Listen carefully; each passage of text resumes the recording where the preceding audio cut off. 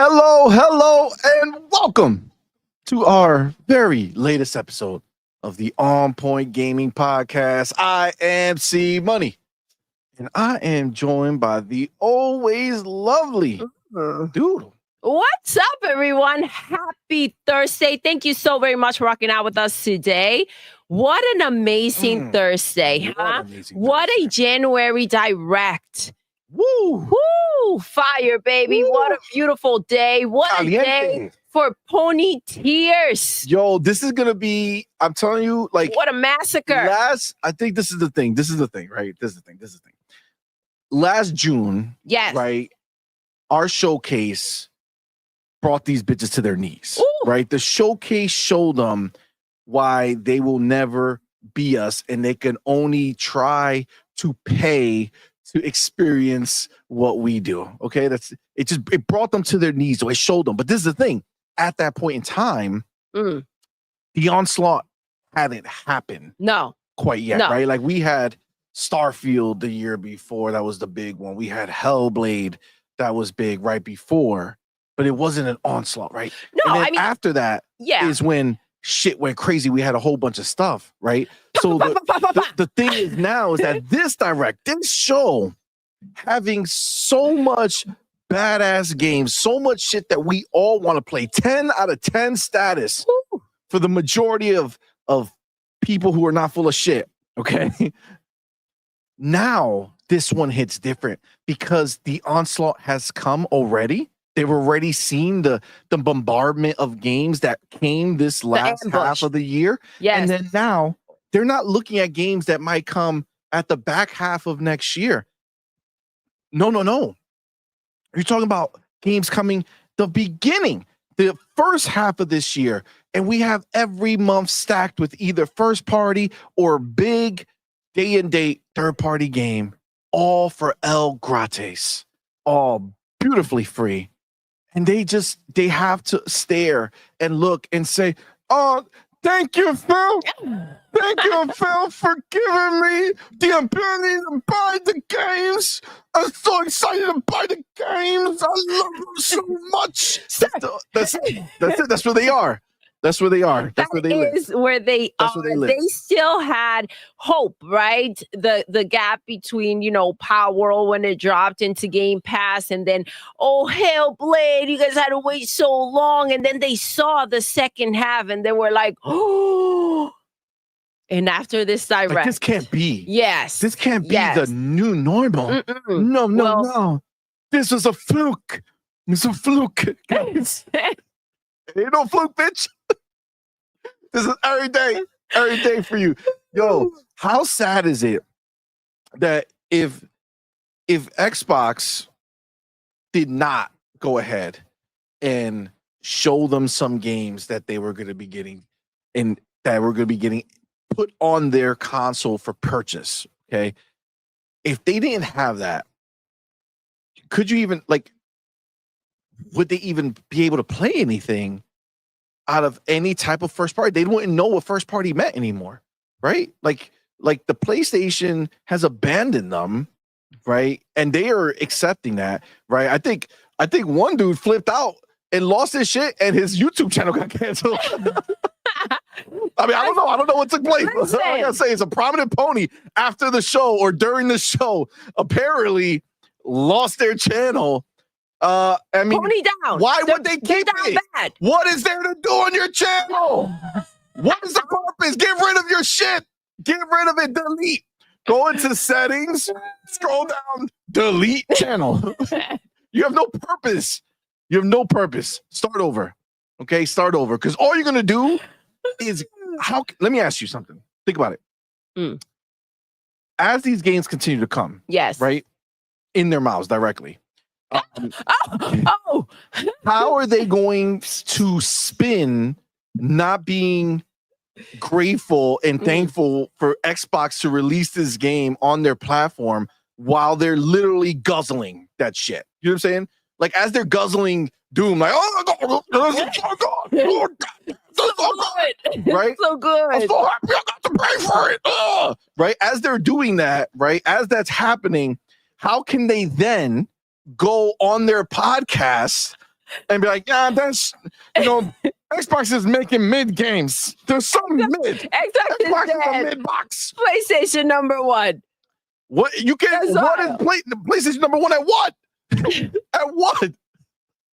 Huh? Taking up space in your house? That's all they're number 1 at. Because they got there for sure ain't number 1 at making games. Preach, baby. Sorry. It's a heater now. Beautiful. It's a heater. It's just to keep their house warm. What a time. What a time. This is wild. This is true, though. I saw a clown showing it on PlayStation. Ninja Gaiden, and then Ninja Gaiden 2 Black, that they were going to pay $50 for it. And it's like, man, how are you putting this out there? Like, they don't get it. They don't get it. They don't get it. But it's that pony math. We know that pony math has been messed up for a long time. They're like 50 right? And then tax, and you carry the 1. That's free. That's free. It's the same. I got it for free, right? I just gave them my money, and then I got the game. That's free. It's the same thing. Yes. It's free. We're just like you, Xbox people. And but they don't want the games. They don't want the games because the games, they're shit. You know? They're salivating every time they see it. You know, I'm telling you, I saw footage. When they sit down to watch the game, right? Like it's like a sport. You know what I'm saying? When they watch it the direct and they're so pumped, right? They sit there. They literally, I saw footage. Somebody threw their PlayStation out the window. Okay, said you can't be here for this because I don't want you to see what I'm about to do. Because he feels like he was going to betray the box because of the way he was salivating at the games that were on the screen made by Xbox and crew. You know what I'm saying? Xbox and crew. It's a beautiful thing. It's a beautiful thing. Very, very fun time to be alive right now as an Xbox gamer. This is crazy. That show was insane, bro. Insane. 10 out of 10. Easy. That being said, let's not get too far into it because you know what this is, man. We're here live. Yes. Thursday night, 8 p.m. Eastern. You know what I'm saying? Close enough, right? Here. Etc.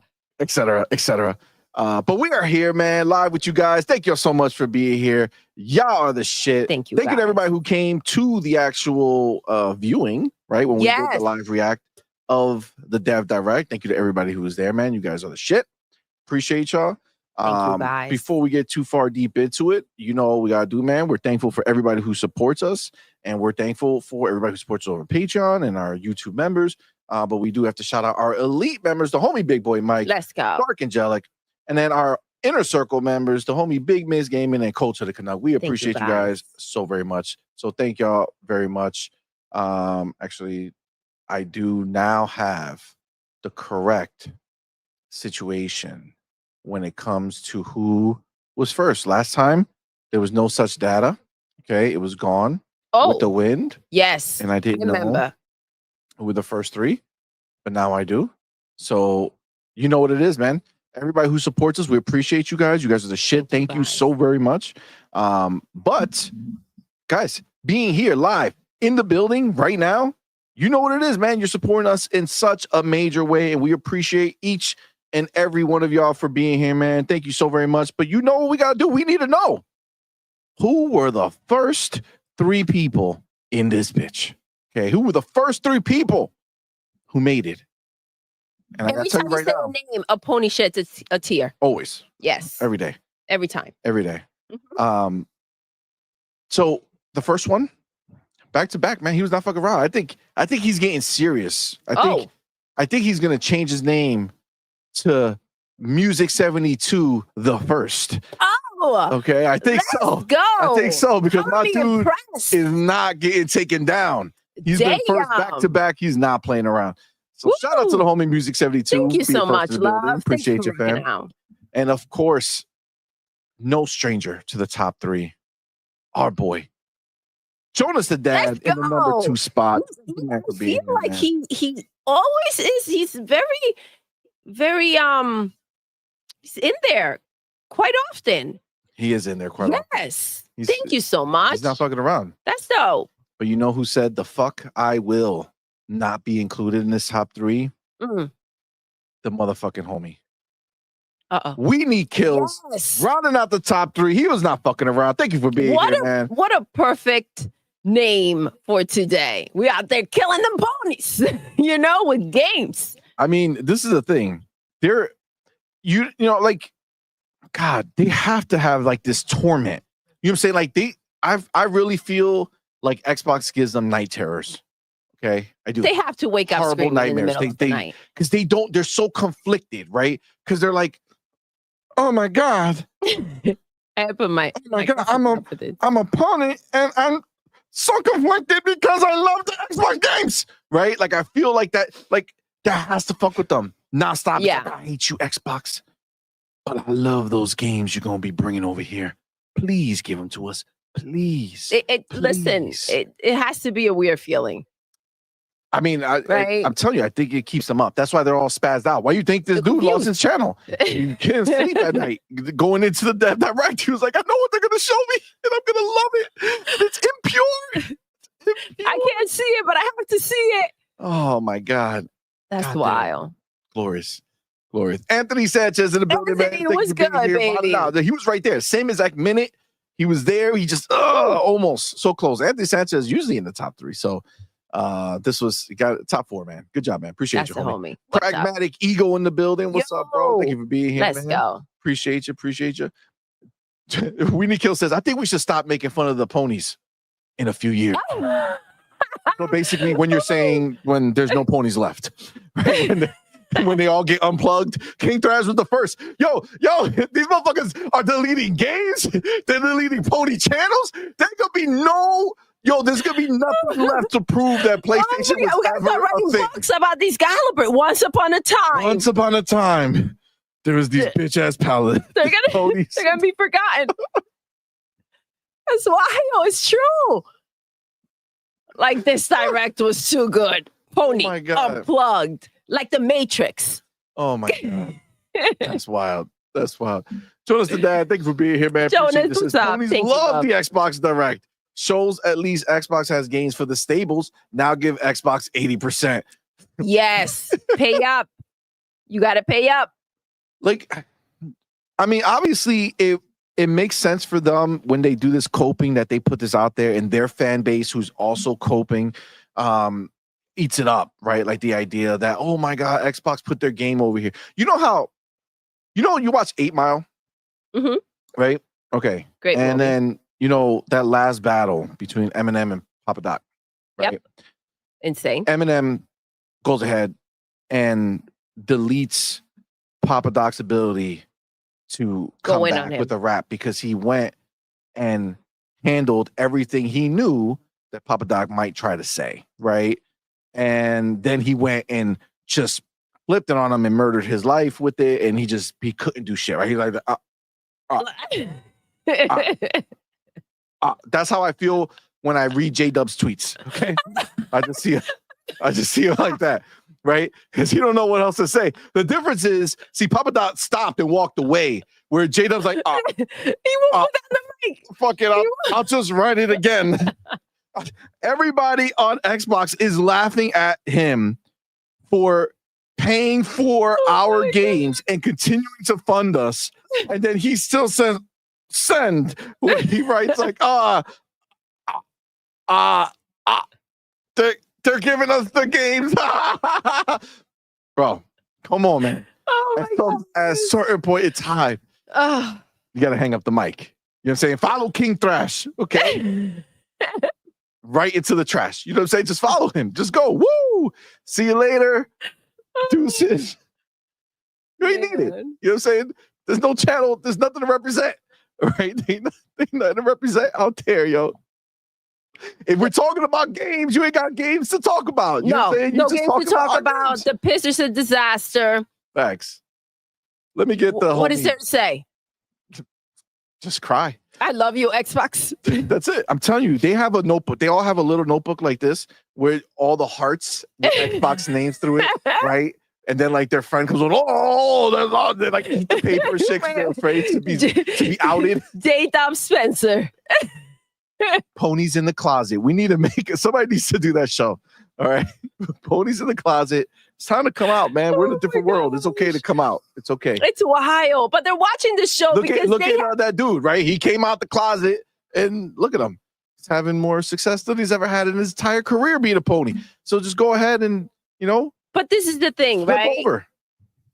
This is the situation. They all have Game Pass, right? A lot of them do. So they come out here, talk all this nonsense, and then they go and freaking download the games and play the freaking games. Listen, they're not that stupid. Okay, because Yes. they ain't got money like that. You know what I'm saying? No. So, I mean, you just look at how much time they spend on Twitter, right? Like, it's just not a thing. But they do it so that they can act one way, right? And then on the other end, they just play it on the El Gratis in Game Pass, right? They sub, call it a day. They do. That's wild. But unless they're that stupid and that's their own problem. Wait, I never read it, bro. Go ahead. Dan Lazaro, the homie in the building, man. What's Thank you for good, being baby? here, Thank Thank you for that $2 super chat. Says, thank you, ponies. Your monies is my monies. Facts. Your money, my money now. Facts. Let's go. Just keep paying. You know what I'm saying? Like, let's keep that going. You can have some games, but you got to pay up. Yeah, the question is, are they going to want to wait for South of Midnight? You know what I'm saying? Because I saw a bunch of ponies really excited for South of Midnight. Like, are they going to wait or are they going to go buy it on Steam? Which one of the ponies I did see was like, I'm going to get it on Steam. So like, good boy. Good boy. I mean, start adding up. Right? Ninja Gaiden, Doom, 33. What do we got there? Plus the 50 now? I mean, come on, man. Start learning math. Keep going. Go back to school. Don't forget that that's Xbox Game Publishing that is handling Ninja Gaiden. Okay. So when you guys get excited that you're about to drop a hot 50 on, these games, Daddy Phil. Daddy Understand. Phil gave it to you. Remember that. Luis Jimenez. What's up, player? Thank you for being here, homie. What's going on, baby? Says, Dreamcast guy liked the direct. Reforge was losing his mind. About what? And MBG is thinking about getting Game Pass. What a world to be living in. LOL. That's wild. We talked about it a little bit, right? Like we talked about there's going to be that line. Matter of fact, before J-Dub came out saying the shit that he said during the direct at the end of it when we were talking, I said that there's two type of people, and I used J-Dub as the example. And then he immediately did exactly what I knew he would do, right? Yep. And then I did say that there's the other side of it, right? Where you're going to get some of these guys who are going to be like, damn, this is it. Like, look at even Tim Dog. I don't know if you guys saw him on the on Twitter and shit. He was like, he liked it. He gave it an A.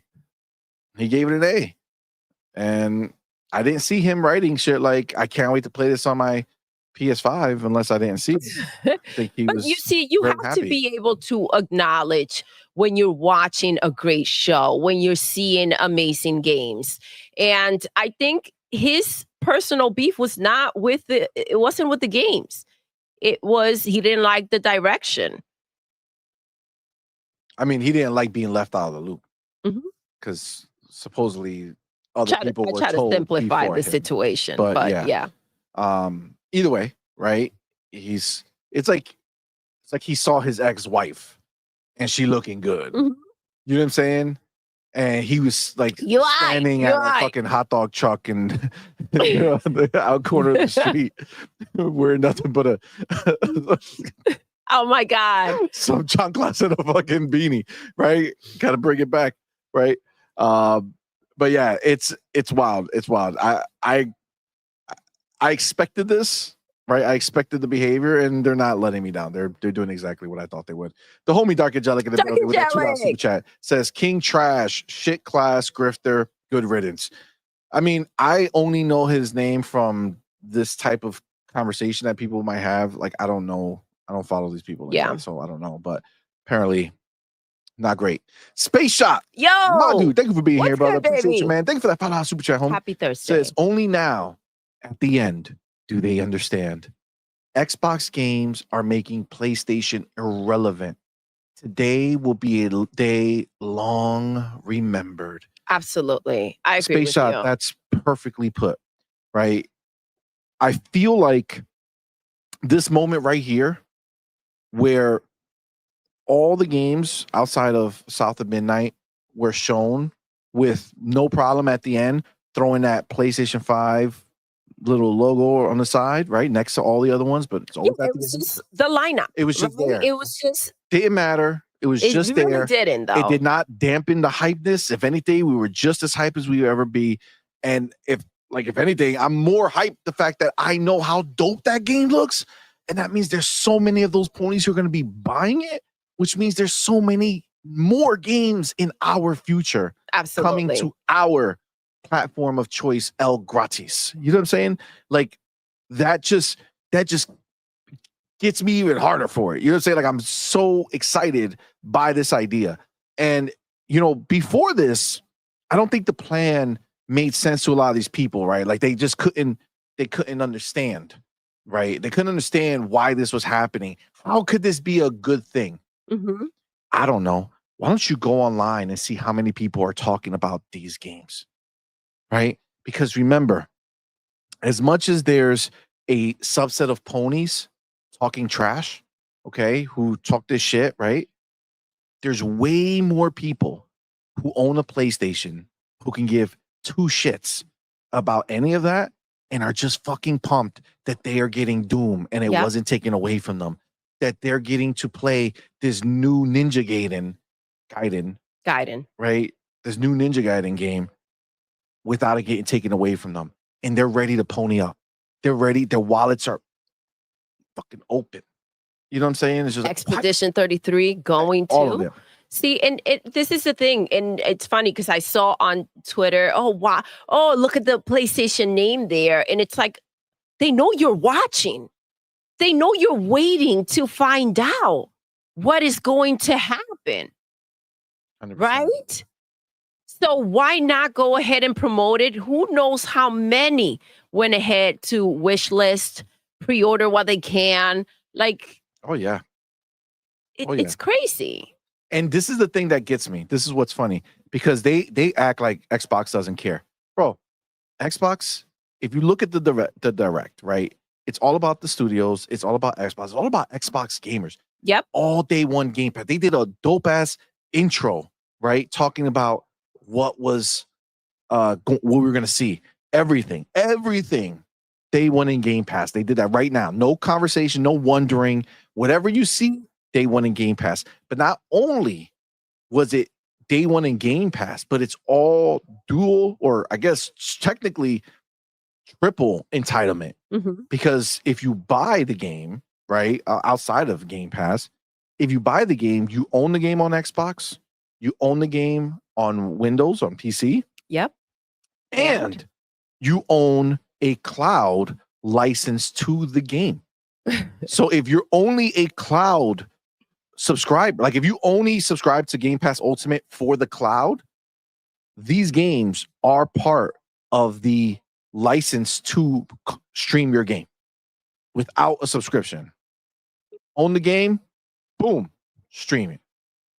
This was big moves, man. They did big things. The homie Pharaoh Bizarre in the building. Baby. What's up, my dude? Thank you for being here. Fixing my audio. That's okay. There we go. You got the homie.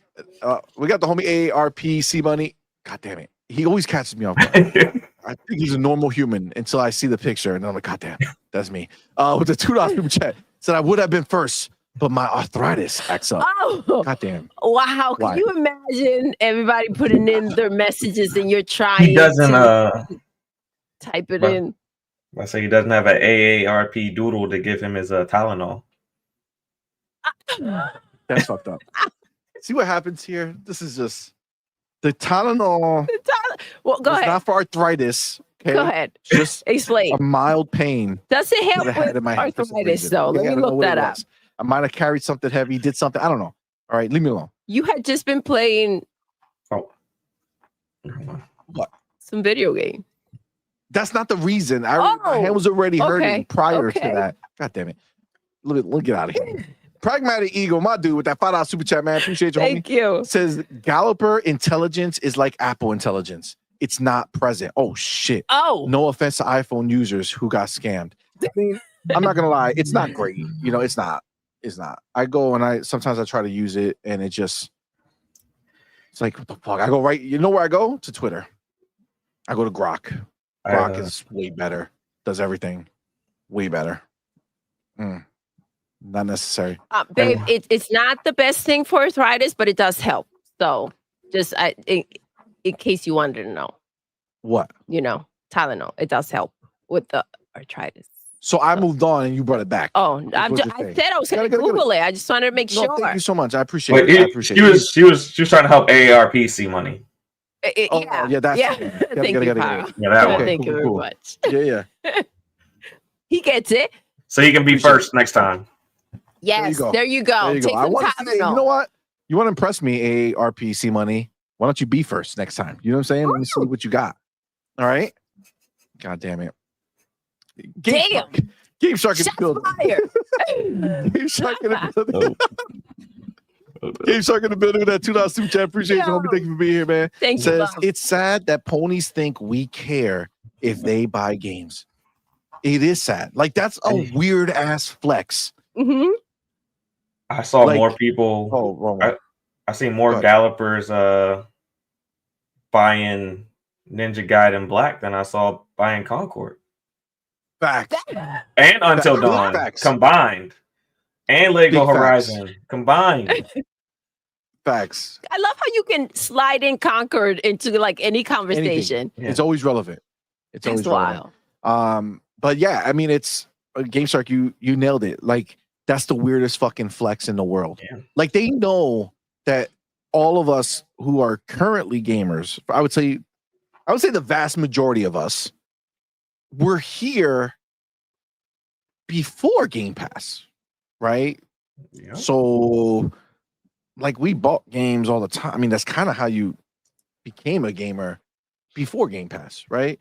So the idea that we now get it for free and you have to pay because you chose the wrong box, or you decided not to get a PC that can do it, or you decided that you don't like to stream. Because of that scenario, you think that it's a flex because you have to buy? You're not choosing to buy, bitch. You understand? That's a flex, right? So, like, some of the people in here are like, nah, I buy my games even though I have Game Pass. Flex. Yes. Look at you. You flexing. You made a choice to spend the money on top of the money you spent on Game Pass because that's what you want to do. See, that is a flex because it was a choice. Pony, you ain't got no choice. There is no option. You ain't flexing. You bending the knee and saying the only way that I can partake is by spending the money, right? Understand, it ain't no flex, fam. It's not a flex when you have to do it, right? Nope. Like, it's different than, like, ask your girl, right? Your girl, you do something that you do out of nowhere, right? Because you choose to do it for her. It's like, holy shit, this is amazing. Mm-hmm. But if she tells you to go do it, and then you come back like, oh, damn, girl, look what I did for you. It's like, motherfucker, I told you to do that, right? So it's not the same, right? It's not the same, right? So there's no flexing here. Pony, there's no, pull your arm away. You ain't got shit there, all right? Nobody's looking, all right? You ain't got shit, all right? You just listen, in order to qualify to be a gamer, you got to play something at some point. So you're just doing what you have to do, which is fucking buy. This is the thing. What choice do they have? Even the games that are releasing from PlayStation, they're not worth buying. Hey, you heard what? Right? They don't buy the ones they release. You heard what Yoshida-san said. That's wrong, see? What do you say? Let them know. He said you better buy them remakes and remasters if you want some new games.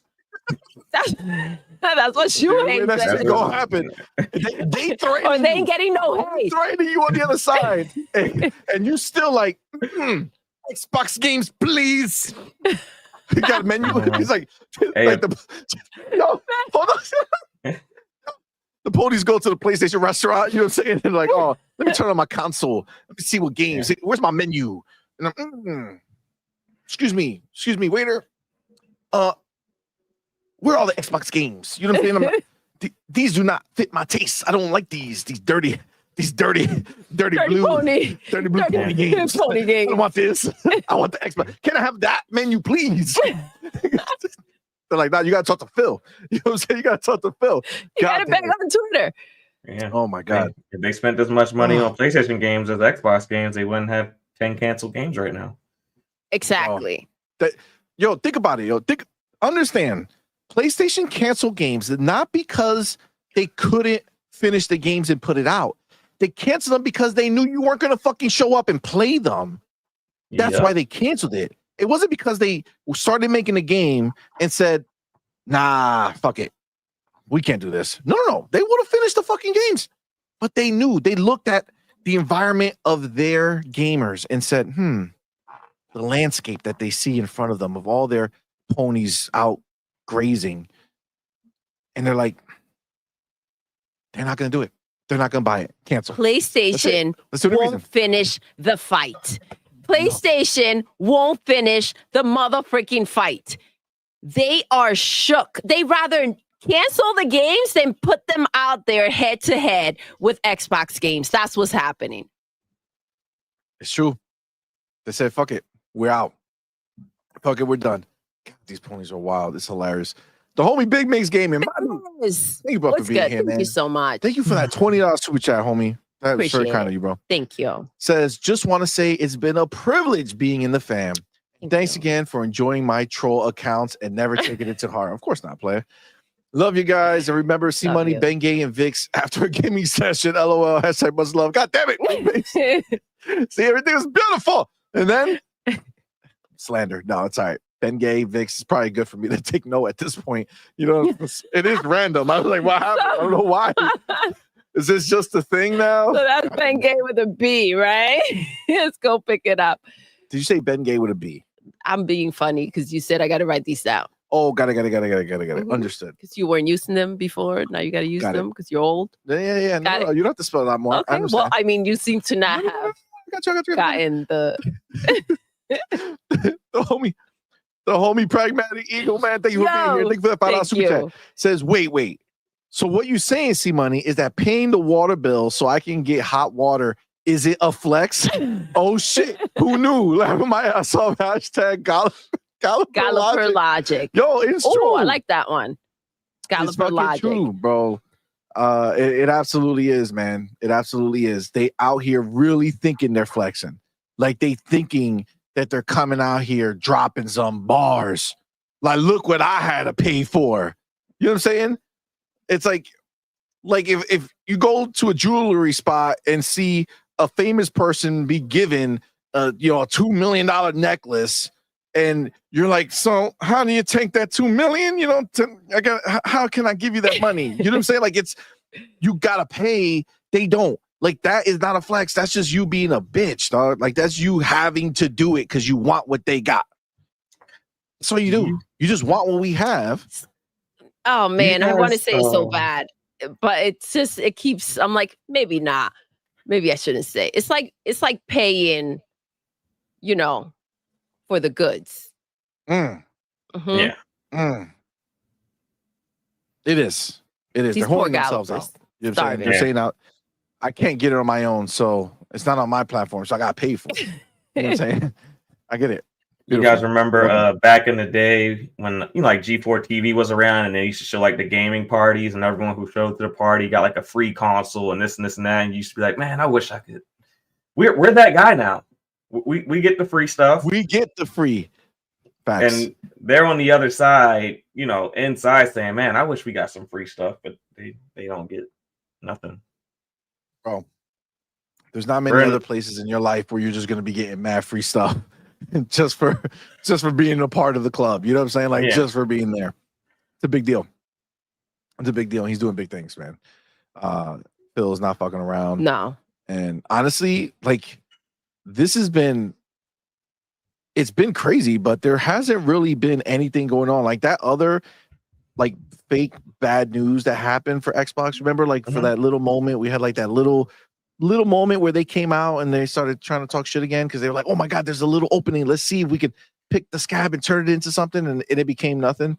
I think that was like the final shot. You know what I'm saying? Like the final opportunity. to make it happen. And I think ultimately we already weeded that scenario out now. Like those pony bots, like they just don't matter. You know what I'm saying? So if they're gonna still cry over shit like this, deuces, dog. Like, peace. We don't give a fuck. I think people are all cried out from like their games, right? Like they put too much out there. People caught on to the nonsense, and it's like, okay, I know what you're doing. I know what you're trying to do. It was gonna get old. It was gonna get old. Agreed. They knew this was coming. They were trying to milk it as far as possible. Agreed. Yeah, they're now at a point where even like the PlayStation people, like you just see, man, like it's different. Like the burns that they try to do are just not there. Again, they're now just weird flexes that it's like, that's not a flex, dog. Like you just look stupid, right? And like this is what's going to keep happening. And the question is, are they going to wisen up to it? Or are they going to just slowly watch themselves get more and more played out? You know what I'm saying? Where they keep saying the same whack shit and nobody gives a shit because it's like, dog, that's old. You know what I'm saying? Like hit us with a new bar. Yeah. It seems like you ain't got one. You know what I'm saying? Like he made one hot song. He was a one-hit wonder. You know what I'm saying? He made one hot song and every song he comes back to them with it sounds the same. It's like, dog, we already heard that. Nobody wants to hear it again. Right? It doesn't matter. Right? You losing this battle, dog. Like it's been lost. Like that's the thing. And they didn't even realize. I think this was the revelation that they lost. You know what I'm saying? Like leading up to this, we kept saying that this is over, right? PlayStation is dead. Obviously not the console, but the PlayStation first party, what it means to be PlayStation over there. That's dead, bro. Everybody left. Let me ask you a question. How can you, if you didn't get it by now, in this week, they had 3 games cancel that will never see the light of day. And we just had this show over here taking place. Yeah. I think the same today, Facts. I think today was terrifying for Sony. And the reason I say it's terrifying for Sony is because Xbox used to be really strong between the months of August and December. Yeah. You know, that was typically the time that they, had a decent release cadence. And this showcase showed that they are rocking out games from January to May now. So it's like, when I do have a game, where can I put it that it has room to breathe? And you're going up against Titans every time. Every single time. There's no room to breathe. It's not like you could be like, that's the weak one. Let's go put our game over there. Every game is hyped. Yeah. Every game is hyped. That's kind of tough for Sony when your gamers aren't really buying your games like like you would hope they would. I ain't gonna say that they're supposed to. Like you would hope they would to begin with. But now Xbox is not only dropping all these games, they're also dropping them on your platform and making it harder for you to sell your product. So, Nice. I think that's a scary. I think today was a scary day for Sony, and I think Hiroki's kind of looking at Herman Hulst, and it's like, what are you going to do? He's like that little meme where it's like he's poking a stick, and he's like, come on, do something. That's kind of what Hiroki's probably like to Herman right now. Like, come on, you guys got to do something. Let me tell you a secret. There are going to be PlayStation people right now that know that they can't afford to buy a game until Christmas time. Okay?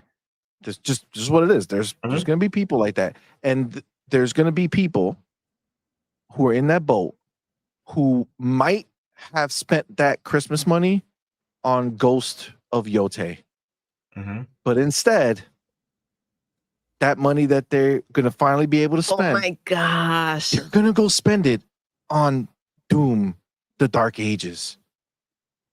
Or Call of Duty or something like another Xbox game. Meaning like you're going to start seeing less and less people be able to go ahead and partake over there because of what they are having on the backlog of what they want to buy, right? It's a shopping list at this point. These people can't, like, the vast majority of people don't buy a lot of games, right? Yeah. It's like a statistic out there is like 1.6 games a year that the average person buys.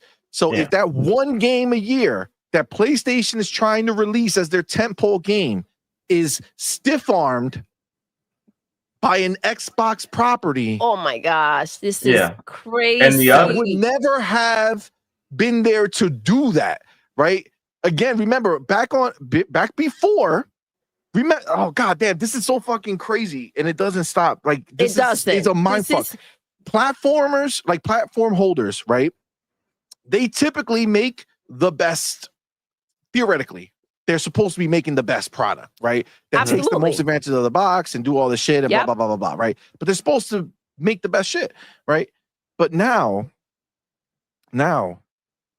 you are in a world where Nintendo, for the most part, has their first party, but Xbox is also infiltrating over there. Like Nintendo is out of the conversation for the most part right now because the Switch 2 hasn't dropped. Once we start seeing announcements of, hey, this game's going to Nintendo, hey, this game's going to Nintendo, we're going to be laughing all the way to the bank, baby. Let those Switch 2 motherfuckers start paying for our games too. Let's go. I'm fucking ready. Yo, you know, the wild thing is people crying over this. They've been crying since early last year. Yeah, because they're stupid. But Xbox has now, for the first time ever, put these people in position. Put both of them. This is not just Sony who's going to feel this. Put both people in the position where they now have to compete with another first-party developer, right? Another first-party developer, another big company who puts energy to create a top product, and it's on their platform, fam. Xbox is doing that, dog. Xbox is putting the heat to all these motherfuckers. It's fucking glorious. But the worst part is that they're making these blockbuster AAA games in the same thing that Sony specializes in, and it's making them not look so special anymore. You know, South of Midnight is starting to make a lot of PlayStation single player games not look so special anymore. You know, Indiana Jones is starting to make certain, you know, PlayStation first party, you know, narrative driven games not look so special anymore. Like you just keep going down a list of what's coming out. Fable, Starfield, all these games, they're starting to make, you know, PlayStation's narrative driven titles not look as special anymore, especially when they're on the same, especially the ones that land on the same platform as the PlayStation. Media had to give the fucking Astrobot hype. They had to give this little robot hype as if it were one of those top tier games. They had to, because they had nothing left to compare, right? Nothing else could be compared against something that Xbox had. It's crazy, bro. We're in a different world. But before we do anything else, we got to celebrate real quick. Our boy. Yes. New member who became new member like 2 shows ago. Thank you so much. The homie, Iron motherfucking Nation, went ahead and did his first super chat ever. Oh, during a live stream.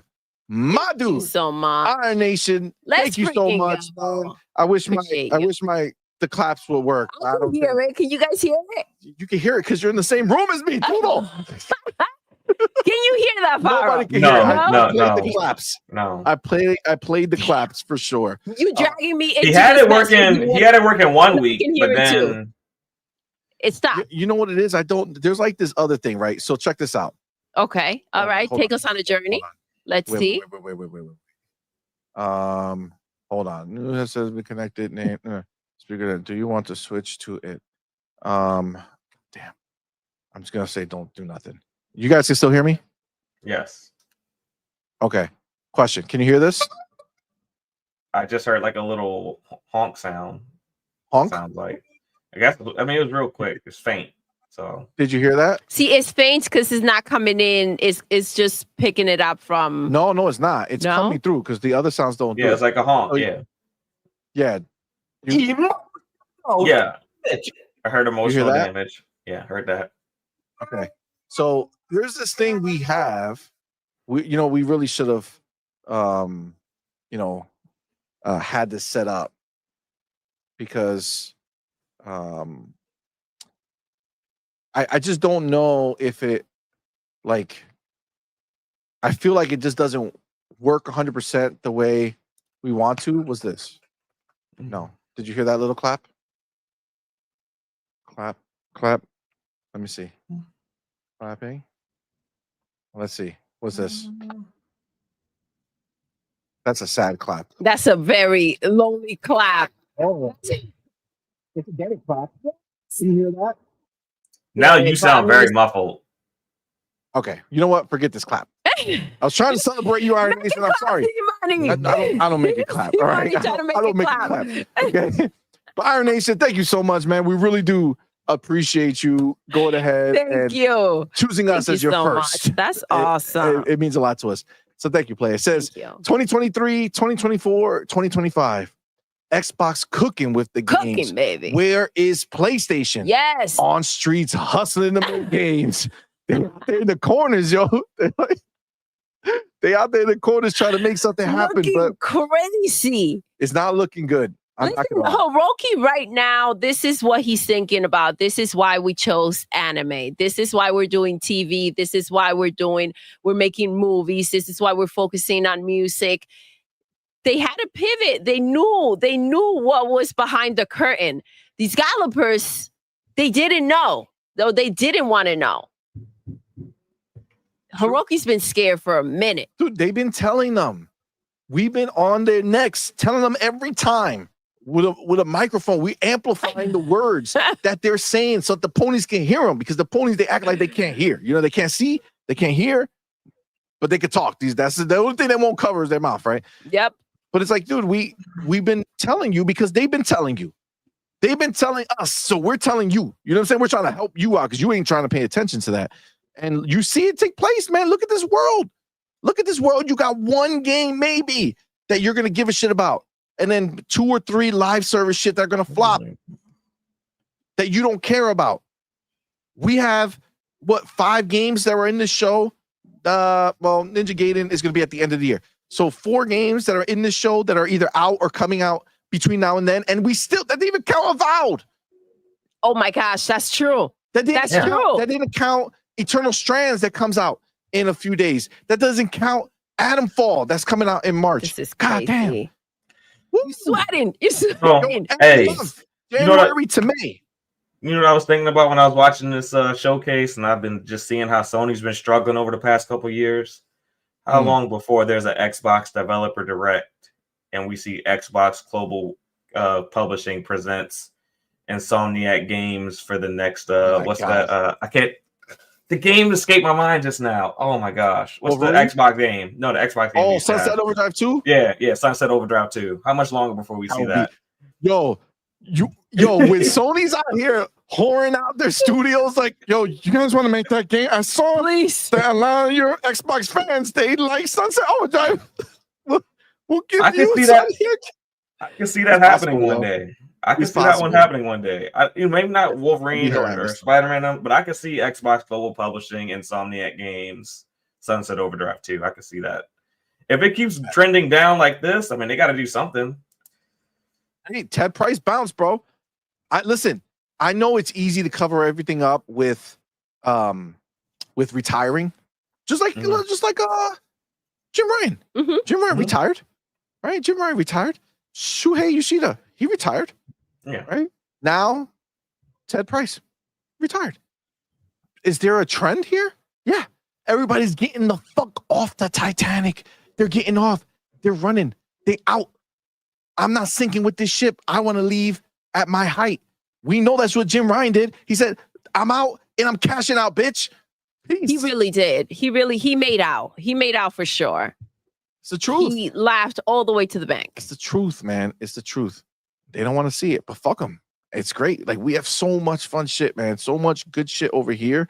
And the fact that they're going to be able to pay to make sure that we keep getting more new shit is glorious. I'm all for it, baby. Let's keep it rocking. Boss Red 77. My dude. Thank you for being a member for 11 months. God damn. Thank you so much, man. Appreciate it. I hope your members are going ahead and checking out our members only stuff that we have on Saturdays, Saturday morning call with CMoney. Come in, man. It's a good time.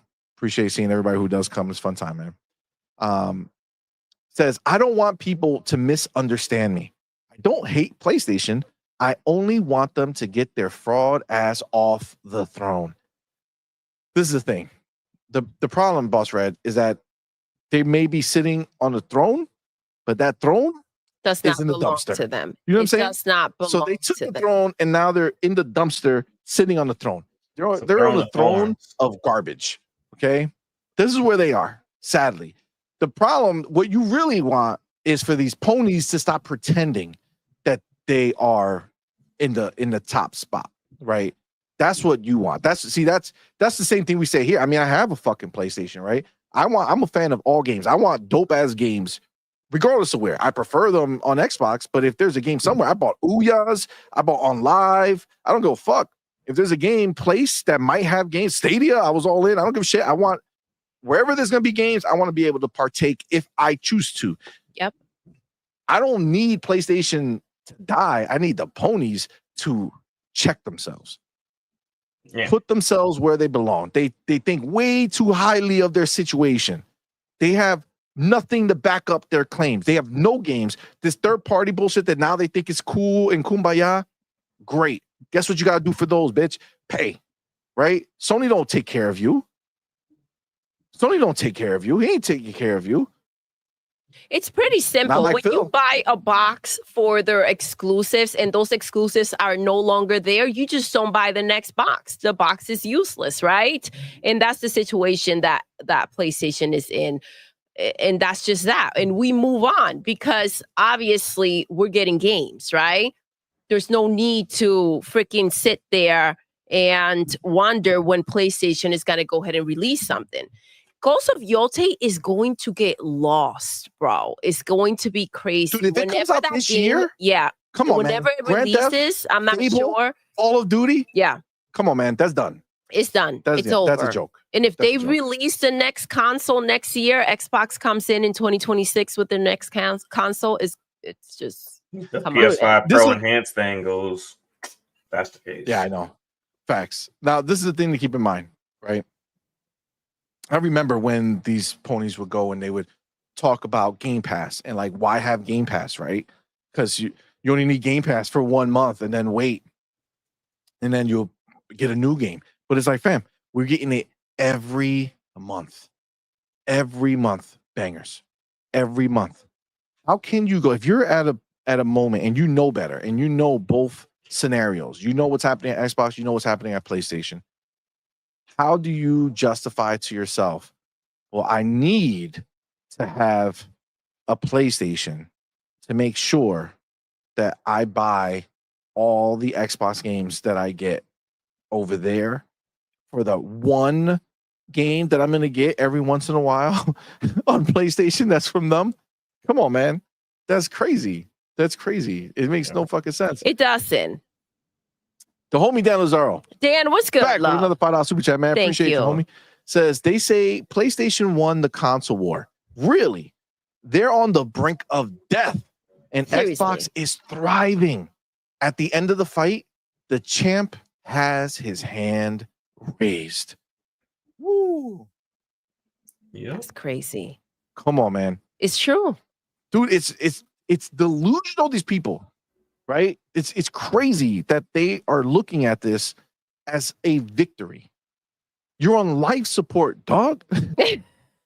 Like how much is it? I mean, I guess the victory is that there's somebody keeping you alive, willing to keep you alive for now. Like I guess the same way a doctor, you would give him a high five for plugging in the machine, right? It's like, there you go. This little plug right here. This one little plug is keeping you alive. If we do this, whoop, gone, right? You got to pay for that plug, though. You got to. You got to pay for that plug. Every time. Multiple plugs. They expire. You got to get the next one in. Oh, man. It's such a perfect scenario for us. It really is. It's so glorious. The fact that we're getting more from them. Yeah, because, I mean, PlayStation is trending in a direction where if you really look at it, if these first parties keep going down the tank and they start more and more start disappearing, they start becoming a place where they're only a storefront. And then if they're only a storefront, they become a storefront that you have to pay for yearly access to. And if you compare that to Steam or Xbox, you're not really paying for access to Microsoft Store because you're in Game Pass, and then anything you want from the store is just additional. Steam, you just have free access to their store. You buy what you want and you just play it on their launcher. PlayStation is going to be a place where if they're not making any games, there's not really any value in being there because you're just paying to have online access to be able to buy their games and then play them online or on single player. Facts. It's true. It's the reality. It's a ripoff. Any way you see it. No matter how you cut it. Got the homie Raiden Blade in the building. Raiden Blade, thank you so much. Appreciate you, homie. Says, what the fuck is wrong with these ponies?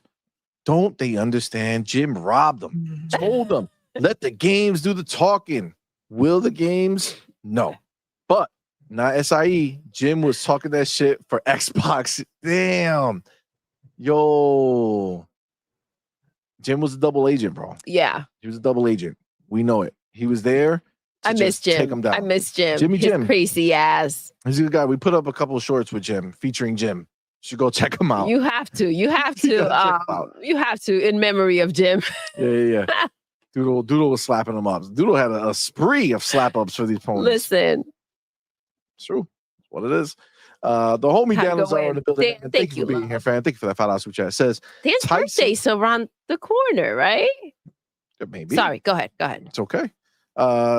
Tyson. All right, so Dan Lazaro with that $5 super chat says Tyson didn't need to win the fight with punches landed. He just needed to hit you once really hard and air you out. Console sales ain't shit when you hit as hard as Microsoft. Let's go. That's what I'm talking about. Damn. Wow. That's the truth, though. Ain't nobody can hit like Microsoft hit. They can't. That's why they can do so much at high quality. That's why everything they're doing is at a high quality bar. Because no one can do it like they do it. Just, you can't. Not even close, man. You got bars, bro. It's the truth. The homie, I pity PlayStation peasants. Thank you for being here, man. Thank you for that $2 super chat. Love. Says, thanks to Game Pass, I'm enjoying Cocoon. Hey. Yes. That's the beauty, right? And these are evergreen for the most part. I know we have games that come out, right? But they're like games do come out over time for, the third-party games that are in there, but not all of them, right? There's hundreds and hundreds of games in there, and you get like 6 or 7 games that come out at the end of the month or some shit. You know what I'm saying? Like, so few, and then there's so many that go in replacement of those few that come out. It's wild. So the fact that Cocoon is still in there, that's beautiful, man. You get to enjoy that shit. It was there day one. Fucking glorious. Great game. A lot of people love it. A little too high, high bar for me. You know what I'm saying? I was like, well, how many fucking layers do I gotta go in? Out? Puzzles? What's happening? Listen, there's only so far I can go with these puzzles, all right? There's only so far. Put the puzzle down. CMoney. Yeah. It's a lot. But still fire, right? The fact that we got in there, it's crazy. Michael, you in the building. What's good? Thank you for being here, bro. Thank you for rocking out. Says, hi, guys. Hi, that love. was easily the best direct ever. Doom Dark Ages looks sick. Anyone clowning on that direct is just exposing themselves as a fake gamer who has no credibility. Absolutely. It's undeniable. What we saw today was crazy. I remember CMoney was asking which was the highlight, right? Which one would be the one that you were just wowed by? And these games, they can all be game of the year for just for different reasons. Like, phenomenal freaking games. It was one heck of a show. Facts. Unbelievable. Facts. I mean, Farrell, during the show, you said it. And, honestly, I think the only problem with what you said is that if we had taken any of the other Xbox games that are planned for the year and inserted it into this one, the statement would still be true. Absolutely. Which is everything that was shown was game of the year, material. You know what I'm saying? Like these are all amazing games, can be the best games released this year. And that's just a small sample of what we have. Remember, it was a direct, right? But out of the direct, it was, I guess this is the first time Microsoft Game Publishing was there, right? Is that the case? Because they didn't do Power World and they didn't do Visions of Mana. No, they didn't. No. So this is the first time that they had Microsoft Game Publishing show up. So we didn't. Was Towerborn ever at a developer direct? No, I don't think so. Okay, I don't think so. Maybe it was the first one. I don't remember, to be honest with you. But we only had.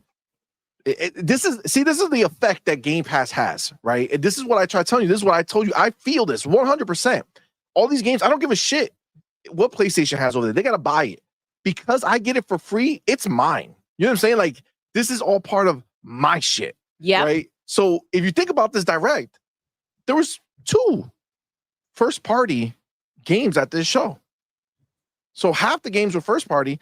The other games were third party, day and date Game Pass, or Xbox Global Publishing, which is, they are first party, but obviously it's dealing with a second party partner, right?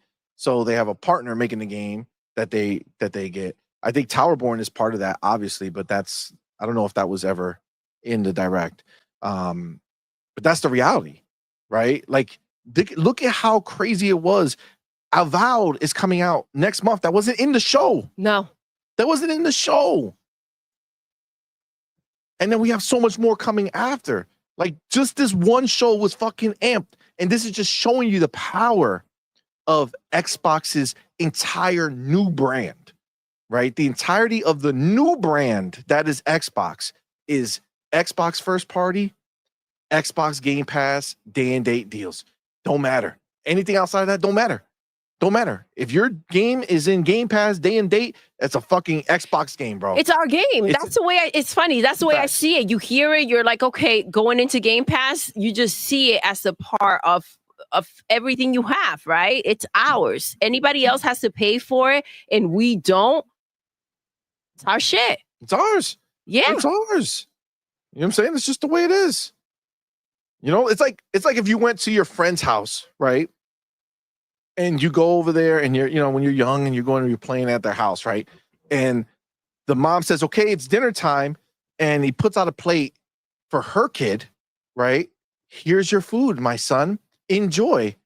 And then she puts a plate in front of you, but has a clear box over it and says, pay $70 to eat this fucking plate of food.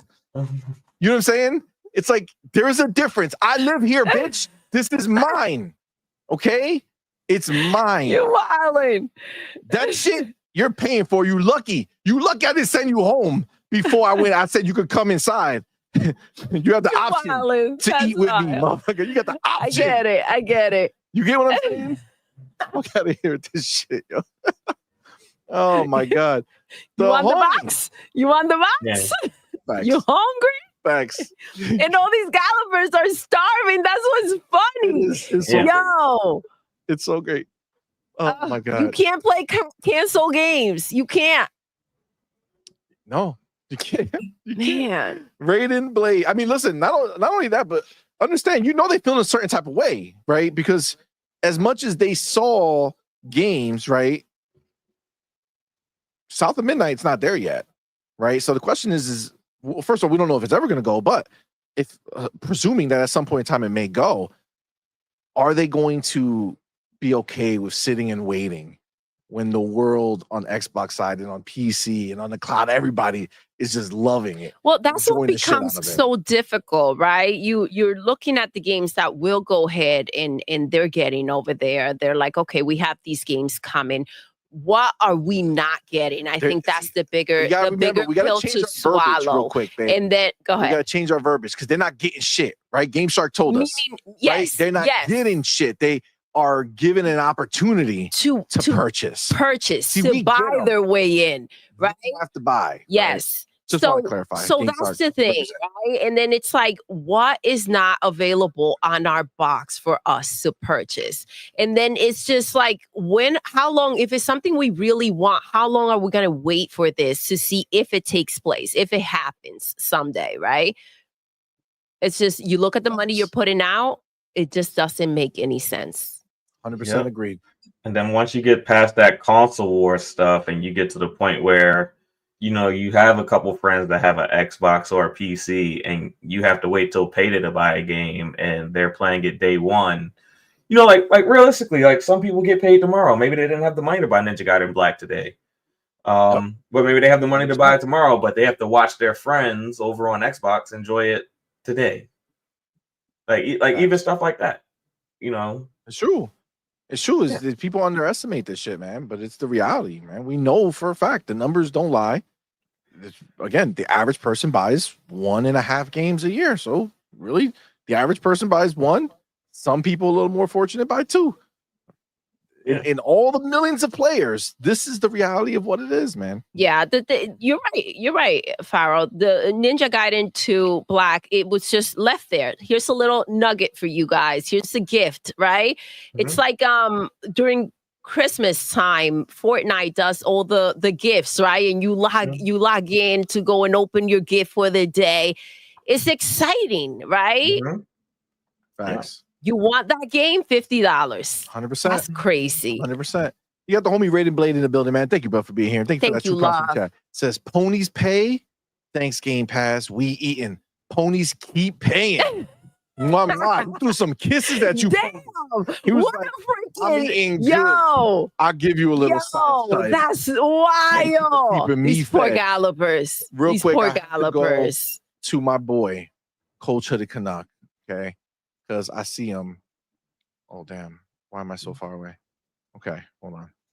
They're not only are they paying, they're being made fun of, and they don't even know what's taking place. They're so confused right now. They are. So I want everybody to remember, okay? This is the truth. Culture the Canuck. We thought it was a lie. Not a lie, but we didn't think it was a lie. We believed it.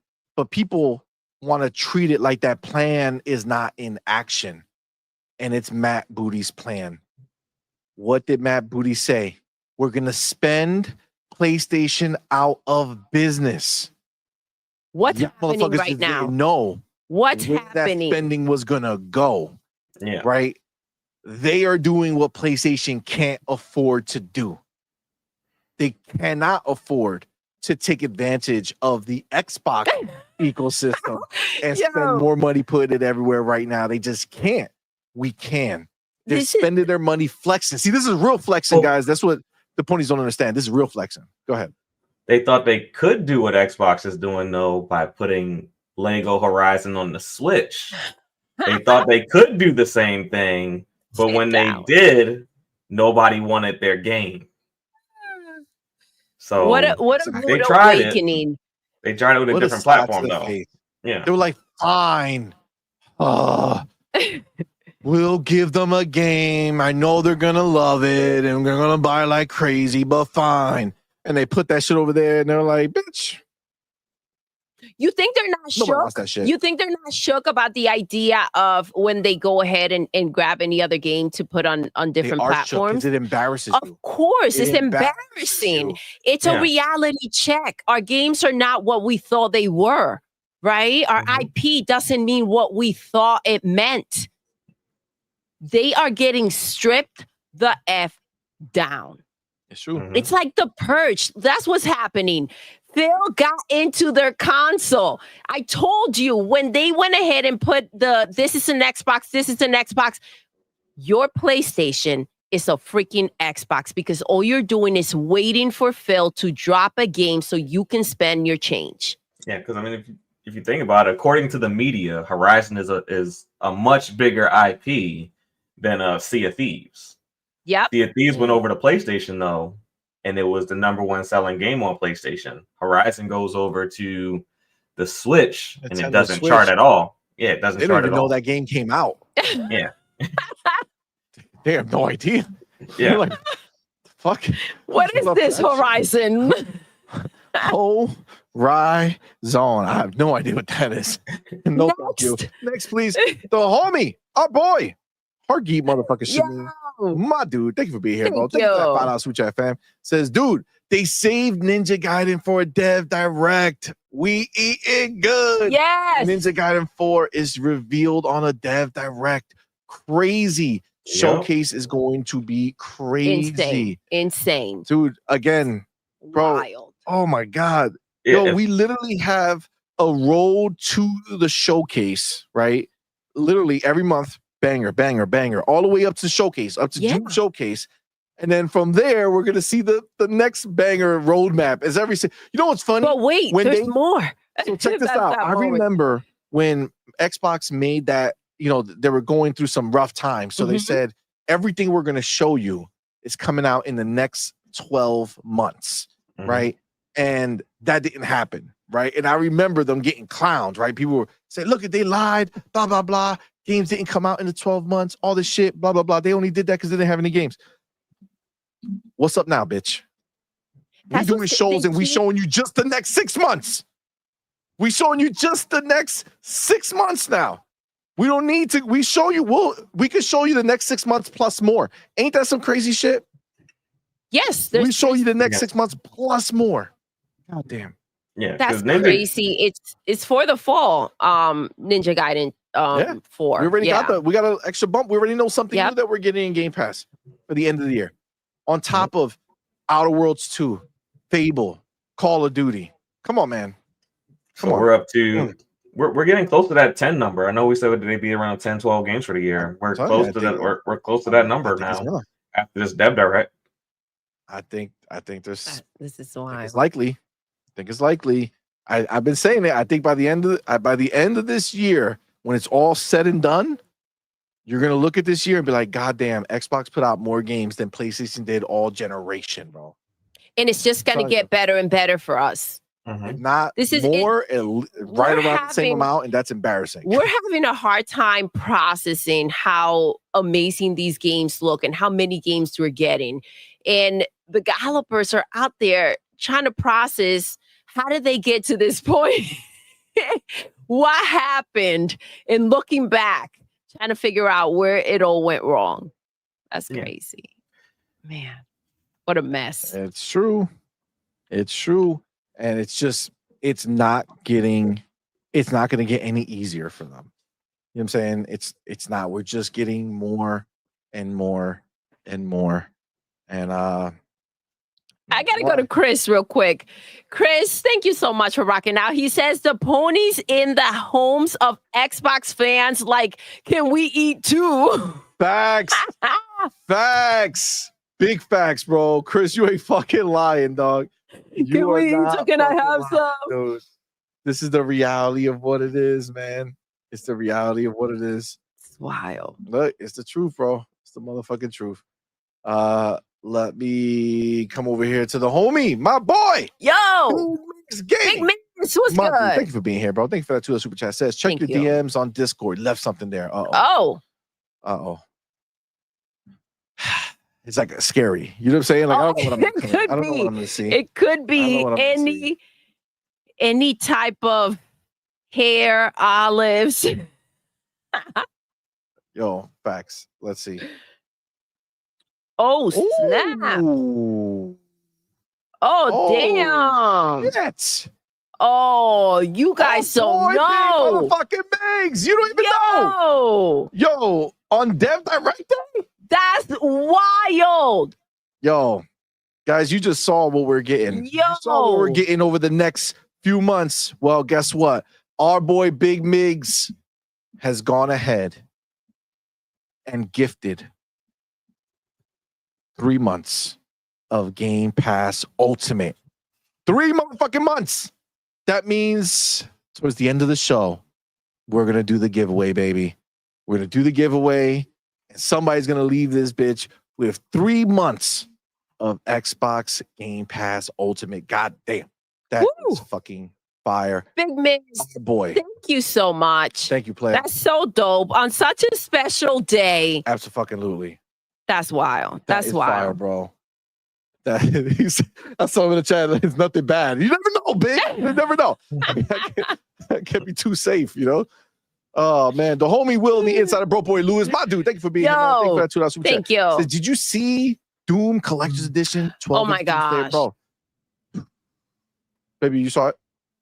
I took a glance. I was like, I kind of want it. yeah, I hear you. I don't know how much it costs. You know, that's what's crazy. And $330. Ninja, How much? $330. I'm a guess. I'm guessing. you're gonna $330. okay. I'm guessing. Give me some clay. Let's see. I'll Google it right now, but I'm just guessing. That should be live. Go ahead and make us a statue with clay, CMoney. Listen, I could do it. That would be I could do it. hilarious. So I say, You can do a Sunday let's special, go. art with CMoney. Yo, don't let me. I'm going for crafts. Oh, okay. Oh my All god. right. All right, y'all gonna so what, well, I don't know if y'all are gonna like the number, but it's not a bad number. It's $199. I mean, that's better. You know what I'm saying? Oh my gosh, 224. that's wild. Some people are saying 224. Is Will it? says 224. I'm on Ninja's getting Bethesda.net one too, website. right? I'm on the Bethesda website. It's $199 on the Bethesda. Oh, it's website. $199. Ninja's getting a collector's edition too. The Ninja I'm Gaiden? not Yes. sure. Oh, I don't know. Let's see. They showed a statue, but I think that was like their own. Okay. No, you could win it. That's what it is. They Yeah. You can win it. when You they can win it. do that.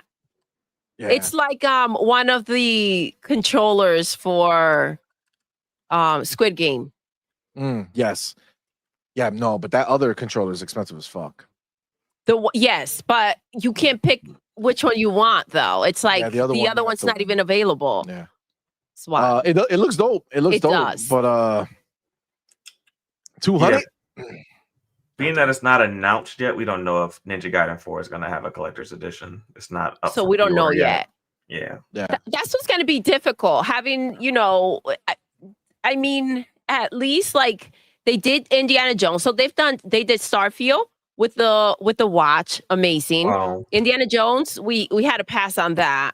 Well, that's Well, only the good because of thing- that globe. Yeah, The that good globe. thing with Bethesda collector's editions though is that they always sell them. So, eventually they dip down in price. So you can always go back and get them later. True. So that's And then Doom looks I do have the Sick. 2016 Doom Collector's Edition Mhm. with when it has I forgot the name of the bad guy, but it has like that dude. He had like the rocket on his back, and there's like a fan underneath that when you turn on the light, it looks like a vent, and he's standing on top of it. Yeah. The red light is dope. I have that one, but I don't know. I don't know if that was before. Do we Game have Pass. the You know what I'm picture? saying? That Do was you before have the Game picture Pass. for anyone that have not seen it? I can You don't have pull the it link? back up. Yeah, if somebody can pull it up and just share it, and I can put it, click it.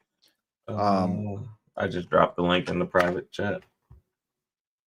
Oh, okay. Hold on. Awesome. Thank you. No problem. All right. All right, you guys have to see this if you haven't seen it. I took a glance and I was like, man, I'm gonna be tempted. Keep It's it fucking moving. sick. And you bring this to me, Will. Holy shit! I know. Oh my Yo, god. that's worth $200. That's fucking worth $200. Oh my god! I did not look at it like that. What did I look at? I felt like I don't think I saw the same damn thing. Holy shit! Yeah, it's Bro. pretty nice.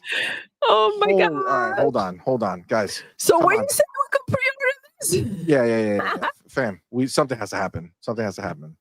This can't be. Why can't I see the top now? What the fuck took place? Come on. Let's hit the- All right, here you Let's go. bro. I know. It's ridiculous. Bro, look at the fur. Look at the fur on his fucking coat. Yeah. Yo, The skulls, the bones. Yeah, it's pretty nice. Where? Does it fit? fine over here. You know what I'm saying? I feel Yes, it would. Oh, It would. I see Master Chief, and I see Marcus Phoenix back there. Together. They can become the Holy Trinity if you get Doom Guy. maybe it's time to add some of the new acquisitions to my collection. Put them in the the center stage up here. I don't know. Like- That looks so like, fucking fire, dude. Look at what we scooped up. God damn, that looks real It's dope. sick, guys. That looks It's real sick. fucking dope. Look at that. Oh man, Beautiful. that's fucking money. And wait. So you get the and some early skins? access though. Go back up. Yeah, you get 2 days early access. Yes. Up to 2 days. Up to 2 days. Yes. Because they haven't determined how early they're gonna make it early yet, I guess. I mean, for early access, Sick. how much would it be, right? What's the difference? You know? What's the difference? I don't know, but that Right? looks fire. Well, early access just for saying. Game Pass customers usually $30. So Oh, you can only Exactly. What's get the difference, Yeah, right? you can This only is the get time it- where pony math comes in handy, and you're like Yeah. pretty much the same. So, I think it's just $170. Actually, if you think That's about it, it. because I'm probably going to do the 30. So look, US and Canada only. Damn. That's wild. Nice. Okay. Well, shit. That makes it even more special that it's only in certain places. Wow. Okay. That's- That looks fucking fire. That's sick. Okay. That Well, was fire. there you have it, guys. God damn it. God damn it. Let's put it in the chat. Let's put a poll. Yes, I like that. Should we get Doom Collectors Edition? I thought you were going to say, are you going to get? Well, I think the answer is the same. Okay. I just want to see it framed a certain way, just so I can know what the people think. You know what I'm saying? There's a poll. There's a poll. Let us know. it's gonna be like Listen, look, 90% yes. You already know it's not their money, so of course they're gonna tell you to spend it. Listen. Right, exactly. That's why I wanted to reframe the question. But Oh my God. All right. Well, thank you for bringing that into our lives. yes, Well, the insider. the insider. fucking There around. you go. Got the homie Raiden Blade in the building. Thank you both for being here, man. Appreciate Thank you. you. Says, I believe all studios acquired before ZeniMax will stay Xbox exclusive. I mean, who knows?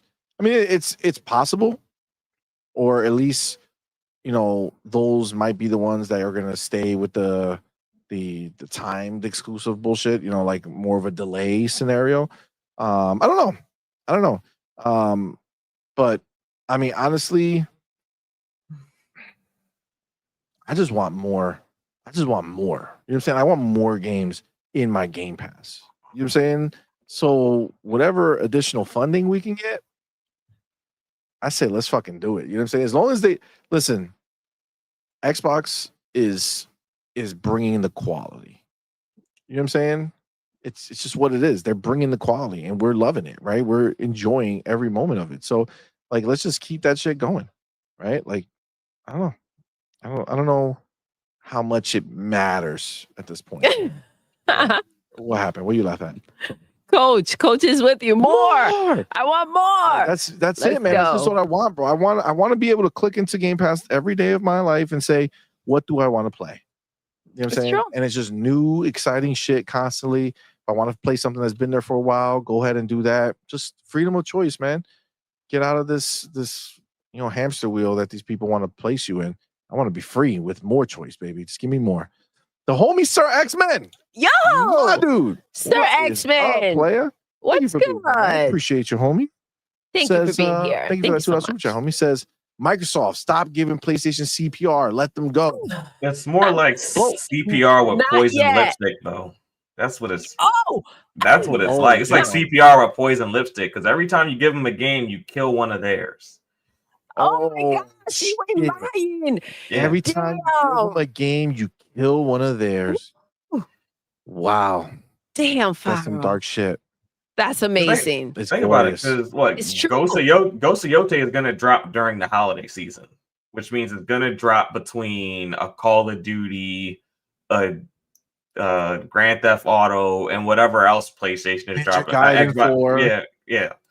Well, whatever else Xbox is dropping during that season. So if they drop it in the same week if they do a Nintendo and drop it the same week as, you know, Ghost of Yote is going to suffer. I'm not saying Ghost of Yote Yes. won't chart, but it'll sell a lot less than it would have It's otherwise. easy to chart on PlayStation.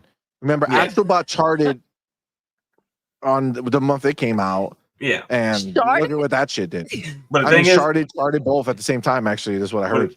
But the thing is, Ghost of Yote is not going to be on PC day one, most likely, and it's not going to be on Xbox day. So Xbox isn't going to have any competition on their own platform from a PlayStation title. So PlayStation suffers every time Xbox puts a game over there. It's true. For their first party. It's facts. You ain't lying. You ain't lying. Our boy Luis Jimenez back with another $5 super chat, man. Appreciate you, homie. Says Sony wanted live service multiplayer games and didn't think of SOCOM. I know. PlayStation fanboys would lose their shit for that game. What the fuck is Sony doing?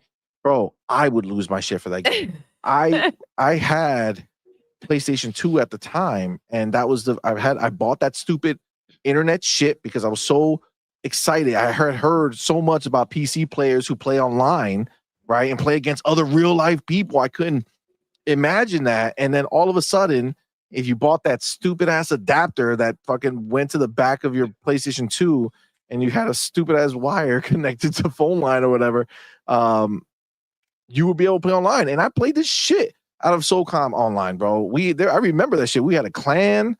That shit was fire. I never experienced something like that at that time. I was just like the first time I did something like that. I would love a new fucking SOCOM to come out. And in this day and age, they would have to put it everywhere, which would be great because then I could actually play it on a console that I want to. I mean, very minimum it'll be on PC regardless, so I don't have to waste money on the PlayStation game. But SOCOM would be great, but they don't want to, right? Because they don't think that IP has value anymore. They know that the game would actually have to be good on its own and not rely on the IP. And that's the problem because they don't have confidence in their ability to make games anymore that are good on their own. Everything they're making is hinging on the success of a prior game. That's what they do now. Right, that's what they do. Very rarely are they coming out with new shit, and when they come out with new shit, it flops because they don't know how to do it. They just copy. It's all about copying other shit. Gummy bears, there's new shit Destiny's doing. What is it? Copying a MOBA and Smash Brothers. Stupid ass name. Dumbass shit. Name. But seriously, it's the truth, man. Lewis, you fucking nailed it. It's the truth. Cause I'm a gummy bear. Will the insider boy Lewis at that $2 super chat, man? Appreciate it. Says 19 inches of Venom or 12 inches of Doomslayer. You know, when you put it like that, we kind of need to get the 12 inches of Doomslayer. Mm-hmm. You know what I'm saying? Because that 19 inches of Venom, first of all, it's an illusion, right? Because that 19 inches. It's not Venom. That is out of yes. it, right? That is 19 inches. It's right there. So, yeah. I don't know. It's very light too. It has hollow. Very hollow. Yeah, has no weight to it. I mean, I don't know about Doom, but he let's go. Damn. Yes. Wow. Just like that. Yeah. Pragmatic Eagle says Bungie will save PlayStation. LOL. Oh wait, I'm gonna say Bungie. that's the tale as old as time for these people, bro. Like they out here broken, right? Nobody is fucking with them, man. Like they can't make anything good, bro. This is crazy. Rated Blade in the building, man. Thank you for being here. Thank you for that $2 super chat. Says, forget Black Myth Wukong. We got NG4 and Wu Chang. Yes. Oh, Ninja got a 4. Yeah, thank you, sir. Ninja got a 4 and Wu Chang. We are stuffed. Oh my god. Seriously. Facts. Like this is the shit that we were talking about though. It's like this whole idea of these, if you're a third party, like if you're a legit third party, you're not owned. For you to say at this day and age, with the way things are, for them to say, I'm going to go ahead and put our game on one box that we have no record of people buying games over there, right? Only to say that, yeah, later we'll put it on the other box. It's like, fam, what later? Exactly. What later, dog? Like, we got too much right now. Like, we have so much. If Black Myth dropped tomorrow, who the fuck will blink an eye? I know Yeah. I for sure wouldn't.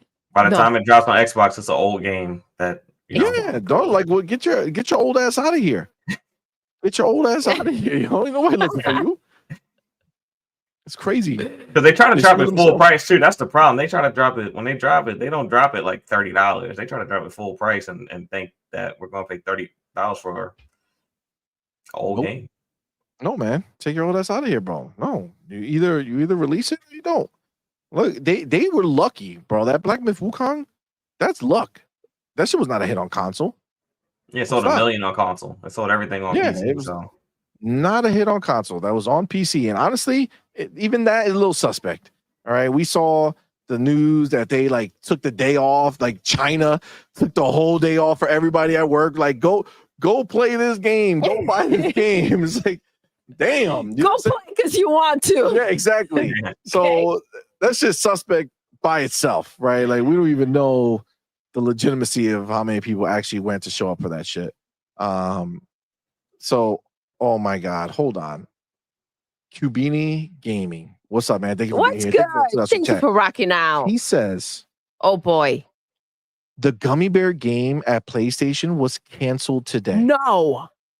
Bro, perfect day to do it. No. I don't know if it's true, but it'd be the perfect day to do it because no Bro, one's looking at you. Is that legit? I don't know. Is it Yo, is that true? legit? Send it to us if you Send can. it to us on That Twitter would be or Discord wild. or anywhere. Wherever. No. Send it to us. I would die laughing. I would die laughing. That would be in fucking sane. Oh, it's on Tech Radar apparently. No way. Yo, I would die. Hold on. That would be insane. Hold on. Let me see. I mean, I get it though. Like, it was horrendous. I mean, we know Like, that for sure. Who But could like, possibly want to play that trash? Like, I don't understand their mentality when making these games. It's not 1995, you guys. It's crazy. Hold Yo, on. they try to slip one through. Bungie. All right, let me do. If this is Okay. real, they'll be like, no one will notice today. Star. Yeah, today would be the best day to do it.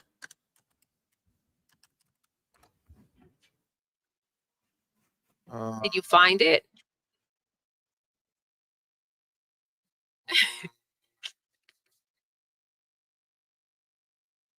Oh my gosh, coach. Fam Jam says baby steps next. Damn. I think so. Fill more pockets. I hear you, bro. Tech Radar. That's the technology experts? Is that why does that sound like that's not the same place? Tech Radar. I'm gonna in your Discord. Yes. What'd you Awesome. say? Thank you so much. He's going to send it through Discord. Here we go. Cubini? Yes, Cubini. Thank you so much. Appreciate you, fam. That's Let's awesome. see. Yeah, because that would be hilarious to me. Like, that would be so fucking funny. Oh my God. Cubini's in the building. What's up? Let's fam? go. Yeah, send it over. And let me see, because that would be fucking hilarious. That'll be so good. All right. Tech. Oh, Tech for Gamers. Bungie's Gummy Bears has also been canceled. Oh shit. Hold on, let's put this. Hold on, first let's make this page a little more legible here. Okay. Let me share this. Let's see. Because that's fucking wild. Hold on. That would make 11. this- God damn. They can't catch a break, bro. They can't catch a break. Hold on, let me see. Okay. So That's crazy. Okay, so I've been running around saying 4 games canceled this week from PlayStation. wow. And we got 4 games. And the I wonder if developers you're the are reason why it got and the canceled. shadow drop. You know what I'm That's saying? Heard wild. us ripping in. They're like, Oh, not another one. We can't go through this again. these developers don't even know. They don't care that these games are being canceled. All They right. don't want them. They're not going to pay for this. They care about these Xbox games. They were busy. They don't know about this shit. They were busy watching the direct. So it says here, Bungie's Gummy Bears has also been canceled. Damn. According to an insider, Bungie developers wanted to work on single-player titles after Sony acquisition. However, the company only had a live service-based future in mind. The studio is currently working on Marathon after Gummy Bears got canceled. Woo. Wow. Okay, so they're working on Marathon, so that's still going. So Marathon is still going. I'm Yes. assuming because it's so far in. I'm trying to see if they have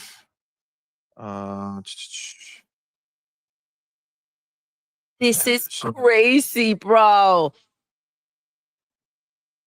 trying to see if there's anything that says it outside of just that mention. I don't see anything else that says it here. It's just that mention. I guess this Zahad guy wrote a message say something I heard when I was working on a story last year. A lot of Bungie devs were interested in returning to single player projects, but leadership was firmly set on live service as the studio's future. Even smaller, less risky project ideas would get immediately shut down. So that's probably why they got rid of all those people. Like those guys left because they wanted to actually work on shit that mattered to them. Wow. Crazy. That's wild. That's wild. So it's really just here that says the studio is currently working on Marathon after Gummy Bears got canceled. I don't see anywhere else in the story that it mentions it, but I mean, obviously it looks like a joke. Though by this, like we just saw the game, right? They had that, that picture, whatever that mess was, that you could barely even make out what you were looking at. It was horrific. Are we shocked that this game could potentially just be canceled, considering the fact that they've canceled so many so far? No, I won't say I wouldn't be shocked at all. I could see it being a situation where literally all the live services are canceled except Marathon, and we're gonna go back to the drawing board and do what we do best. But doing what we do best costs too much money, according to them. So we're not gonna do it. So I don't know where they go from here. I really don't, because if the games are getting too expensive for them, but you want to go back to doing what you do best, I don't know. It's like I said, I feel like PlayStation's in a really scary place because like I said, I don't think Hiroki's there to save PlayStation. I think he's there to save Sony, and I don't know what that looks like. Yeah, and I don't know what that looks like, and I don't know if Sony envisions a life without PlayStation. I mean, that is possible. We don't know what goes on in the mind of these companies, especially when Sony has a very big music catalog. They have a very big movie catalog. They also, do very well with cameras. They're not so well with TVs. And they also have some businesses that are Japan based that they do well in. But I mean, how does Sony look at PlayStation right now is the question that I really have, because the games aren't really being made, and I guess we'll get a feel for it on February 13th. Yes, that's going to be insane. Now, Farrell, this is the thing. We did see their show, and we kind of know where PlayStation stands, right? We saw that they even had a car in there, just no games, right? No talk about games. And they come out here after that show, and they cancel 4 games within a week. So I think it's pretty clear what they're doing in there. Is it that not just the developers are going to be begging for Xbox games? Is Hiroki and Herman, are they going to be begging for Xbox games at this point? That 30% is looking pretty sweet. Yeah, it really is. Because right now, like I said, I just don't know where PlayStation goes from there. It feels like they set themselves behind so much. And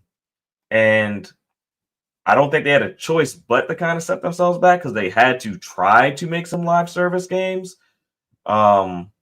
But I mean, it's just looking spooky over there. Like it just really is. Farrell, they had to try to make some of those games, but not in the way that they jumped into that mess, not in the way that they wanted to leave everything behind and it be the only thing that they move forward with. It was too risky. It was too much. I understand that their games were not selling in the way that they were. Then figure out how you scale back, right? But you don't drop everything you're doing and your identity and then go and just start making gas games because you think that something that's unknown to you is going to somehow work for you. Yeah. It was irresponsible the way that they move forward. And then 100%. I mean, next week will be March. I mean, next week will be February, and it'll be 5 months since Sony has showed you new games. My birthday month. Oh my gosh, I can't believe last year they had the audacity to drop foam stars on my birthday. Disgusting. How dare you, PlayStation? Another game that doesn't exist to the world anymore, even though it's technically still alive, but nobody, who the fuck? No one cares. No one touched it. No one's touching it. It's a problem. All right. We got the homie Dan Lazar in the building. We got Super Chat says, stop it. So much. He's already dead. Yo, just making sure, Dan. Just making sure. It's crazy. I mean, at this point, it's just hilarious to watch, yo. It's hilarious to watch happen. The homie Hargeisani in the building with that follow Super Chat, man. Appreciate the homie says the cancel station. Greatness awaits on other platforms. Oh shit. Oh yeah. God damn. On other platforms or from other platforms? Oh my God. Wow. Not from theirs. Yo, these developers are just waiting. Yo, can you imagine if they invested on the pisser? Mm. Damn, we told you guys not to buy that crap. They got a new dynamic background with their Pro, and they also got a dynamic 30th anniversary. They could choose whatever generation they love the best as their splash screen when they powered up the machine. Isn't that like for a month, Faro? Isn't that for like a month and then they take it away? No, that was the other thing. That was the thing where they gave you like the other PlayStation special logos or something like that. Yes. It was like a time limit on it, some shit they said. It was it was like why?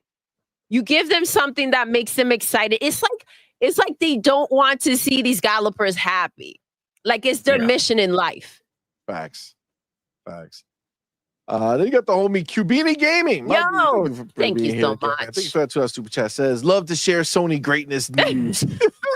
Love CMoney. Appreciate you, homie. Absolutely. Yeah, man. I mean, it is. This is their greatness. You know what I'm saying? The funny thing is, like, they told y'all, they were like, greatness awaits, right? And you just didn't know how long you were going to be awaiting for. You know what I'm saying? And apparently, based off all the information we have in front of us where we can make these decisions, it's not happening. Greatness awaits because they saw Xbox's roadmap ahead of time. Facts. That's what they know. Facts. Yeah, it's different ballgame. Like G maybe says, where we're going, we don't need roads. Yeah, I mean, and the worst part is that if someone does buy PlayStation, no one who has the money to buy PlayStation understands the console game industry and what is needed to be relevant in it. So they will be starting from scratch. They would just own the PlayStation brand, and the studios all suck at the moment because PlayStation has stripped them bare. It would just it would be a sunk cost if Apple bought them. They would just get the store. It would be a sunk cost if Google bought them. They would Amazon. Any of them would be because they don't know what they're doing. It would take them years to get PlayStation back to where it belongs because PlayStation is now a generation behind. If you canceled all those games, you're not seeing anything for a generation, basically. Like you're not seeing the fruits of these studios for at least another generation. So you're a long way from getting a return on your investment if you were to purchase PlayStation at this moment. Yeah, I agree with you. Like, you know how difficult it has to be to look at everything that they're working on and kind of be like, none of it works. So now we're going to reset you and you're going to start from scratch. Here we go. However long it takes, 4, 5, 8 years to go ahead and produce a game that may or may not get canceled. Mm-hmm. Like, I'm not saying that it can't turn PlayStation around, but it would just take a long time because you have to learn the market that you're in. And, you know, you got to get the games together. You got to get the ecosystem right. I mean, PlayStation's ecosystem does have some issues that a lot of people tend to overlook. But if you run out of games, they're going to stop overlooking those issues. Like, they're going to stop overlooking that horrible refund policy that PlayStation has. They're going to, you know, stop overlooking the fact that you're not giving us innovative new features like quick resume or dual entitlements, or I mean, there's certain things that PlayStation will start to no longer be able to get away with if they're not bringing you quality games to your platform. You know, Farrell, if they weren't going ahead and putting certain games on the PlayStation platform, yes, maybe out of like starvation, these developers would say, F it, I will go ahead and invest in Ghost of Yotei, even though I'm not necessarily wanting to go ahead and I'm not all in, right? F it, I'll give it a shot.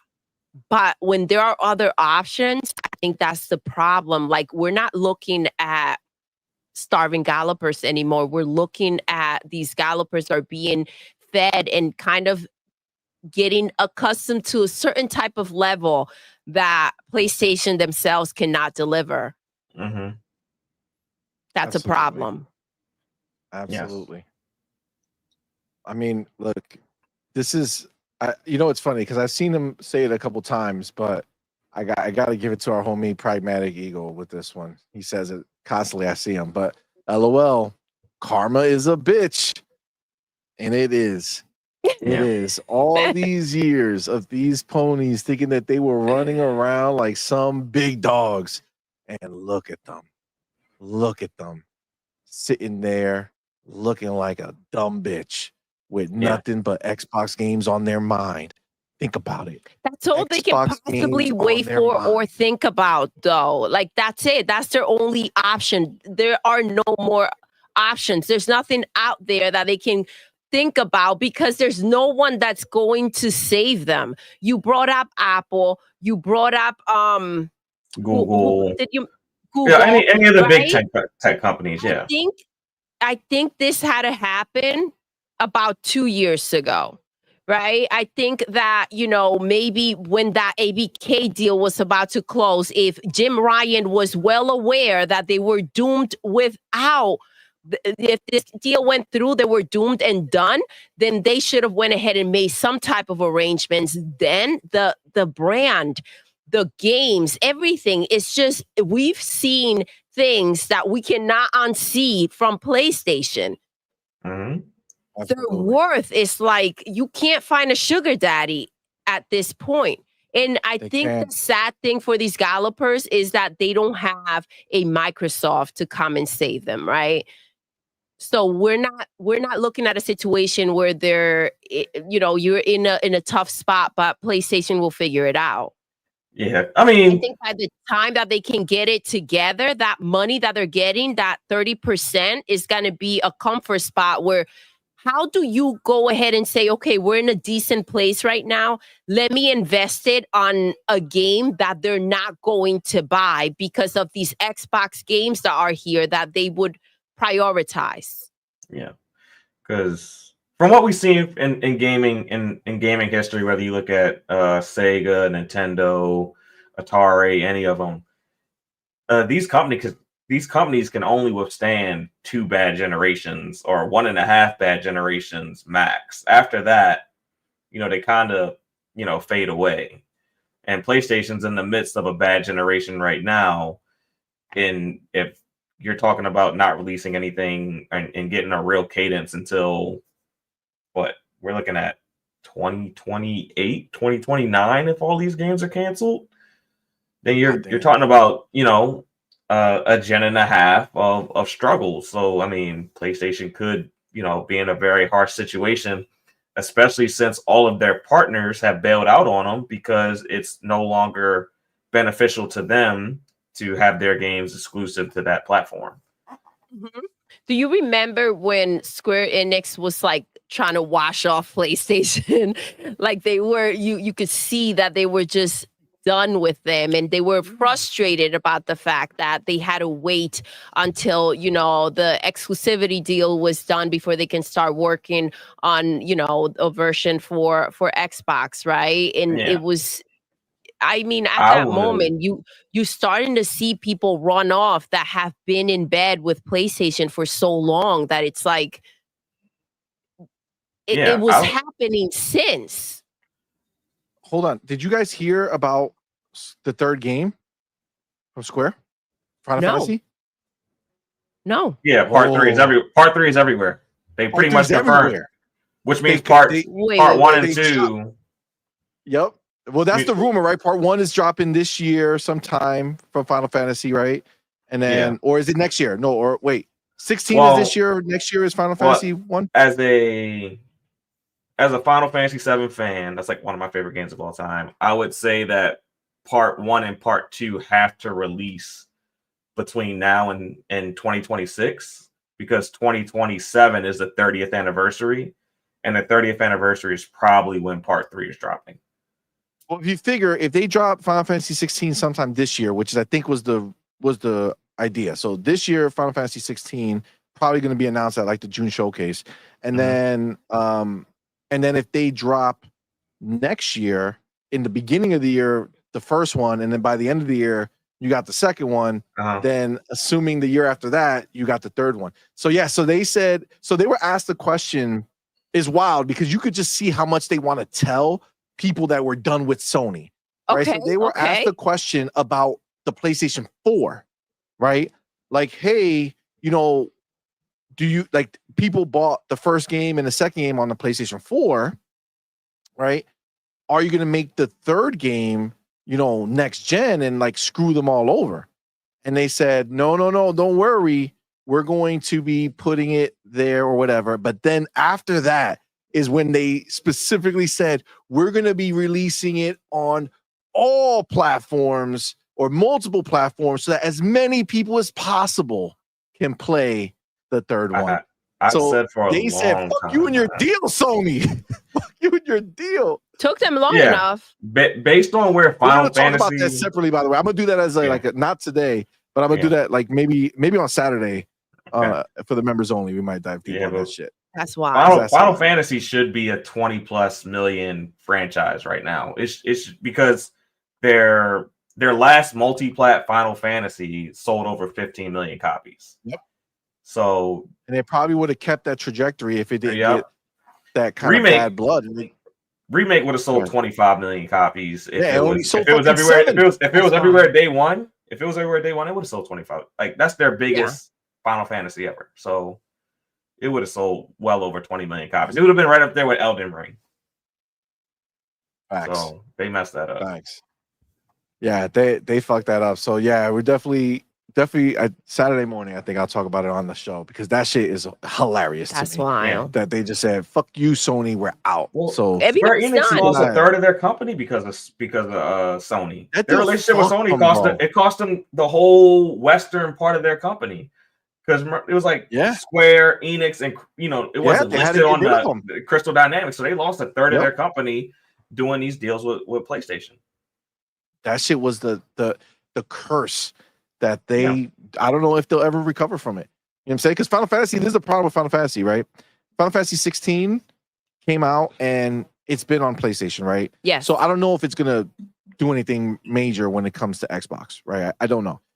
Same thing with the other Final Fantasies. When they bring the other ones out, I don't know if it's going to do anything major because people already had like that taste of like, fuck that shit. You know what I'm saying? Yeah. So I don't know if it's going to pop off. And it's like, okay, well, you're working on that third game. If you're going to drop it day and date, cool. But like, is there going to be the hype for it? I don't know. I mean, it depends on what they show. But I don't know. I don't know if they can fix what they damaged with Sony. And they could definitely not get back what they had. You know what I'm saying? They can't get Crystal back or any of them. If anyone at Square is listening, when you announce Final Fantasy Remake coming to Xbox, replace the Shinra building with a Series X, and there you go, and put it in Game Pass day one. It has to be a Game Pass. That's how you solve it. Yes, that's the way to fix it. and That's your the way to game make will yourself relevant explode. again. Yeah, it would There you go. explode if they Put it in dropped the the marketing. image with the Shinra building being an Xbox Series X. People would lose their shit. They would. Fam, can you imagine? It'd be Like blood in the Sega streets on did with Twitter. Persona. They would lose. Yes, that's what they will have to do. That would be the most retweeted thing for like a month. Cloud standing looking up at a Series X. That would be wild. They did make do you remember they made the X with the Final Fantasy theme, and it was one of those retweet. Yeah, it was for Final Fantasy 14. Yes, it was pretty fire. It was that really was sick. I would love to fucking get that. And really, Xbox should be the home of Final Fantasy because it's the only place you can play all the Final Fantasies once 7 remake and 16 get there. It's the only place you can play them all. Oh yeah, because the other ones are not on PlayStation. 13. It's 13 that isn't everywhere. The 13 games are only on Xbox. That's on 360 and is back compat, right? Yeah. Gotcha. That makes sense. Listen, before first of all, I saw over here that the homie Hargeet Shani says that he did in fact hear that 16 and 7 he said this year. Hold on, where did I see that? I just fucking saw it. Right here. He says, I heard Final Fantasy 7 remake and 16 are this year, which I mean that would kind of do what you said, right? Yeah. Kind of get them out, give some space, and then hopefully they drop the third one everywhere, and and it's a thing. I think you guys are right. It has to go into Game Pass in order to kind of fix what they messed up, right? Like remake is so old now. Make it right. All of it is right. Yes. Like all of it is. Even 16, right? Like that's not last year's game; it's the year before. Mm-hmm. Like that's what's crazy. Well, remake is PlayStation 4. So that's exactly. Yeah. Exactly. So I mean, you think about it, and it's not great. So like when you think about this year, right, and then you think about all the games we have coming out, like where does that announcement pop? You know what I'm saying? Not next to fucking Grand Theft, right? So you got to delete that shit from the idea of the end. So it has to come out like maybe August. Yeah, I would say between June and August would make sense for the Final Fantasy. Yeah, it has to be before the September rush, right? So before where you would argue that maybe a Fable might release around there or some shit like that. What would make sense actually is right after the showcase, it's in Game Pass.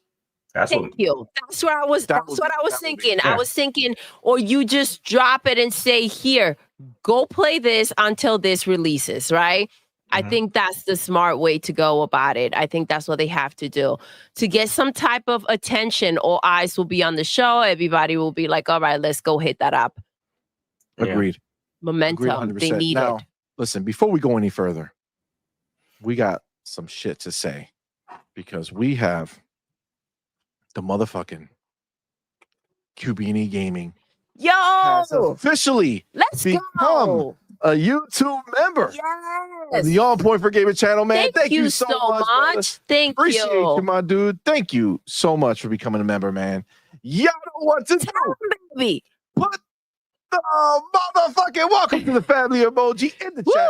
Welcome our newest member, man. Cubini Gaming, bro. Appreciate welcome. You, Thank you so much. Man. Very kind of you, my friend. Very kind of you. Thank you, brother. Appreciate you. Oh, shit.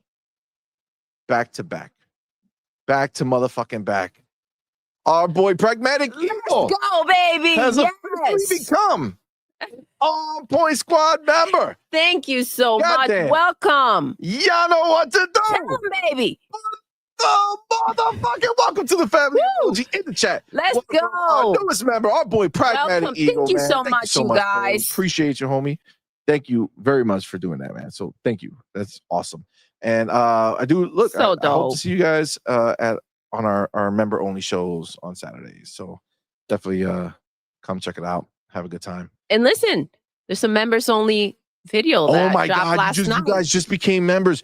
Yo, on the side, open up the fucking It's called The Life of a Pony. Okay. Life of a PlayStation Pony. It's a video. Watch it. Just put it on. It's good. Let me know what you think. But Oh my god, it's so good. But thank you guys. We appreciate Thank y'all you for becoming. guys. That's so dope. awesome. Thank you. Thank you so Welcome. much. We have our boy Raiden Blade, our homie, Let's go, baby. going ahead with another £5 super chat. Appreciate Thank you. you. Homie says, I'm not blaming Jim. I'm blaming Sean because he set standards. SIE can't afford without money having. Think about it. Over the years, SIE dug their grave. 100%. 100%. Which is funny because then he kind of, after setting that standard, he tried to walk it back. And it's like, you can't give all these people these very expensive games that are supposed to be high quality and then be like, you know what? We can't do that shit no more. Joke's on you. We're going to do mini versions of those games. Like, no, that's just not going to fly for them. But fun fact, that's what they're going to end up getting now. So we'll see what it actually becomes. But I mean, you're right, man. It starts at the beginning, right? From who's setting the kind of precedent of what the expectations were. And it was Sean who went ahead and did that, right? I mean, did he deliver? Did he deliver? Yeah, the games, for the PlayStation people, they love them, right? So he definitely delivered, but what were they going to do after that, right? When the dollars were not coming back.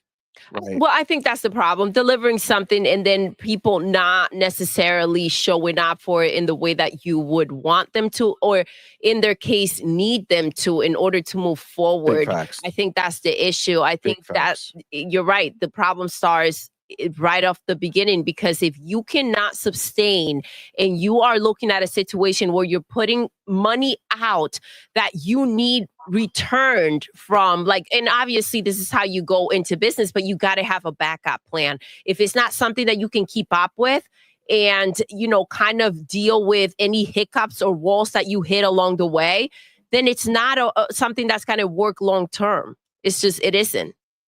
Agreed 100%. It's just the reality of what it is, man. It's just the world that they got put into, and I don't think that there's really anything that they can do. I mean, we said it a bunch of times, right? Like, at the end of the day, there's no like magic game that they could come out with that's going to change their fortune. You know what I'm saying? Like, even if they just choose to make one game a year, or not choose, but only have one game a year to release, even if that game is great, right? Like, that world is gone. You know what I'm saying? Like, that world of I'll wait for that one game to come out is over. Not when you're seeing Xbox constantly release these high profile games. You know what I'm saying? So it's just going to become a situation where it's like, if I'm making my one game that I'm thinking, oh man, we're going to put everything into this one game. It's going to be our PlayStation game for the year. And then Xbox drops fucking Call of Duty or Fable or something right next to that game. Anything around that. Whatever one of their games are, and people are choosing that game over theirs. What are you going to do? And let's not forget the way that Xbox is moving. That is their plan. Whenever PlayStation makes a move, they are going to be right there. I feel like that's where they're at right now. And Coach was right. Remember what Matt Booty said. Let's spend them out of business. Yeah, it's very difficult to get people to buy into the same story over and over again without your story being like impeccable. And, so we've seen the drop off from God of War 2018 to God of War Ragnarok. We saw that, Horizon, the first one sold 24 million copies, second one sold 8. It's very hard to sustain that success. Yeah. When, you don't have these amazing characters and this great story. And you kind of stripped Kratos of his amazingness. And I think that's kind of where you saw that drop. Because you just had to see him again in 2018, but you didn't have that same emotion when Ragnarok dropped, and that connection. It reflected in the sales. Same thing with Aloy. When you first saw it, I'm not gonna lie, Horizon looked amazing when you first saw it, but then you get into the world, you play it, you beat the game, and then the next one comes out, and you don't have that same feeling. And the same thing is happening with Ghost of Tsushima.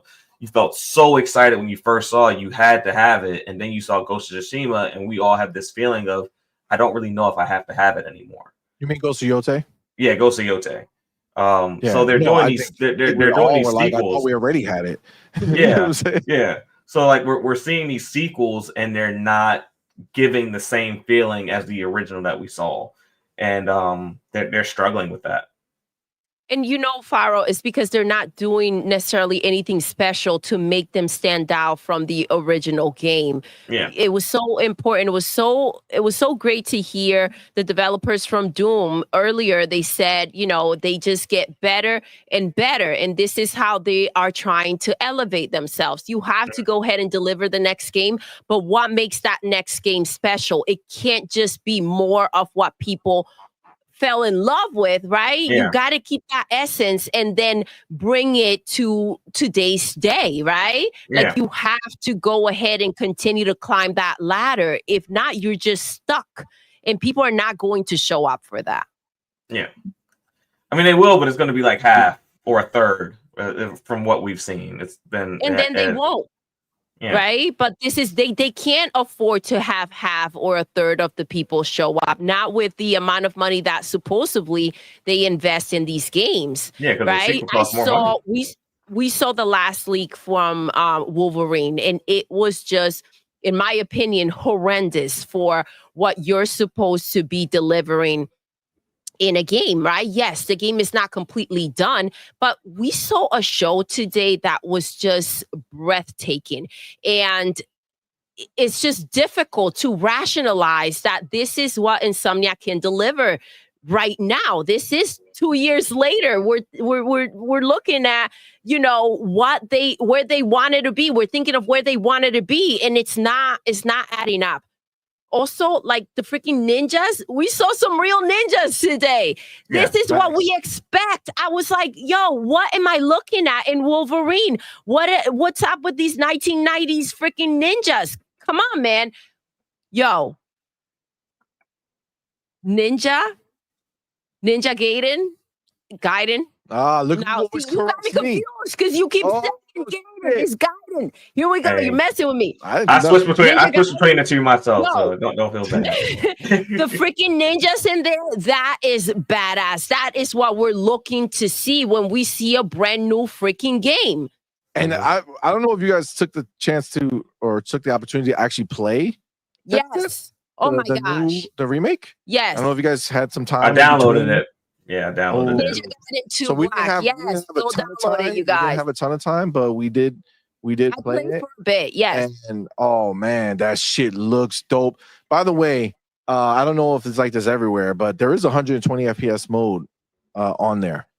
So if you like the actual like super twitchy, definitely go ahead and do that. But I don't know how it looks on maybe like a smaller screen, but on our screen, the 120 FPS mode has a lot of like flickering. Mm-hmm. So it degrades the experience a little bit, but like feel wise, it's crazy. But 60 FPS just feels smooth as butter, looks phenomenal. It does. Oh my gosh, you guys, those finishers when you chop off an arm or a leg, and it's like, oh, it's sick. It's sick. It's difficult to walk away from it once you get in there. So yeah, I see some of you guys been playing Game Shark. It was on chapter 2. Canucks on chapter 2. Yeah, I'm kind of itching to hop in there. Of course, got other game that this is the world that we live in right now, right? Like I have a dope ass game that we're reviewing, freaking Eternal Strands, which is phenomenal, right? So I'm playing that, so I don't have like time to kind of do too much in these other things. It's like there's just more games coming. There's enough time in a day to get everything that you want to get done. When it comes to gaming, this is what I'm saying. Like, this is not back in the day. Here's one game, spend your year figuring it out and beating it about 15 freaking times. We're not there anymore. I'm strongly considering creating a gaming calendar because I don't know. Otherwise, I don't know if I'm gonna have time to beat these games. So I'm thinking about creating like a calendar and like these are the games that I'm playing on these specific days, and I can only play like Metaphor on this day. I can only play Ninja Gaiden on that day. I can only play. You got a schedule, like a game schedule. Yes, we need a roadmap. Yes, like TV shows. Like back in the day, TV shows used to come on specific days, and that's how you absorb that content. I think I might do that with my games, where I'm have to be like, I can only play this game on this day, because if not, games are just going to get lost in the wash. There's so many That's games a great coming out. plan. Like, it's easy to forget as they keep on bringing out yeah, more they and keep more on. games. Yeah. Yeah, it's getting kind of tough. So I'm thinking about doing that. Like having like Monday be like my RPG day and Tuesday be my like even if it's just an hour, like that's just I think I got to do that. Bro, It's there's getting too tough many out games, here. dog. Yeah, it's too many There's games. too many games Exactly. because this is the thing. On top of all these games I want to play, I still want to go play fucking Call of Duty. Yes. And fucking rank up I in have to that get bitch. that skin. You scooped that up, right? Yeah, I got it. It's so good. But they haven't gotten rid of anything. It seems like they just keep stacking them. I don't know what's gonna happen with the next season, so we'll see. But the next season looks fire too. I want to get that. And then you got Fortnite, still fire shit. Yes. It's like, yo, like there's games that never die, plus the games that keep coming. You know what I'm saying? Like, what the fuck are you supposed? Like, how are you supposed to balance all this shit? It's crazy. That's why we don't sleep, bro. CMoney was Godzilla rocking Jordans the other day when we were looking crazy out there. There's so many people up though. Playing Fortnite. It's just I love where gaming is right now. Yeah. If I didn't have a family, all the Netflix, all that would be canceled, and I would just play games. Like I just because it's too many games. I could just play the games. I don't need to have all these shows and stuff to watch. I don't need it. It's too many. But you wouldn't trade it for the world, so No, I wouldn't. But I would cancel all that stuff. So yeah, I get it. I get it easily. I get it. Facts. Man, crazy. All right. Let's you want to start the show? I mean, it's like what, almost 10:30. Chilling and talking. I think that's what's happened. This is the thing. Like, this is all just part of talking about whatever we want to talk about, whatever comes up, all this shit. And then you start the show. See, all those mini things, they don't get timestamps. You know what I'm saying? So if you're not here for those conversations, you're gonna have to go re-listen and dig through them to find them. Or you gotta hope like some ponies clip us or something. Yeah, exactly. So timestamps is where the quote unquote topic that we're actually trying to talk about. Oh my gosh, babe! Is officially hold on before you get in there. Check this out. What? Show me. Coach just found out. Just look. Wait, the God of War can't jump? No, he hasn't been able to jump since like PlayStation 2. Yeah. It's ridiculous. What's that thing that they say about the joints, the knees? What he got? Bone arthritis? on bone. He got bone arthritis, on bone. Maybe? He got something. He can't. Like, the ligaments ain't right. Y'all remember Dark Knight Rises when Bruce Wayne had to get the things on his leg to be able to jump again? That's what Kratos needs. You're a Hiroki. There's a solution for that. That's Facts. wild. Facts. Agreed. All right. So let me take my chapter. We're talking about the direct. I want to go listen. I know everybody kind of watched. I want to talk a little bit about it more. Xbox put a nice little thing together. I do want to see the trailer again, so I'll throw it up while we talk about some of the stuff. But what a fucking show. What a show. Not to mention these like butthurt fanboys who are still trying to convince us that paying for the game is a W, right? And then again, Ninja Gaiden 4 and 2 dropping on Game Pass. Phenomenal news. But let me get this chapter real quick so we can pull it up. Thankfully, Xbox is on point. All right, so today was the direct, guys, and it was glorious. Literally, we did a poll during the show. Over 91% gave it an A. It's like 7% gave it a B, and then 1% gave it a C, and 1% gave it a D. Like some stupid, like crazy numbers. Like it was amazing, right? So Xbox Dev Direct has a nice little recap from Xbox Wire. And again, we know everything that kind of went in, but when they talk about it, they give you a little bit more information to kind of go with it. So I will let me see if I can open this up on YouTube here. See there. Okay, there we go. I'm gonna put that. I'll put that playing while we chat about what was shown. So this was Doom: The Dark Ages, which just showed up in such a huge way. It's not even funny. So what they wrote, Doom: The Dark Ages launching May 15th, 2025. That's our May game. So that's officially the furthest release date we know for sure for this year. And it's coming to Xbox Series X, the Xbox app for Windows PC, Steam, PlayStation 5, play day one with Game Pass, right? Beautiful. It says the team at ID Software shared a deep dive into Doom: The Dark Ages and revealed the cinematic epic first-person shooter will launch on May 15, 2025. Doom: The Dark Ages, a prequel to the critically acclaimed Doom 2016 and Doom Eternal, is set in a dark fantasy sci-fi world with Doom's immediately recognizable hellish twist. In the segment, 3 core pillars of the game were explored: combat, which dug into deadly new weapons of mass destruction the Slayer can wield; exploration, which offered a glimpse at an incredible new medieval-inspired setting that will take players to never before seen dark and sinister realms; and story, which gave an overview of the characters and stakes the Slayer will face in his journey to turn the tides of a war. This is the most ambitious Doom game to date. Id Software is seizing the chance to present both newcomers and longtime fans alike with an epic adventure as a super weapon in a medieval war against hell itself. Okay, so there's also like a whole article that they have about it separately. I'm not going to go into that, but they did talk about those 3 pillars, right? When we were watching, right? They were talking about the guns, exploration, and the story. And this is actually, we got some really, really big news from this. Like, this is a big deal. One of the ones that, really, I think is going to make a big difference is the story, right?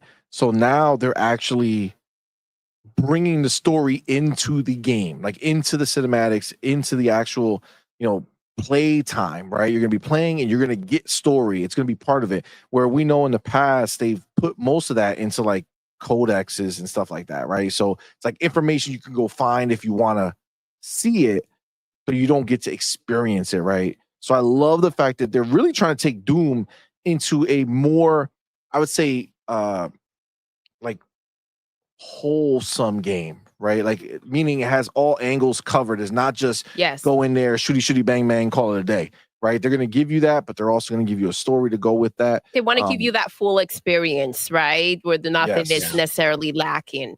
Yeah, almost like a Diablo, right? Mm-hmm. Like Diablo, if you remove the story, you still got that fun gameplay loop that people love, right? The story just kind of adds to it, right? Gives you that purpose. And I feel like Doom in the past, obviously, because they don't do super big focus on story, it's always been like just enough of a story to kind of like tell you why you're doing this, right? But there's not like a huge story and then go into that goes along with it unless you dig into it, right? Where now you're going to get that. So very, very excited about that. And then exploration, some of the other games, I don't know if you guys have played them, but you can find like hidden shit, and like if you find like this wall that you can break, you can go grab something, right? So they've done the exploration stuff, but again, it's like at a smaller scale, where the way they were talking about this made it more like they're going to be opening up the world, right? Like you're going to be able to go and explore and find these things and experience new things that not everyone is going to experience, right? And for me, that's such a huge thing. Like, I do enjoy when I play a game and I do something that I feel in that moment that was an experience that I had, and not that everyone's going to automatically have. I do love that too. I do. It's a dope feeling. That's why I always like Breath of the Wild, where you can climb anywhere, right? Like if people didn't choose to climb up there, you might not have found the thing, right? Outside of people who are doing like 100% runs, right? Where they're just trying to find everything. Most people don't do that. So, if you look at it and you go somewhere that somebody hasn't been, that's dope. That's exciting for me. So that just gets me thinking about how much more there's going to be to the world that you're going to be able to explore. And then the combat, man, the guns, I love the way the shield is a big part of it. I love how they showed that like each game that they've done, has kind of changed the focus on the combat. And this is more like you're more of like a tank, right? You're getting more of like that heft. Iron, heavy duty feeling. Absolutely, right? So you're getting to go ahead and, have that power trip that's not like an acid trip. You know what I'm saying? It's not like, oh my God, like going crazy every, you know what I'm saying? Like that's what Doom Eternal was. Like if you weren't flipping around 360 constantly, you're getting killed or shot from somewhere else, right? So like you had to always be on your guard, where this looks very much more like you're going to be feeling these individual battles, and there's a lot of people, but you're going to be like tanking through it. It just looked dope. The weapons look crazy. I love the shield. Like that's going to be epic. They have the mace and all this other, like they have so much more that comes that's going into the combat of this game. I'm so amped for it. What did you guys think, man? Like did it hit the same way for you guys? Like this trailer made me way more amped than I was. Like I was already amped, but this trailer kind of took me there, right? That it was a perfect deep dive for me. What did you guys feel? Maybe you can start, Doodle. I mean, it looks freaking phenomenal, and you're absolutely right. The way that they presented the game, it kind of really just showed you more reasons why you should be pumped about it. Right away, like the combat is so raw, and it just draws you in. You feel empowered. I love games that make you feel like you're just badass and you have that power, and it kind of just shows through the movement and the action that you're taking. The shield alone and his weapons are just insane. And again, it has that heavy feeling that you're gonna really go ahead and get in there and you can destroy anything. And so when you have a game that is already so well done when it comes to the combat, and you're going to elevate not just the combat but the story and the exploration, I mean, you have a winning formula here. I do think that they are kind of saying, where are we lacking? And let's go ahead and enhance those things, and let's bring that in as well, so nothing is necessarily missing. Graphically impressive. It looks insane. I don't know how you can go ahead and hype people up even more for a game that you're already hyped for. Also, Farah, before you go, I agree with you, babe. And the other thing that they said that was which I think is going to be a big deal, and honestly, like it's a big deal for me, because like Doom can get pretty crazy, right? Like pretty challenging. And again, we live in this world where we have so many games to play, right? And like back in the day, trust me, I was all for it, right? I was all for it. Like Halo legendary runs by myself, legendary runs co-op. I was just legendary all day. That's the only way I started that shit. As soon as I put in the Halo, legendary, baby, let's go. Right? I don't care how long it takes me. I don't give a shit. This is what I'm playing. This is where I'm staying. Right? Like I don't have the time for that shit no more. I don't. I don't have the time to keep hitting my head against the wall. And yeah, I'm getting through it, but it's just taking me so much fucking longer. And it's like, dude, like I don't have time for that experience anymore. Yeah. So for and a part of that's the Game Pass effect also. Well, that's true, because I know there's so much more waiting for me that I could be playing, right? Mm-hmm. So, like, for me, I'll play that shit like normal, right? Like play regular, and as soon as that shit gets crazy, where if I find myself like this is just becoming a pain in the ass, I'll drop that fucking. No problem. Dial down, baby. Bitch, right? The alternative is I stop playing. But this is the thing, right? It's. We only used to get a couple of games a year. So yes, you wanted to do that. You needed to do that almost, right? To go ahead and stay engaged and kind of feel like you still have more to conquer. I do believe that nowadays, again, I saw Pragmatic say in the chat that he's going to be juggling like 10 games at the time. And that's the thing. We have Faro here talking about a calendar. Listen, Faro, it's not a bad idea. Maybe gaming calendars will be dope to like, personalize and even sell. That'll be pretty cool. Even then, you only got 7 days in a week, fam. Yes, Yeah. that's the There's thing. like 42 games. You know Yeah. what I'm saying? At any given moment that you want to play, right? And that's where there's a problem, right? So Yeah. I mean, like Meet the Cheater says, I agree. CMoney, I'll play a game on easy just to play more games. I mean, that's really what it is. I want the experience, right? I don't like, for me, I'm past the idea that challenge somehow needs to be my experience. Like, I'd much rather like get a power trip when I play a game. You know what I'm saying? Like, go like feel like a badass and do dope shit. And I'm not saying I need it to be super easy. I'm down with challenge. I just don't want to be in like this hitting the brick wall nonstop.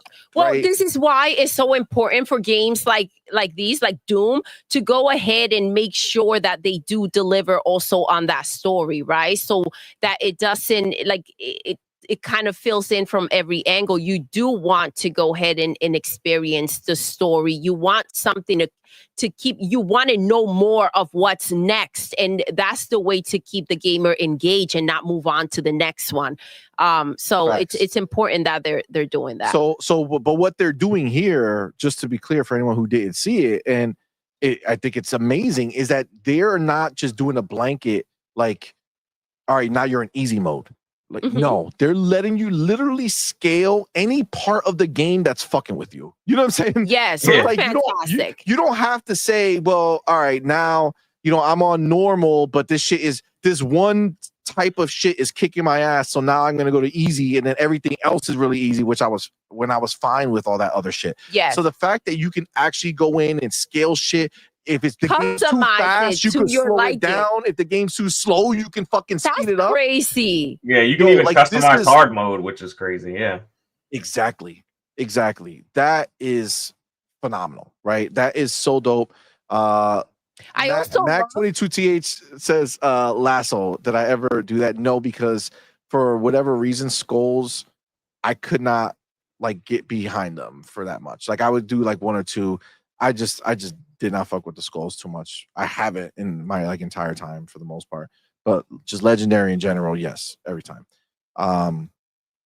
But this is beautiful, right? This is dope. This makes me say, all right, I know that no matter what, right, I'm gonna get through this game, right? I'm not gonna get to a point where it's like, oh fuck, like I'm screwed. This is too much. I don't want to keep doing this shit. Like, Souls game is very important to be able to customize. I wish they would do it in a Souls game. Exactly. You know what I'm saying? I wish they would. They will appeal to a lot more players. They're like the only group of people who have like this thing where like, it's a Souls game. So if deal you with think it. good, then don't fucking play it. It's like, bitch, I bought the game.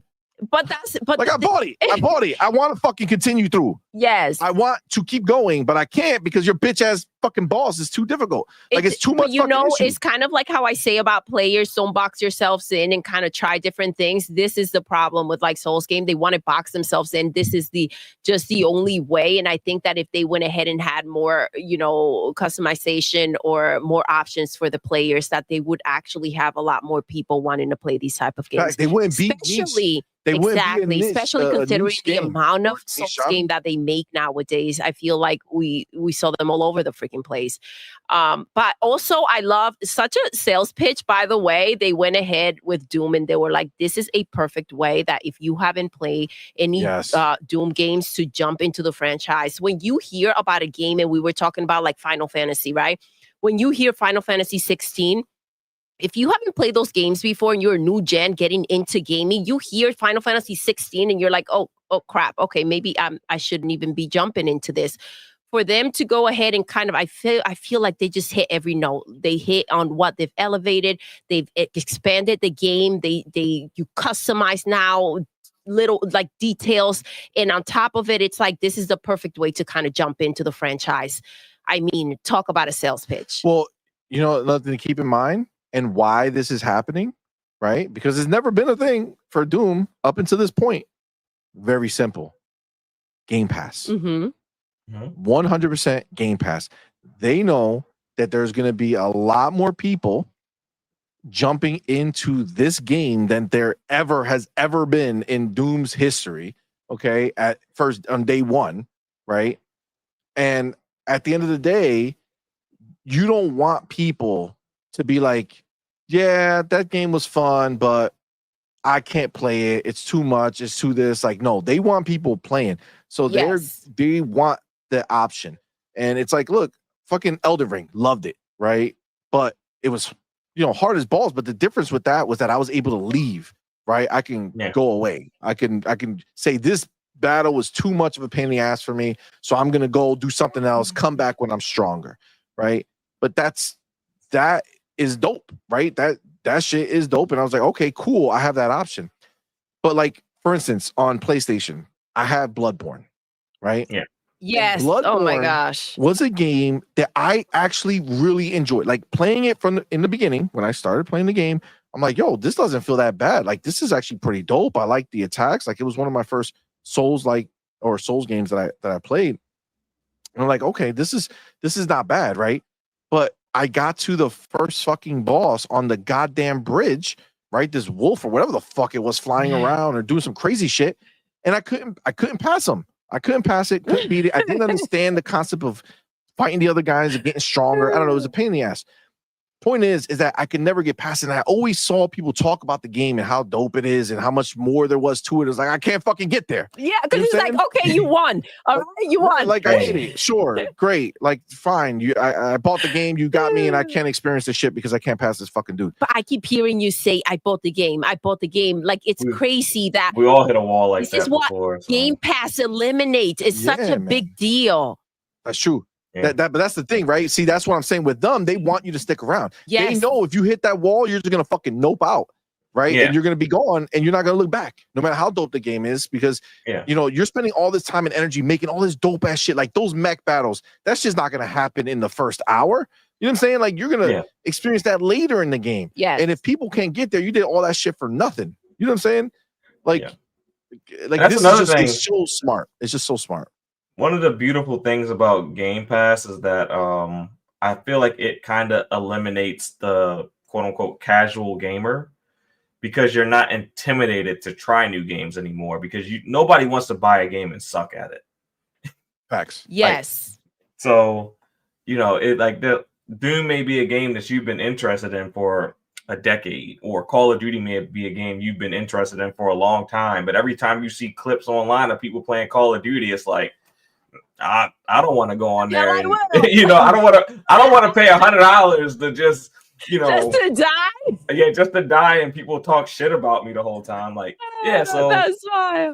I mean, but that's the truth. Yeah, I mean, that's what people go through, and that's a thing that people think about. And Game Pass kind of eliminates that. So more people are going to be willing to try Doom because they know that even if they're not the best at it, it's not like they wasted $100 to suck at it.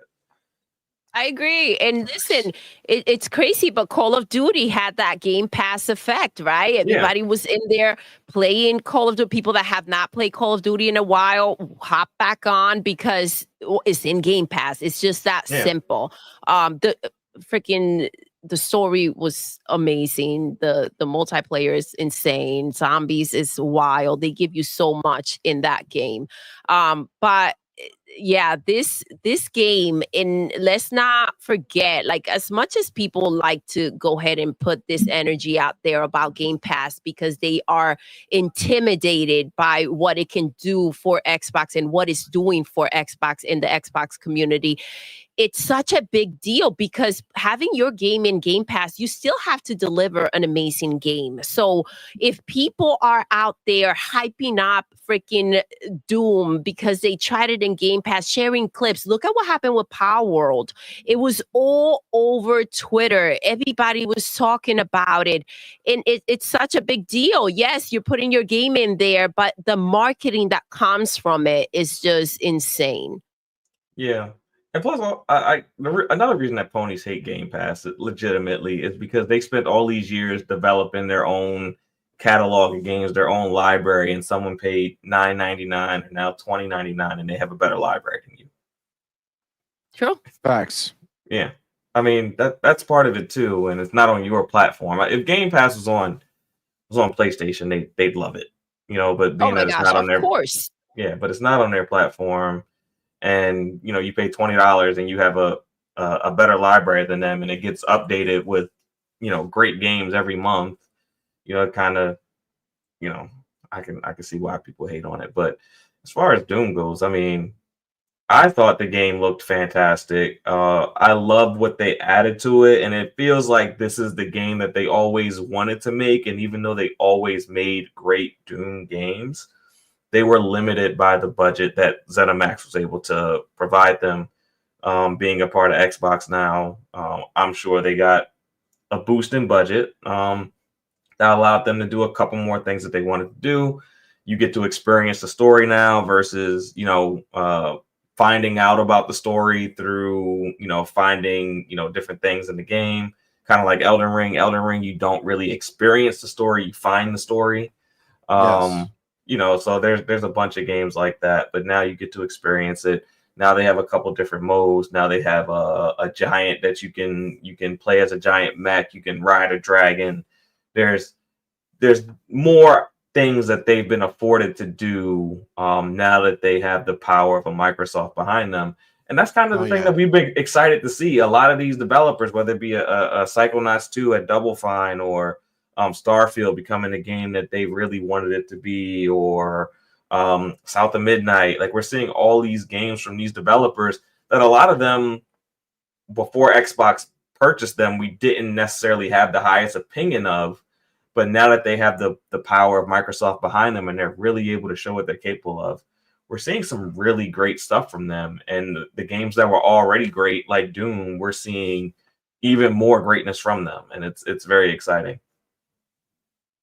Agreed. Agreed. Let's for a second, let's put out here some real truth about what's happening, because we knew that Microsoft going ahead and scooping up these companies were going to save them, right? Yeah. Like, but understand, Bethesda was down bad, right? Bethesda was down bad. Id is part of Bethesda, right? All of them were down bad, right? They made great games, and Doom sold, but not enough to save the company, right? So Xbox buying them, we knew it was going to be a huge deal for these developers, and I've constantly said it, and we've said it here, where it's like, being purchased, like that whole consolidation bullshit that was being talked about, and consolidation is bad. I bet now, looking back at how many people have lost their jobs, we could see that consolidation should have happened earlier for some of these places to be saved. You know what I'm saying? Like, redundancy has happened, which is fine, but like the creatives, the people who are actually good at their job and making and creating stuff, the people that Xbox has bought, they're safer than ever. Look at everything they've shown. These are people working at the highest levels now, where they're creatively free to do what they want to do, right? And the fact that, to be clear, Xbox is not hoarding this, right? We are now going ahead and putting these games that Xbox is funding, that is now these studios can do their best work, and they're putting it out there for the world as well. Right, we're getting the benefits from those people buying it, but they're getting the benefits of enjoying high quality gaming. Like Xbox is, we always joked about Xbox saving, gaming. Like I said it for a long time that Xbox is the only place that AAA gaming is alive and well in a creative way, right? Where they're allowed to make great games because of the freedom of the dollars that Microsoft has and Xbox has available to them. Agreed. And Game Pass, right? But it's like now they're allowing these other places to have elevated gaming experiences, because great studios are able to actually go up, right? They're able to get better, to become like their final form, right? Or not final, right? Because they're going to constantly be evolving, but they're leveling up, right? As studios, because Xbox is backing them and allowing that to happen. So, as much as these ponies are crying and we make fun of them and do all that stuff, just for gaming in general, right? For the health of our favorite hobby, right? Absolutely. For the health of what we love to experience and talk about and spend our time with, like Xbox is providing that now. They're taking it and making it where it's not just the wealthy who can have a great game, right? Yeah. If you're on PlayStation, you're not stuck with the fact that Sony's broken. They can't figure out how to make good games.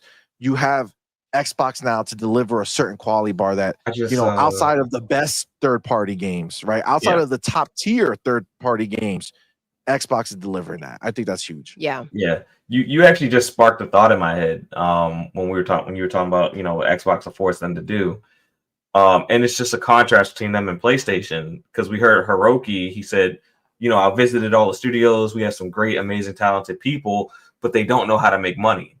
And at Xbox, it's like, we have great, talented people. We want them to make the best games. We know how to make money. So they don't have to know how to make money, because we know how to make money. You just have to worry about making a great game. You make a great game and we'll make money. So it's like, it's different. Yeah. Like over there, they have to know how to not only make, and that's the problem that, most of the industry faces, is that when you make a game, you just can't make a great game. You got to also know how to make that game profitable. And that's the problem that most of the industry faces, including them over there at Sony, whereas Xbox kind of has this brain trust where they understand how they're going to make their money, but it's on the creatives just to create now. Well, remember, they're taking away that weight, right? With Hiroki sitting there and saying, "Hey, how is this gonna make money?" Right? Exactly. Figure it out. That affects the creative. That affects the yes, creative, of course, because the first part of it is the money for them. That's what weights in. Yeah, where it feels like, what do you want to make? What is your passion? And assuming that their passion is not some stupid ass game that nobody's gonna ever want to play. Obviously, it has to have substance. It has to be something that people are gonna want to enjoy, that they can feel proud to show us, right? But they are allowing that, right? And we talked about it in the past. When this was first kind of coming out, right? Like we've talked about it for sure in the past, but now I feel like it's more relevant than ever because of how much we're actually able to produce now at Xbox, and what we're having. So right now, understand, Xbox has live service games that are successful, right? Yes. Your Call of Duties, your Halos, your Minecraft, right? Sea of Thieves, right? These Grounded, like, these games are out and they're thriving, right? They're doing well. People talk shit about Halo because they want to talk shit about it. They try to make it look like Xbox's most revered franchise somehow is on a down. Meanwhile, that game didn't get pulled off the shelves. Season after season, they're coming out. Nothing is stopping. They're doing more, right? So they're killing it there. But this is the thing. Bethesda was dying because they made single player games. They didn't know what to do to get people to spend more money with them, right? And what we have here, and again, we've said this in the past when this was all popping off, but again, it's more relevant now than ever because we have so much of it, is Xbox found a way to take the platform and turn it into a live service platform, right? So instead of it being Xbox, where you're either a single player game or you're a multiplayer game, and that multiplayer game needs to go make money for the long haul, which we have that.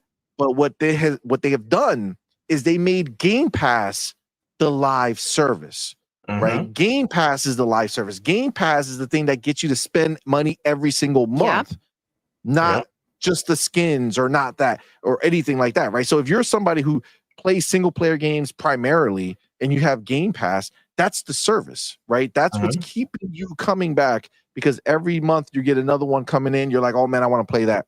Xbox cracked the code.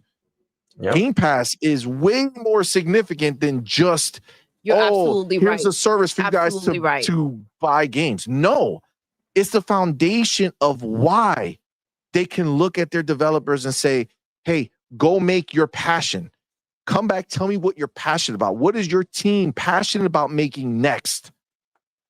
And if it sounds dope, we'll make it, right? Like, that's what they get, and they are allowed the ability to do that because Xbox, just like you said, right? PlayStation's putting the onus on the developer. How is that going to make money? No.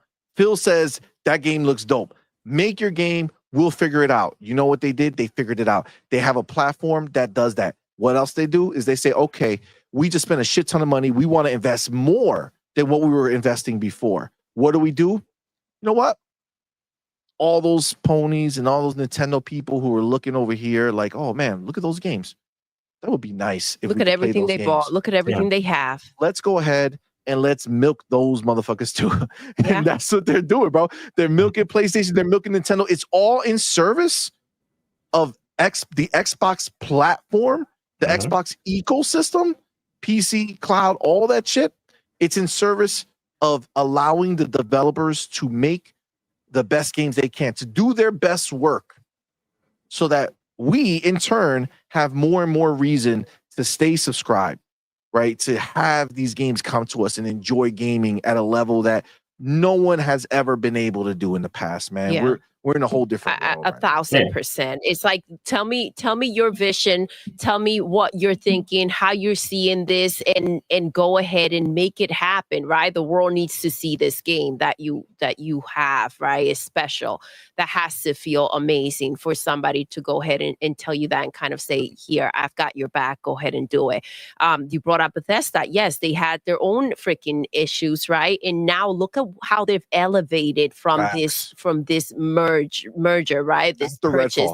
Exactly. Well, yes, but look at freaking Starfield, look at the DLC for it, look at freaking Indiana Jones. Like, this is insane. And I feel, even the Fallout show, right? I think they're hitting a whole different level. That, again, ABK with Call of Duty and everything else that they've got going on. Like, I feel like this is where you can make your dreams come true, right? You're not sitting there saying, because it is the same mentality, right? When you are a studio, you're sitting there, okay, I want to make this, but what is going to bring me the money so that I can make the next game and I can be, self-sustain myself and continue to move forward. Studios close all the time, right? And everybody is at risk. You look at Ubisoft right now, look at how they're struggling.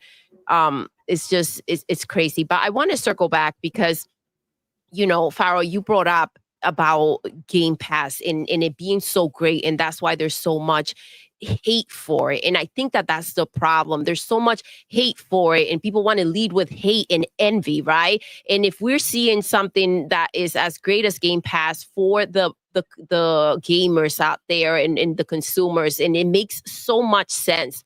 Instead of those pony bots or those gallopers sitting there and trying to break it apart and hope that it doesn't exist because it makes everything look less than, why didn't they turn and say, hey, PlayStation, look at that. That's freaking amazing. Why don't you figure something out that you can offer us? How can you elevate your freaking subscription?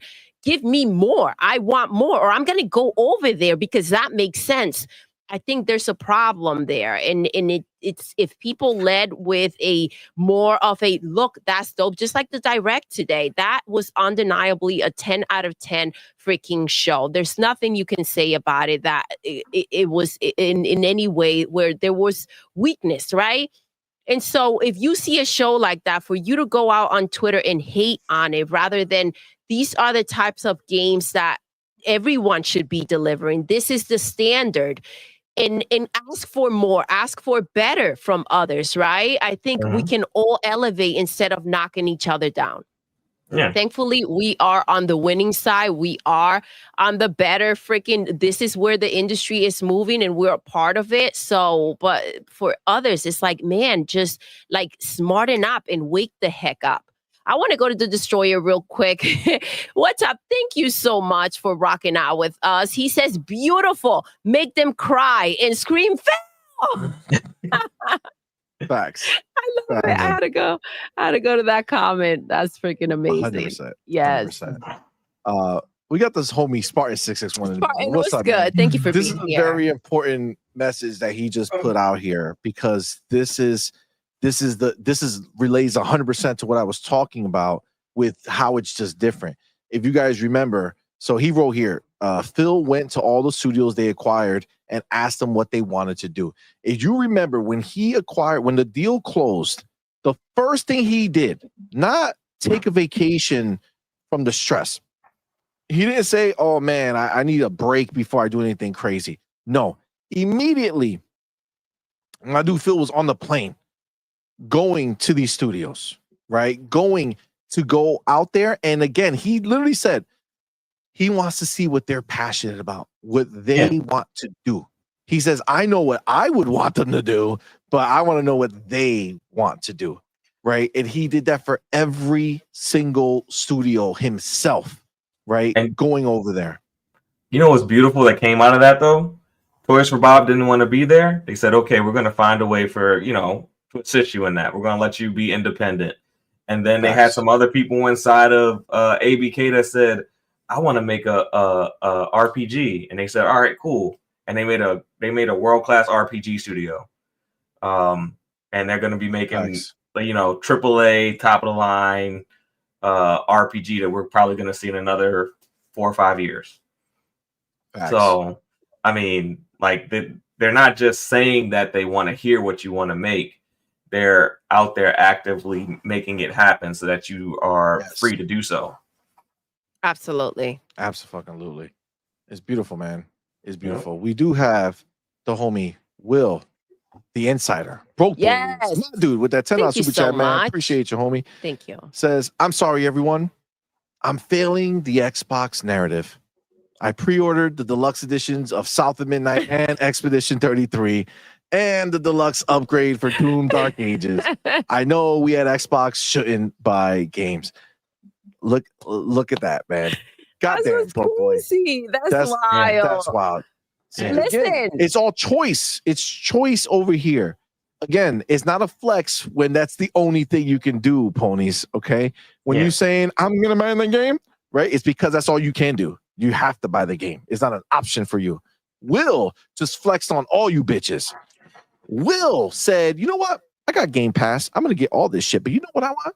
I want to get the deluxe editions, and I'm gonna go ahead and do that because I can. Yeah, that is a flex.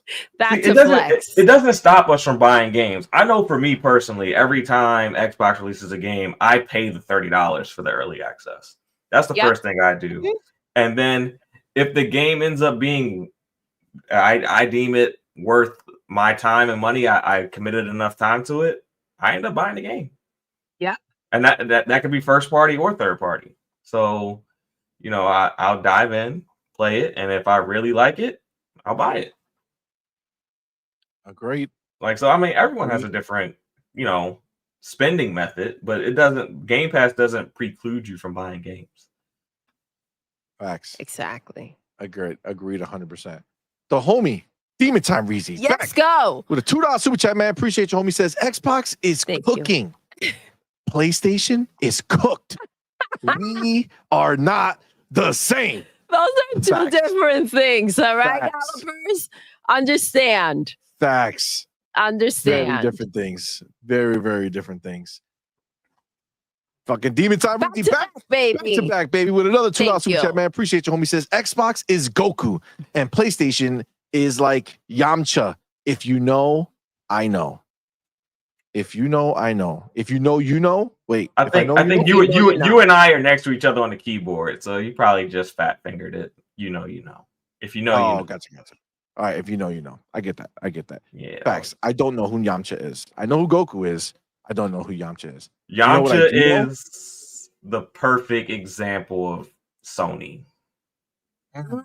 He started out as Goku's rival, but then Goku ended up being way more overpowered than him, and then Goku ended up having another rival, and then his rival ended up taking Yamcha's girl to Pound Town, and now he has 3 kids with her. Yeah. Damn. See, that sounds like a pony. You know. It does sound like a pony, actually. Yeah. It does go ahead and sum it up pretty damn good. This is the thing. We got the motherfucking homie. The motherfucking homie. Meet the Cheater. Let's go. Has officially become an On Point Squad member. Thank you so much. Let's go. Thank you, my brother. Appreciate you, my man. Welcome, y'all know what to do, baby. Welcome to the family of emoji in the chat. Yes. Welcome our newest member, man. Meet the motherfucking Cheater. My dude. Thank you, brother. Appreciate you, man. Very kind of you, homie. Thank you for something to the channel. Thank you so much. By the way, now that you're a member, bro, Saturdays, we do member only streams in the morning. Be there.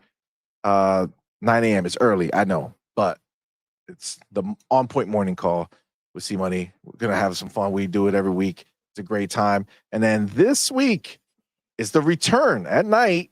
Okay. So we do double banger. So another member only show Saturday night. Anime and Beyond is coming back. If you know, you know. If you've been here for a long time, we used to have a show called Anime and Beyond that we did with our son, Man. He is now 18, he's a grown-ass man. But he will be making his return to the On Point stage on the member only show. We have a schedule now for the most part for the member only content. Saturday mornings is the On Point morning call, and then we break it up. The first Saturday of the month is community night, so we'll do some gameplay, come hang out, everybody would chill, but we stream it only to members, so members can see the stream, but anybody could come hang out on the community game night.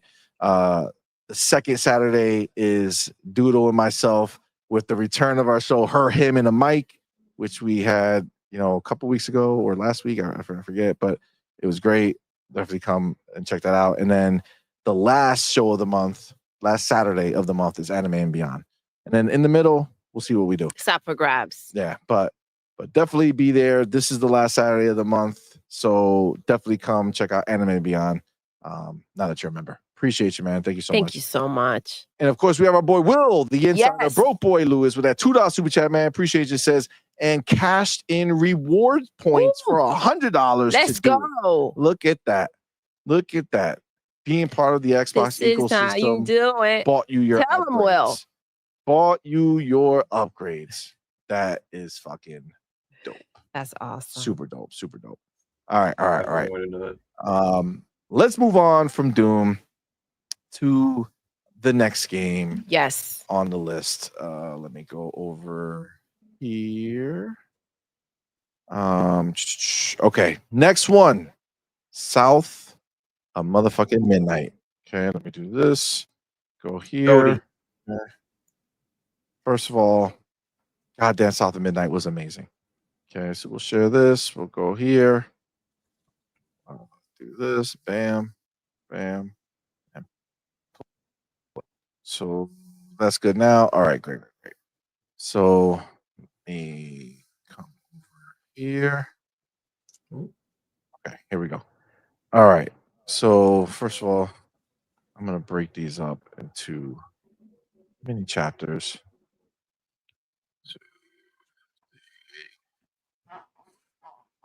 All right. So South of Midnight. First of all, I'll let you know straight up at the end of the show, we talked about what were our favorite, games from the show. It was our favorite game from the show. And I got to tell you, myself and Doodle went ahead and said that South of Midnight was our favorite from the show. And it showed up in such a great way. Farrell said he already knows this game's going to be his game of the year. So he was just giving the game of the show to somebody else just for good giggles. Okay. Yeah. But this shit, I know it's going to be a sweep. Amazing. Yeah. I mean, come on, man. This is next level. I still remember when Phil Spencer was asked about what was his, game that he was most excited about that they haven't announced yet, that he knew was in development, and he said that Compulsion Games, their game, was going to be something special. And God damn it, if we fucking see it now, right? This is the crazy shit. It's crazy to me how some people are in the quote unquote gaming space. And I don't know if you saw any of this scuttlebutt on Twitter, but somebody said that, man, they need to get the frame rate in check. Man, it wasn't a great showing. It looks good, but they need to fix that frame rate because they don't know that they're doing the stop motion style of game and that you could turn it off in the game if you want. But they don't know that they're doing the stop motion. And I don't understand how, if you're in the gaming space and been watching this stuff, you don't know that this is stop motion. It's not frame rate being bad, right? Which is wild to me. But honestly, it looks amazing. It looks so interesting. Like I could already see myself getting lost in this world. I'm so pumped for it, right? Like I'm so excited for this game. But let me read the write-up they have for it, because again, it's just, man, what a game. So they say South of Midnight launching April 8th, 2025. As you know, we had heard about the collector, that special edition with the vinyl and all that stuff that Will, the insider, Broke Boy Lewis, brought to our attention, which after that, we pretty much knew that it was going to launch around there, right? Like it was going to launch somewhere around there. And absolutely it did get announced for April 8th. So that's fucking phenomenal. I was hoping earlier, but yeah, but you know, it is what it is. You said the 5 days early? I don't know if this is going to have April 3rd. That would be April 3rd if they did that. Yeah. So it says Xbox Series X and S, Xbox app for Windows PC, Steam, Cloud, and play it day one with Game Pass, which is beautiful. Now they say Compulsion Games took us behind the scenes at their studio in Montreal, Canada, to learn more about South of Midnight, their new third-person action-adventure game, which releases on April 8th, 2025. In Compulsion segment, we learn more about the journey of Hazel, the game's protagonist, which leads her into a darkly magical world where she discovers her new abilities as a weaver. Her story is filled with macabre, something like that, Southern Gothic folklore, and encounters with mythical, larger-than-life creatures that shape her growth and understanding of her newfound powers. You can see more of South of Midnight handcrafted art style, world building, and combat in South of Midnight's new story trailer, and get ready to explore the American Deep South with Hazel by pre-ordering today. Oh, and play up to 5 days early with the South of Midnight Premium Edition. Let's go. Okay. Good to know. So it will be 5 days early, which means April 3rd. I mean, that's pretty early, right? That's pretty early. Let's see. Did they do the same thing? They did. So they did deep dives, by the way, on all of these games. So Doom the Dark Ages on Xbox Wire has a whole big write-up that goes, deep into it. And same thing here. Obviously, I'm not gonna, go into this humongous write-up that they have for it, but you could definitely check it out. But honestly, they showed so much. They showed so much of this game. I honestly didn't know that they were gonna have so much. Like they just did a deep dive, right? I for sure was shocked when it got announced that this was gonna be at the show. Yep. Edward Lafferty says macabre. Macabre. All right, listen. Thank you, Edward. Well, Meet the Cheater says it's pronounced macabre. I don't know. All right, well, somebody figure it out. Okay. I tried. Okay, I tried. But listen, this game 100% it just screams creativity. It right? does. And originality, right? Like it doesn't, you don't look at this and say, I've played this shit already. You know what I'm saying? I've played this game a million times. Like, no. All right, no. So Dark Angelic says macabre is correct. Okay. So macabre. I was close. Okay. I really wasn't, but that's okay. But dude, how many, just the enemy variation in this game. So many different enemies, and they didn't even go deep into the music. You know what I'm saying? Like, they didn't even go deep into the music, and it was still just, oh my God. So good, man. So good. I don't know about you guys, but for me, seeing everything that they showed us, how intense the story got so quickly, voice acting is amazing, animation work is amazing, the story is compelling, like everything is just, oh man, it's just crazy how good this damn game is, man. Like I cannot wait for it. Baby, what do you think about the I showing that love they had? that. I love that. You brought up that the music was kind of absent here, right? And it's such a standout. And without it, it's still the game still stands out tremendously, right? And it's like every aspect of this game. And again, I just the balance between the darkness and the light, good and evil, and her powers, the way that it seems like they're gonna kick in. I'm so pumped for this story.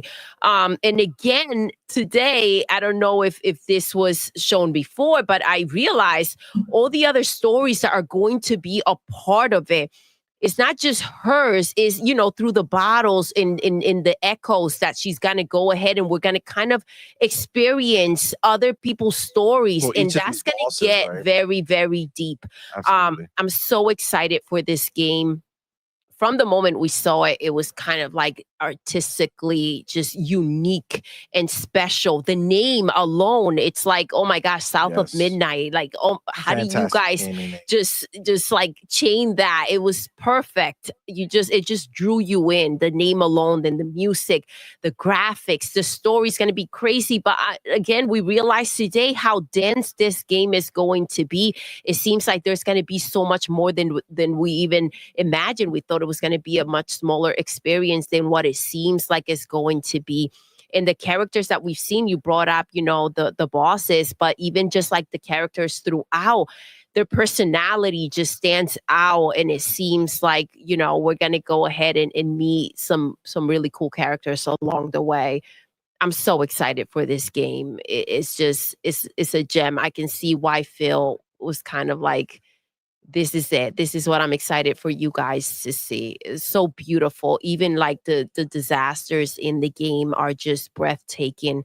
You kind of just and look, I if I'm remembering correctly, they did say that when you're playing this game, there are little elements where you're going to be looking at, if you don't look at the ground, you may miss something, right? When you're exploring, there's so Yeah, much they paid detail. attention to every Yes. detail. And you see Yeah. the room, like the room that she was in, you just see how full it is, right? How much is in there, that it's so well done. The lighting too, it's insane. I'm really pumped. Agreed. What do you think, Faro? Yeah, this is, like I said, this is probably going to be my game of the year outside of something crazy hitting at the Xbox Summer Showcase that, I can't anticipate.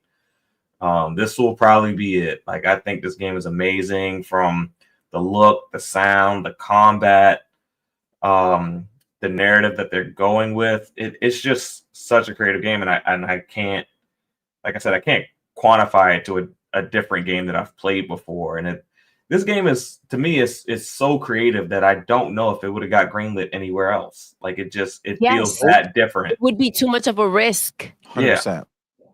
But it's a risk that came together so well, and I just can't wait to try this out and experience Hazel. And I'm kind of somewhat already hoping that they got plans for some type of sequel, and I don't even know what happens in this one yet. But it's just this world is just a world I can see myself enjoying a couple of go rounds of. Yeah, kind of getting lost in there. Yeah. The thing that's crazy is that, like, you just mentioned the idea of them doing sequels, and it's like, sometimes creatives, right? Like, they can't live in a sequel because they're ready for their next challenge. And when I look at something like this and see their progression from, the type of games they've made are wildly different, but like all unique, right? Contrast, very unique game, very different. We Happy Few, very unique game, very different. Honestly, I would love for them to go and make sequels to those games under Xbox. So we can see what We Happy Few would have actually been with the backing of Xbox, right? Yeah. Same thing with that other game, which was unique.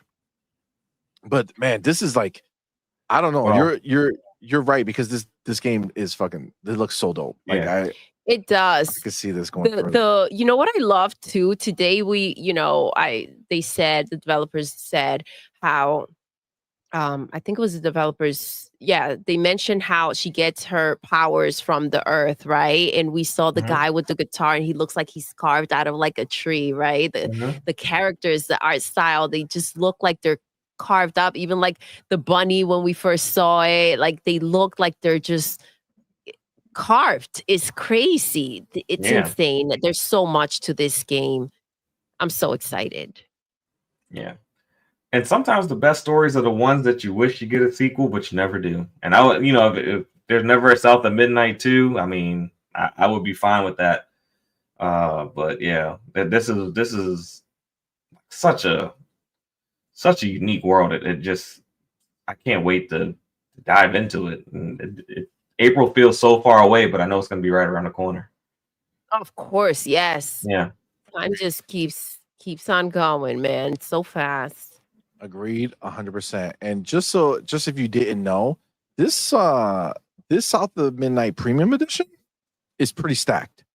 It's pretty stacked, and it's funny because most of this stuff, like in general, like I wouldn't really think about, but for this particular game, it's just like also intriguing to me because I feel like it's all going to be really well done. So let me read here because they do map it out what they have. So if you purchase the standard edition or are playing with Xbox Game Pass Ultimate or PC, decide you want the premium upgrade, you can upgrade at any time with the premium upgrade edition to get up to 5 days early and access to these digital extras. Okay.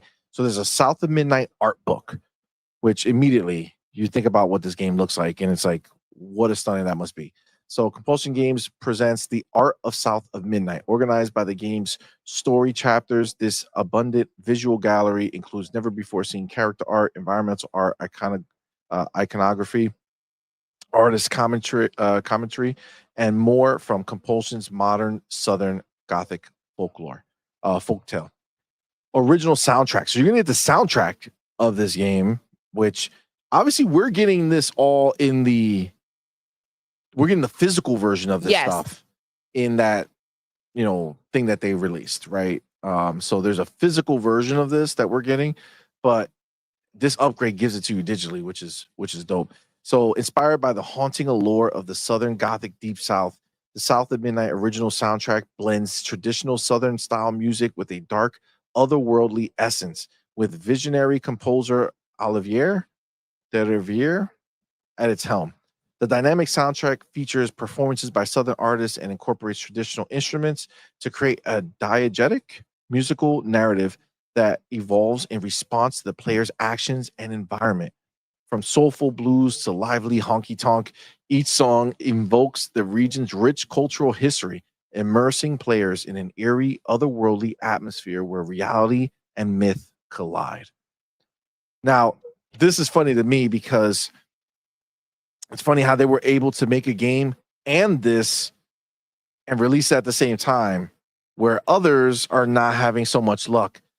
In this edition, you're going to get the Boo Hag digital comic book. Seems like they can release the game and a comic book. Interesting. Yes. Compulsion Games has teamed up with award-winning comic book artist and writer Rob Guillermo to create the Boo Hag, a digital comic book set in the South of Midnight universe. Presented in full color, the Boo Hag explores protagonist Hazel's encounter with an infamous mythical creature from Deep South mythos, giving readers a chance to dive even deeper into the game's fantastical and folkloric world. There's going to be a music video. Oh, Songs and tales of South of Midnight. Feel the magic of South of Midnight's lyrically driven narrative music with song and tales from South of Midnight, a visual compilation featuring 3 selected songs from the South of Midnight original soundtrack. This field recording style music video showcases and celebrates the diverse range of Southern musical genres that define South of Midnight's soundtrack, all while telling a cohesive story throughout delightfully haunting videos. Holy shit. And then the documentary, Weaving Hazel's Journey Director's Cut. Weaving Hazel's Journey, a South of Midnight documentary Director's Cut, offers fans an extended look at the development of Compulsion Games' third-person action adventure South of Midnight. This Director's Cut explores in even greater detail the team's world-building process and inspirations drawn from Deep South folktales, featuring exclusive interviews and commentary from various Compulsion games developers across multiple disciplines, including gameplay, narrative, art, music, and more. Man, again, in general, these types of things wouldn't matter too much to me, but for whatever reason, I'm so in on this game. You know what I'm saying? Like I'm so excited for it. I think there's so much to it that I'm so excited for. Because you're seeing the game and you want to kind of you want the book, you want the music, everything. And that's the thing about it. It's almost like everything stands alone perfectly. Facts. You kind of are looking at something that, for me at least, seems perfect from every angle. So if you're getting a comic book, or you're getting a freaking a soundtrack, or like anything about it, you kind of know that it's going to be great because of what you're seeing and hearing. So it's a big deal. Absolutely.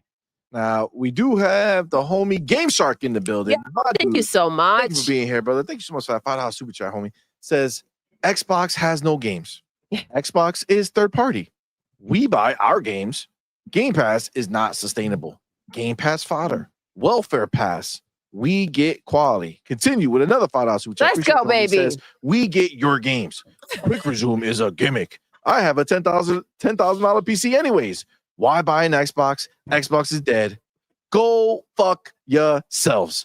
Absolutely. Fuck yeah, Game Shark. Dude, that narrative is so never ending cycle. It's just the same nonsense over and over again. It really is. Console sales. This is all coping. Okay. This is all their self-soothing. You could see them rocking back and forth as they say these things. This is what they do in the corner of their room doing this shit. Just trying to make themselves feel better because they're so invested in the idea that PlayStation being the best defines them as a player because they bought that box. Like, bitch, we have the box. The box is not special, but they need it. They identify as the box. That's what's crazy, you know because they have no games. It's crazy. It's crazy. It's so sad that this is the way these people are. Like, they can't evolve. I understand in a world where there was only two sides of the story and you had to pick a side to be on. Fine, if that's what you want to do, I get it. I was part of that world too. But shit, man, open your eyes, bro. Look at what's happening. Gaming is better than it's ever been. Xbox is leading the charge to a new frontier, a place where they can make so much money that they can continue to invest the stupid amounts of money that they have. Understand, no one has invested almost $100 billion in a span of fucking 2.5 years in gaming. That's what's crazy. That's what's crazy. Happened. You think that Satya will get off his seat for this if it wasn't real? Are you crazy? That is not funny money. Nope. That's real money. All right. This is not made up PlayStation nonsense. This is in IOUs and sticky notes. Facts. Come on, man. 100%. It's crazy, but it really is, man. It really is. They don't see it, you know? They don't see it, but it is what it is. It is what it is, for sure. I pity PlayStation peasants, man. Thank you for being here, bro. Thank you for the super chat. Says, thank you. The L's I keep can't see coming. It. Click. CMoney, King Trash, gone. LOL. Please take my idea and start taking notes of these so many L's. We got to do it. Yeah. I gotta get it together. It's time. You didn't click on it. I don't see it. Oh shit. Yes, thank you. Okay, I was looking for it and I can't find it. My bad, player. Sorry about that. But yes, I'll read it again because it wasn't on the screen. Thank you. The L's keep coming. CMoney, King Trash is gone. LOL. Please take my idea and start taking notes of these so many L's. We gotta do something. Time is the bitch, but we gotta do something because I do like the idea. Appreciate you, homie. Then we got the homie Will Broke Boy. Well, I'm sorry, Will the Insider Broke Boy with that $2 super chat, man. Appreciate you, homie. Says, and the physical collector's edition is signed by the devs. Yes, that's the one that we're getting, which is dope. But I'm also gonna get this other one because I want 5 days only. Will the Insider Broke Boy is back with another $5 super chat, man. Back to back. Says, I put the link for the physical collector's edition in that general Discord. Price $140, no game. Had to order by December 24th to get it signed by the devs. Oh, well, now you just You just mocked them. Yeah, at this point. but thank you. You're the reason we knew about it. did You're the it. reason Thank you, sir. we picked it up because you did send a link. So The link is appreciate in it. our Discord, guys. If you're not in our Discord, I don't know what you're doing. Okay, I don't know what you're doing. All right, if you're a member and you're not in our Discord, come on, man, get in there. Let's all chill. It's the link is on the screen. Well, it's underneath this thing. It'll pop back up, but just rewind before we put the screen up there. You'll see it. Like, get in there, man. It's a great time. Real Xbox fans hanging out, shooting the shit, talking about everything gaming related or not gaming related, whatever the fuck they want to do. Come hang out. It's a good time, man, for sure.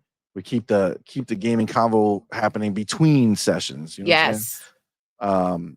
Shout out to Will for putting that in the link. Go over there and check that out. The homie Hargishani, my boy, back with that $2 super chat. Tomorrow's thank gonna you. be fire, bro. Says, so what'll the quote unquote Xbox is dead news be tomorrow?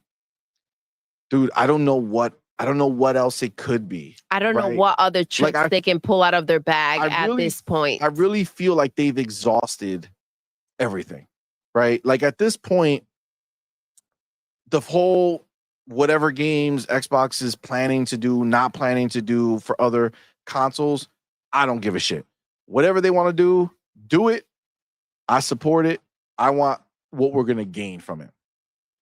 Just is what it is. None of that shit bothers me. I don't care what they say. I don't care what game it is. It is what it is. All right. All it's going to do is be in service of us getting more and us getting better. That's what I want. I want more games, better games. Keep the shit rolling. Right. Keep it going. That's all I want. So there's nothing that they can say in that respect to create an issue. And what are you going to say? Xbox is dead? No, they're staying here. What are you going to say? They're not making consoles? They are. We know that to be true. Like, what are you going to say? They're not making games? There's nothing you could say. Our games are not getting canceled, guys. The games are mid? Actually, no. They're all fucking amazing. Like, what are you going to fucking do or say to bring doom and gloom this way? Even if you thought that the games are mid, it's better than no games. Facts. Just saying. But we don't have that. They're problem, not. But even if they were, or you personally felt that way, we're getting games and you're not. Shout out to Ryu Gaming. Thank you so much, bro. Thank you for reminding us. Don't forget, I'm point4gamers.com. Oh, yes. Yeah. Go check out the website. Thank you, we fam. do have that. Thank you so much. Sorry, but yes. It's true. It is a great way to keep up with everything new that we upload too. So if you are not on YouTube and you just want to go check, you can go there. It always links out to the YouTube clips from the show and shit. We're starting to put up some articles and shit up there. We'll do over time, whatever Madman wants to write or whatever we got going on. I think we're gonna start. I'm also gonna start putting like the written reviews up there. Yes. You know what I'm saying? So instead of just the we got to catch up with that, but yeah, and then moving forward, those are also going to be turned into articles. Thank you, Ryu. Appreciate you, homie. Appreciate you. And then Will, the insider broke boy Lewis. Let's go. My dude with that $2 super chat says, Thank you. and I just ordered the Doom Collector's Edition. God damn it. God damn it. Let's go. God damn it. Will. Oh, damn, CMoney. The chat is saying you shouldn't buy it. 84% said yes. Not to get it. They said yes. You can see it? I'm just messing with you. Yeah, of course I can see I'm it. joking. Of course. I feel like that's something you kind of can't pass up. Agreed. They have so few collector's editions nowadays that when you find a really good one, you kind of have to jump on it. Facts. Agreed. Amit Kumar, what's up, man? Thank you for being here. Amit, what's good? Thank you for rocking out. Duke Togo in the building. What's up, man? Thank you for being here, bro.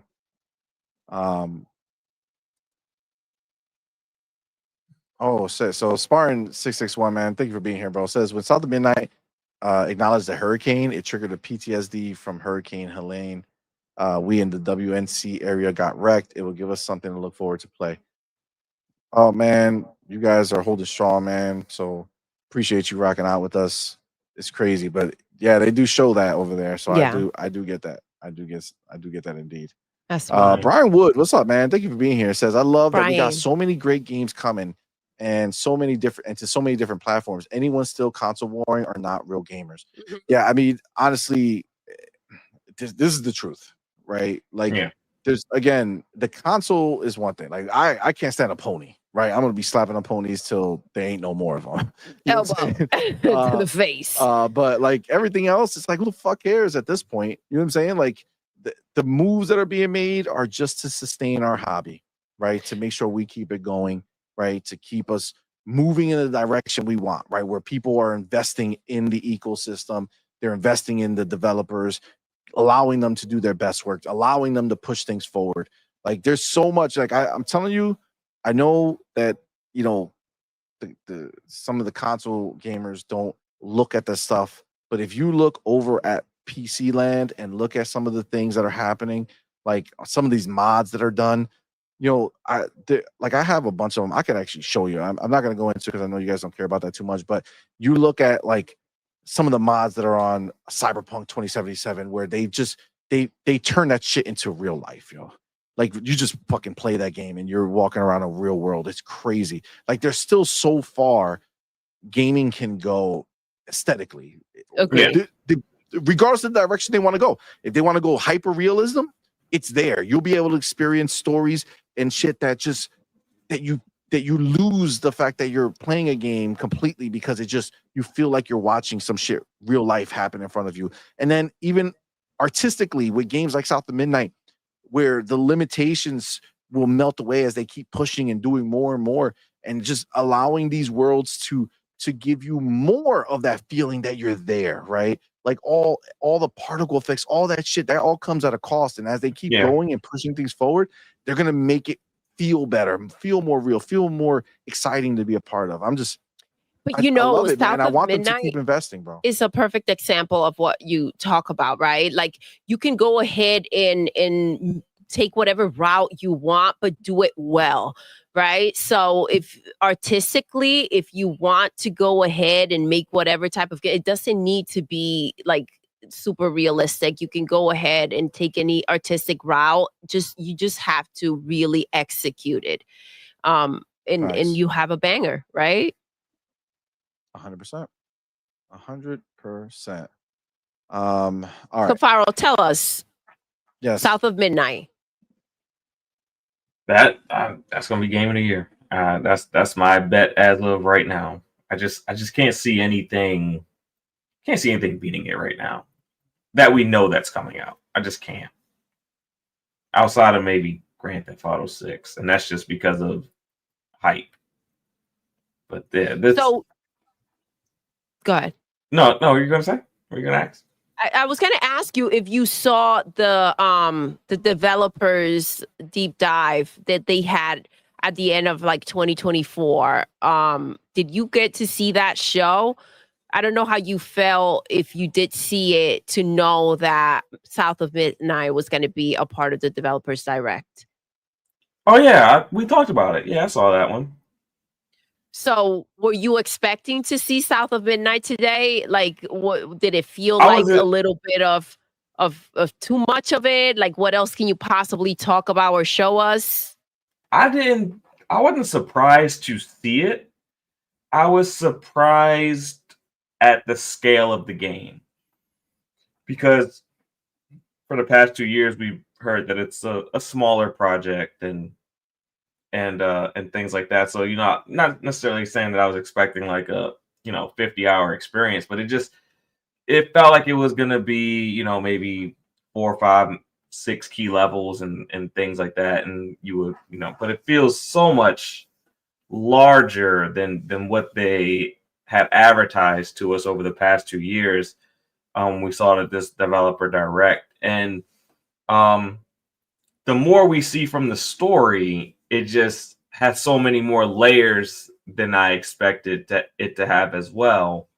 There's so much depth to her powers, to like her personality, how I don't know if I would classify these animals as like monsters or whatever, but kind of how like, we see the catfish, it kind of guides her through, and these other enemies that we see that now she's going to have to fight. And after she fights, she kind of cleanses them and maybe they also assist her in her journey. So it's like there's so many things that I think we're gonna get out of this game.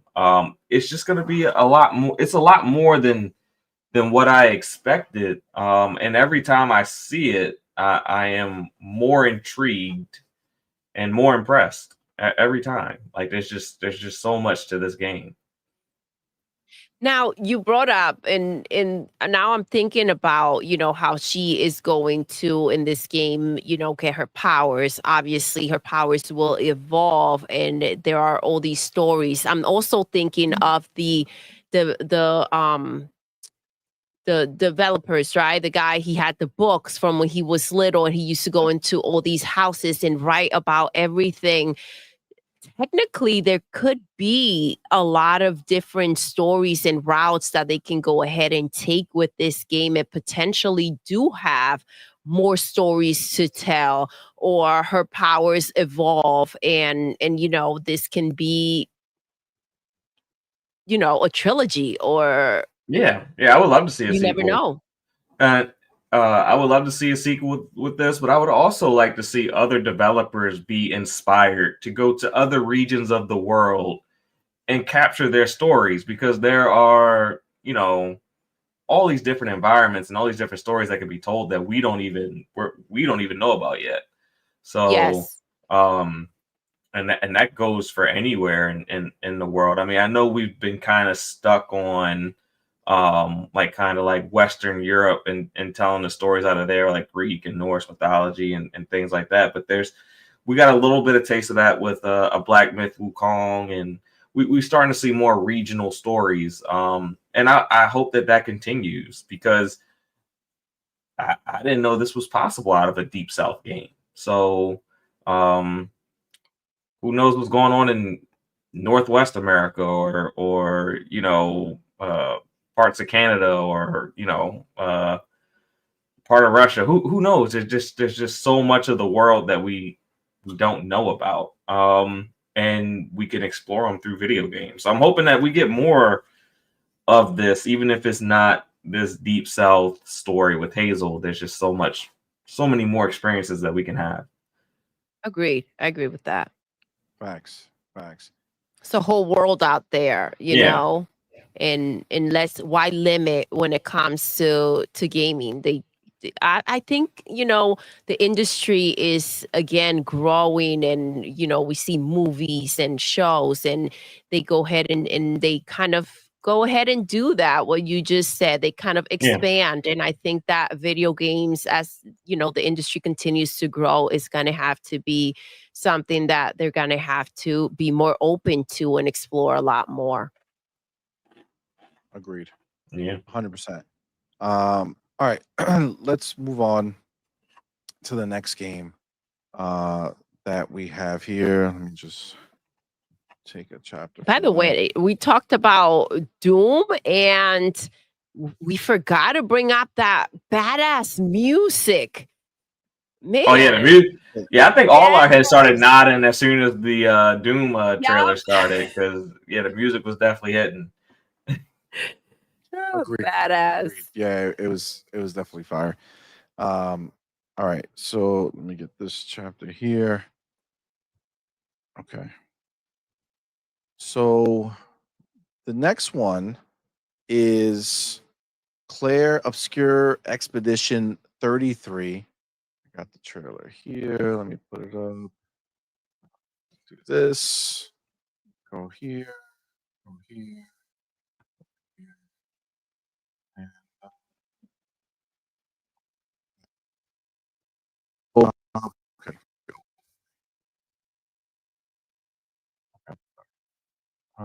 All right. So Clair Obscur Expedition 33 launching surprisingly same month as South of Midnight. Almost 2 weeks, a little more than 2 weeks after. So April 24th, 2025 is when Expedition 33 is dropping. All right. And obviously, immediately you look at this game and it's like, holy shit, how is this their first game, by the way? Yeah. The studio's first game. Look how stunning. I mean, this is what I'm talking about with, just the attention to detail of trying to make something that looks amazing, right?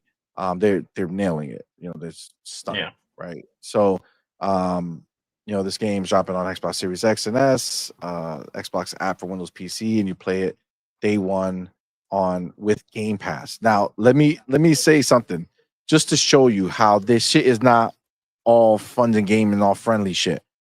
It says next to that, see developer website for other platforms. So you see how they've already said it, okay, for Doom, right? For Doom, they wrote PlayStation 5, right? But when it came to this game, they don't mention PlayStation 5. They said, if you want to find out where else it is, go look. Like, do you see how like this shit is not friendly? No. Like, do you understand that? Like, do you see it's not friendly, right? No. It's not them saying, oh, let's share. We're it's no, kumbaya I'm gonna now. take what you have. And if You we don't don't- have to mention you, we won't. Exactly. You don't bring someone to their knees and then mercy. No, that's not how it works. Not after everything that's happened with PlayStation, everything they've done, their Facts. ways. If it were up to them, Xbox would be dead. That's the Facts. reality of it. And listen, for as much as people want to say whatever it is that they want to say, it's a lot worse than a death to keep them there and watch how Xbox puts their games, some of their games on their platform, and it's just killing it and making money off of it. Their entire freaking their business model was to figure out how they can keep games from Xbox. Agreed. Yeah. And look at them now. Facts. All right, let me read this. So it says, we visited Montpellier, France, home of Sandfall Interactive, as they developed their first game, Clair Obscur Expedition 33. This turn-based RPG is set in a fantasy version of late 19th century France, where the world is facing an existential threat 1 year at a time. The developer shared a deeper look at the game's innovative mechanics, such as the reactive turn-based system and the unique art direction that brings the game's world to life. We even got a first look at Expedition 33's expansive overworld map as the Coupe de Grace Sandfall Interactive confirmed the game's release date. Our journey to stop the Paintress begins April 24th. For more on the team's creative vision and deep customization options, we got more here on Xbox Wire. Again, whole different article that they have. But yeah, man, I mean, look, this is from the beginning. When we first saw this, right, it came, it was a trailer at one of their last shows. I forget where it was, but man, did it look stunning right off the rip, right? Game Pass day one, we were all hyped for it.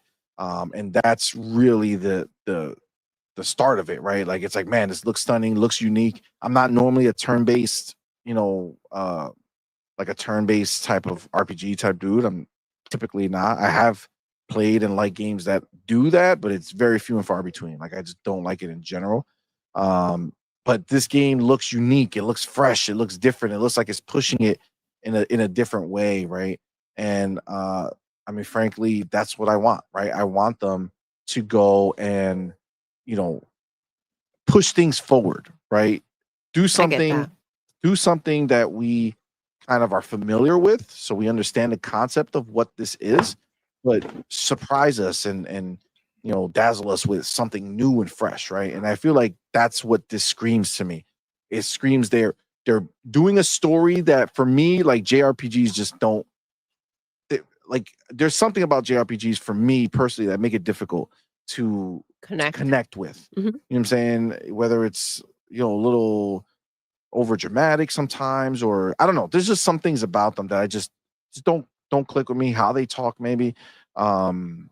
Everything's very dramatic in my mind when I'm reading or listening to that stuff. But here it feels like it's a grounded story, right? Like, I mean, not grounded, like, not, it has supernatural, obviously, but the way it's delivered, right? It just feels right to me. And again, the beauty is, right, you look at this and you say, man, that's intriguing. Wow, that's interesting. I wonder how that's going to come out.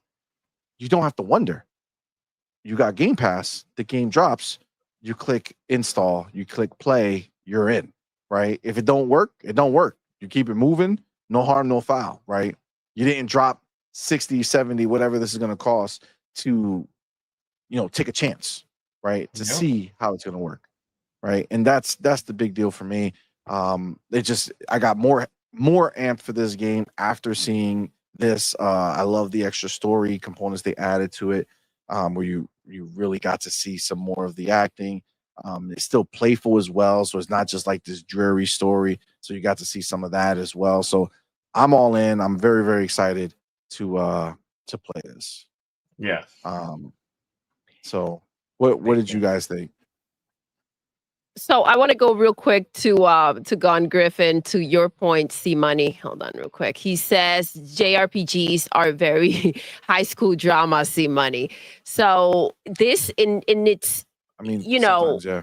This is the thing. They did make it a point to bring up, the characters, these are older characters, right? 33 years old. And, the depth of like feeling that you get from them, though, it's captivating. The way that just like, almost like you can see the heartbreak in their faces. Those moments are just absolutely stunning.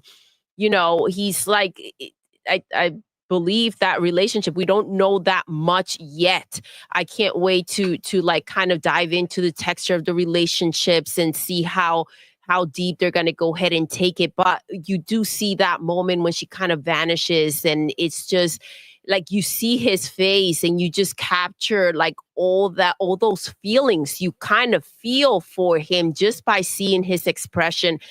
It's just, it goes so deep, and graphically it looks beautiful. Again, you said it, CMoney, and I cannot stress the fact that enough. This is their first game, so it looks freaking amazing. And the one thing I would say is that today I did find that there is a lightness to it. Some of the characters, we heard some funny, and we heard the music. And the music, I felt such a disconnect. I'm like, what is this hyped up music with what we've seen so far of this game? And it's like, that does not go together. Do not try to pair it, right? So it seems like we're going to get a lot more that we haven't been exposed to, and we just got like a little taste of today. So hopefully the music is going to be according to the moments, and it'll kind of gel well, because it's kind of like there's nothing better than when you hear music that you almost can feel like it's not even there, but you can't go without. It's so perfectly paired. So I hope it doesn't lack in that way, because the game just it looks amazing. And again, the story seems like it's gonna be something else. It's unique for sure. Facts. Mm-hmm. What do you think, Faro, as the Final Fantasy lover here? Yes. How does this game excites me deeply. I think this game also has Game of the Year potential. I think if this game does win Game of the Year, it's going to be off of the strength of its character depth and the interpersonal relationships. It seems to be a very strong theme of this title from what I've seen so far. And just dealing with the fact that like all these characters are fighting against time and a literal enemy at the same time. Yeah, this game is gorgeous, and I think it does a lot to challenge some of the challenges that some of these larger third-party developers have said that they've had, giving us an open map and things like that, for someone to come with their first game and be able to give you an open world map from the jump, where other, Square Enix, they've only been able to give you zones and not really give you a full open world consistently. So I think this game does a lot that challenges industry standards. I love the setting. I love the graphics. I love that they have taken turn-based combat and kind of put a fresh spin on it. Me, myself, I'm not the biggest fan of turn-based combat, even though I am a fan of JRPGs. I feel like turn-based combat in general is just based on the limitations that they had when they started the genre. You know, back then you couldn't. There was only so much you could do on a platform. You were limited, you know, by the capabilities of it. So you ended up creating a turn-based system. But it looks like they have a fresh spin on it, and it looks gorgeous. Even like the damage points when they pop up on a screen, it has a fresh feel to it. Feels good. So I really can't wait to get my hands on this game. Dope. Yeah, I feel you, man. I think this is going to be a big thing. I think I think ultimately this game is going to kind of sink or swim on the in-betweens. Mhm. So Yes. like the story cinematics, fucking phenomenal. I can't see that failing at a certain point. I feel like they nailed that. The voice acting, all that shit, top notch. The story itself seems dope as fuck, right? Like the idea of what the story Absolutely is dope as unique. fuck. Yes. I They love have all it. these characters though that that's the only place I could see these pitfalls where they have like these like that big fluffy thing Yes. that goes around, that the monkey thing, right? Mhm. You know, comedy is hard to do. So like when you have these things in there and it's like they're there to kind of alleviate the tension. Sometimes that could work out great. Sometimes it could be annoying. Absolutely. And then those moments in between the world, like they show all this stuff and it looks super crazy, right? But then they show like walking through the town and it looks a little more generic, right? It doesn't look as Impressive. crazy. I mean, they did a deep dive. They showed you that what their plan was for each part. And I'm not saying they look bad. I'm just saying that like those would be the places where it can fall apart, right? It's Well, how yes, much time because are you spent on those places, and if they're not that great versus how much you are doing all the cool shit that you like, right? yes, that's the thing, right? Like you said, the in betweens, how much time you're spending there, but also like you brought up such a great point. The transitions for this game, because it seems as though they're trying to balance and kind of give you a palate cleanse with the love and the grief and the joy, right? The funniness and the sadness that you're going to go through. It seems like they're going to take you on a bit of a roller coaster, and those transitions and how you kind of go from one to the other, they can either be a palate cleanse and just bring you right back into the story, or it could be kind of like a moment that feels like you're just being pulled away and drawn out, and you can lose the attention to what's really happening, and it can kind of disconnect you from the game. So again, it has my attention. It's had for a while. I have a lot of quite a bit of like question marks after seeing a bit more of it. So I have some questions. It's just right around the corner too. So I'm not sure that we're going to see much more of it before the game actually releases. The beauty of it for us, again, it goes into Game Pass. If it is true to what we're expecting from it, then, it's a banger. If it's not, then it's as easy as on. Facts. Yeah, I think my only concern with this game, and it's a concern that I have with like every RPG, is how much does the extra stuff pull me out from the narrative?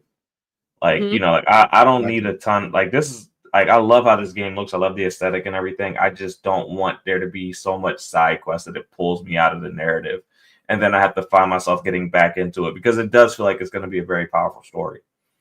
Yes, I agree. 100%. And the question is it, can you just not choose to do those side quests? Yeah. Right? Oh, that Can you just too. keep it moving if you're not feeling them right? Yes, and Yeah. kind of straight line the story, right? Like, Yeah. what if you don't want to go ahead and kind of pull away from that, or you don't want to do certain things? How much freedom are they going to give you as a player to go ahead and kind of play it in the way that you're going to enjoy it? For Agreed. sure. That will 100%. dictate a lot. Agreed 100%. All right, let me get my chapter. We're going to move on to the surprise, which was slightly ruined beforehand, but still surprise nonetheless. Mother effing Ninja Gaiden 4. That's right. Ninja Gaiden 4 is real. It's here. We're going to be getting it in the fall of 2025, day one into Game Pass. biggest news for me, right? So if you remember when we talked about the potential of it being, Ninja Gaiden, right? Um, First of all, we didn't know if it was going to be Ninja Gaiden 4 or would it be a spin-off or something like that. So we had no idea. But when we talked about it, it was like, okay, cool, is Ninja Gaiden. But the real question is it going to be in Game Pass? Because I really don't it's dope to show a game at that point. But at that point, it's just taking up space on our show. Agreed. Right. I mean, we did discuss the fact that if it's not in Game Pass, maybe it shouldn't be on the direct. Yeah, and exactly. Don't put it there if it is, because it's kind of it's not that it won't be cool for the game to come out, and that's fine.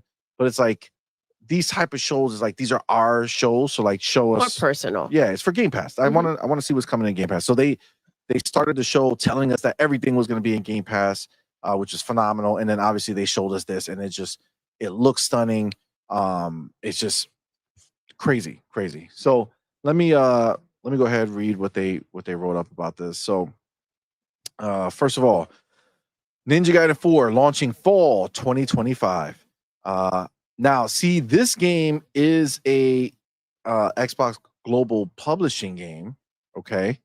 So there's going to be the difference here because, again, this is to show you Xbox Series X and X, Xbox app for Windows PC, Steam Cloud, PlayStation 5, and play it day one with Game Pass. So if it's our game, they're showing it to you, right? They're like, hey, this is happening if it's happening. But on these, Clair Expedition 33, it's just a Game Pass deal, right? It's not our game. It's a Game Pass deal. So if that's the case, they're like, no, we're not going to pimp out your game to other places, right? We're already giving you the Game Pass deal. So so that was right there right away. So so it says Team Ninja announced the return of a beloved franchise with the reveal of Ninja Gaiden 4. After more than a decade, the masters of action at Team Ninja and Platinum Games have partnered with Xbox Game Studios Publishing to bring us an exciting new chapter in the Ninja Gaiden series, a series with a long history on Xbox. We were introduced to Yakumo, a new protagonist whose objective lies at the heart of a devastated Tokyo.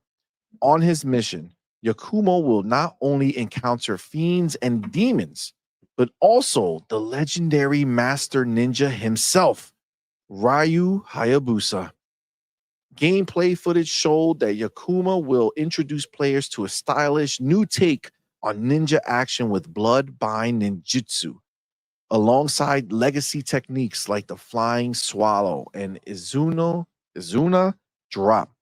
Ryu will also return as a playable character with a revamped arsenal that stays true to his signature brutality and precision. Let me just pause for a second and say they took a page out of Metal Gear Solid 2. I was thinking the same thing. That if you go ahead and just tell them that it's just going to be this dude and try to surprise with one or the other, people are going to get mad. So it's nope, they're both playable. Don't worry. Which is smart. By the way, you forgot to put it on a loop, and we're on Doom right now. What the? I don't know if you want to go back and fix that real quick. Thank you for. No problem. Yeah. Thank you for saying. I definitely got Metal Gear Solid 2 vibes when I was watching the trailer today. Right? You feel like they learned from it, right? They were like, hold on, let's make this right. But yeah, so during the segment, developers from both Platinum Games and Team Ninja shared details about the game story, the setting in a near future Tokyo, and its action-packed combat mechanics. We also got a glimpse into the creative process behind this highly anticipated title, which will be released in fall 2025 and can be wishlisted on Xbox PC and PlayStation 5 for the latest information. Follow them, blah, blah, blah. But there is another little thing here that I just wanted. They do the same thing, just like they did with every game. There is a deeper dive where they actually go through and hold on. Yeah, okay, I got that. Where they actually go through and talk about everything in much more depth. But I wanted to grab at the very end of the Xbox Wire, they do have some some quotes here that I wanted to grab. Okay, here we go. Okay, so Yuji Nakao from Platinum Games says, I'm incredibly grateful that we were able to announce Ninja Gaiden 4. As a huge fan of the Ninja Gaiden series myself, this is a truly exciting moment. The game is currently about 70 to 80% complete, and we've entered the polishing phase. We'll continue to work closely with Team Ninja, ensuring every detail meets the expectations of fans. There's more information coming that will help you understand just how fun and exciting the game is, so please stay tuned. As both a fan and a developer, I'll do my utmost to deliver an experience that satisfies everyone. That's a nice little statement there. And then Fumihiko Yasuda, head of Team Ninja Koei Tecmo Games, says, I want to thank fans who have patiently waited for the return of the series. Their passion was the driving force behind the development of Ninja Gaiden 4 and our collaboration with Platinum Games. I'm thrilled that we were finally able to make this announcement and hope it brings joy to our fans. We'll continue working hard to meet your expectations. Ninja Gaiden 4 is an action game at heart, and we are looking into ways to give you opportunities to get hands-on experience. So please stay tuned. Sounds like a demo's on the way. Sounds like a demo's on the way. Honestly, sounds great, man. I love when they put out a demo that it's kind of like showing this is how confident we are about the game. I also love the way that they're addressing the fans and kind of, putting themselves in a position where, yes, this is your vision. This is the game that you want to go ahead and deliver.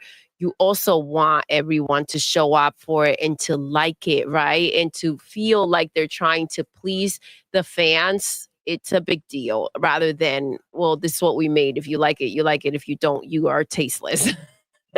Right? So it's nice to hear the way that they're addressing everyone. Go ahead, CMoney. I was just looking at the screen, and doesn't Xbox Global Marketing, whatever they're, the publishing thing, don't they have their own splash screen? Yeah. It says Xbox Global Publishing, typically. Yeah. This didn't have that. This says Xbox Game Studios. Oh. Question. Is it possible that Xbox bought Platinum Games? I don't think so. And you don't think? I don't know. I would say details. They wanted to get bought by Microsoft. They asked them. They begged them live in front of the world. Okay. I would say I would lean more Koei Tecmo than Platinum. The publisher. You think they bought the building? Oh shit! I feel like that.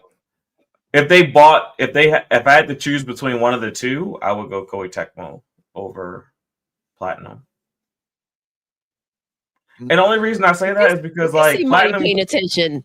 Like what IP does Platinum Games have? Like I've always known Platinum Games to like make other people games for them recently than them having like a bunch of really strong IPs themselves. Well, they made Bayonetta. Yeah, but is that their IP? That's what I'm saying. It was their IP until Nintendo bought them. Nintendo bought it, right?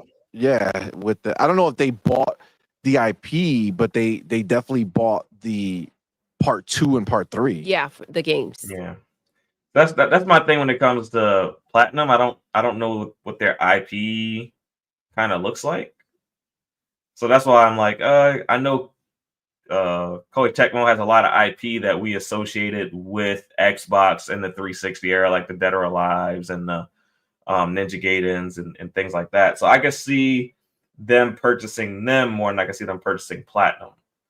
They could just pay Platinum to make games like everyone else pays Platinum to make games. I mean that's possible. The only reason I said that was because again, it says Xbox Game Studios. You are on a roll, bro. Like, and I'm just saying, with like, Aaron Greenberg, the freaking I did catch that. I did catch that. It was right. It's all in the details. I'm just saying words matter. You know what I'm saying?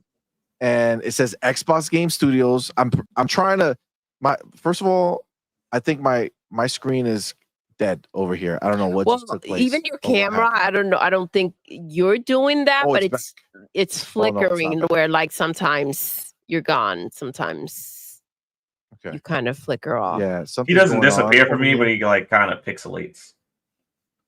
Yeah, something's happening over here. The gallopers are out there. The gallopers are they're upset.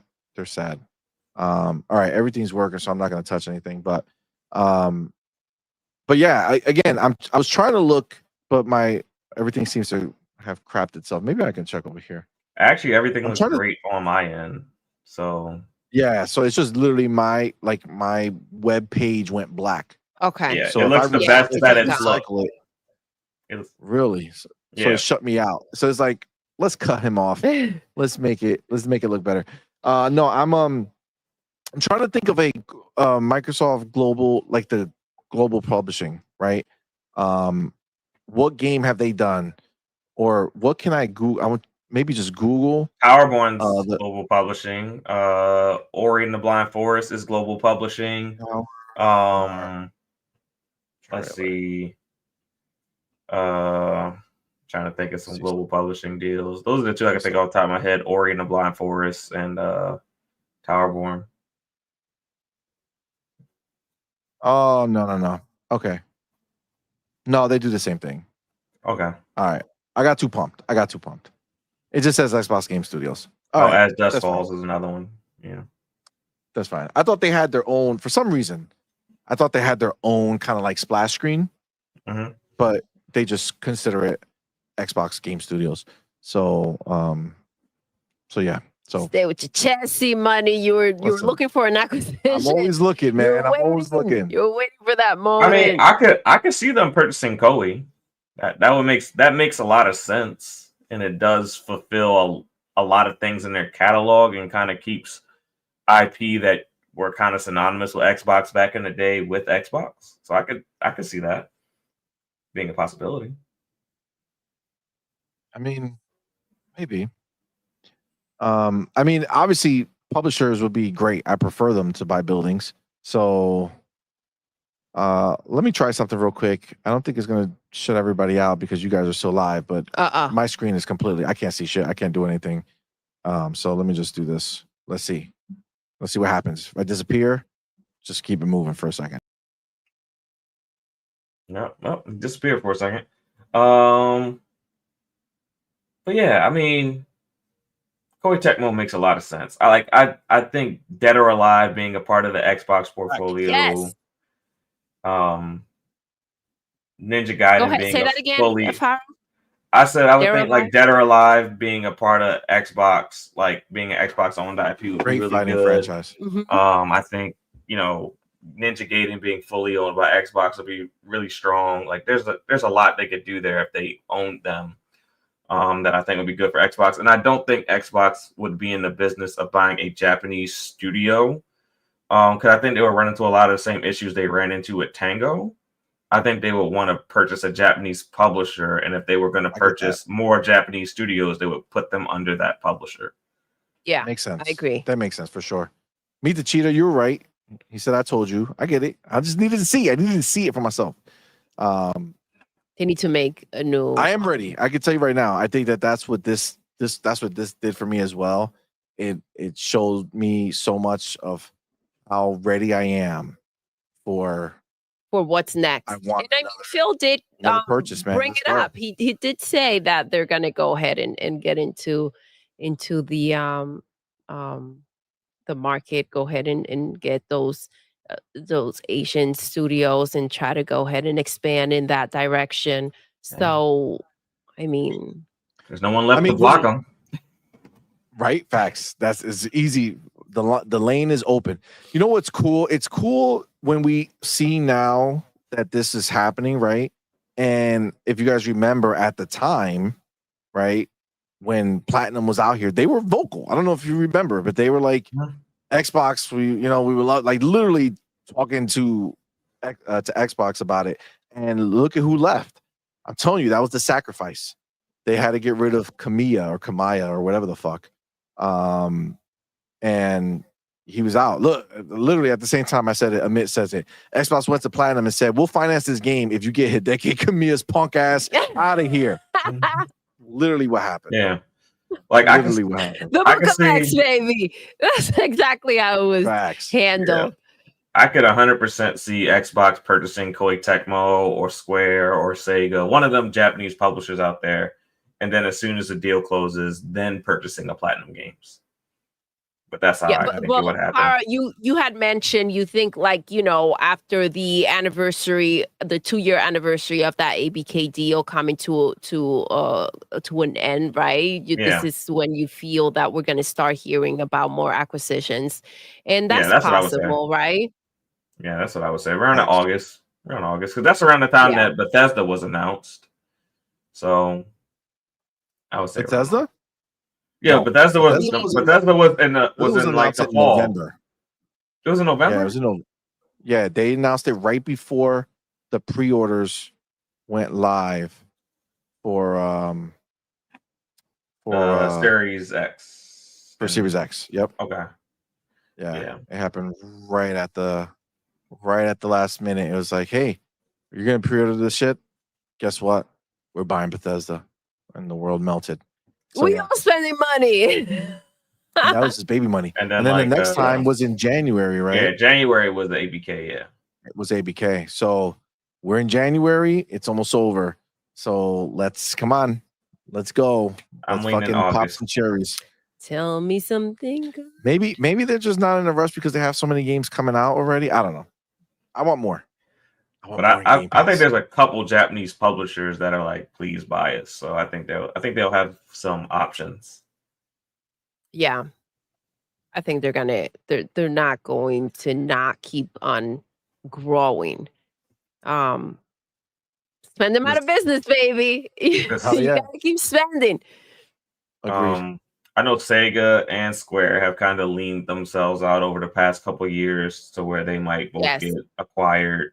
Not sure what Koei's been doing. I don't think Capcom is really interested, but I think if you throw enough money, anyone's interested. Agreed. So facts. First, Michelle Alexandria says the fact that people are calling this a great state of play is so pathetic.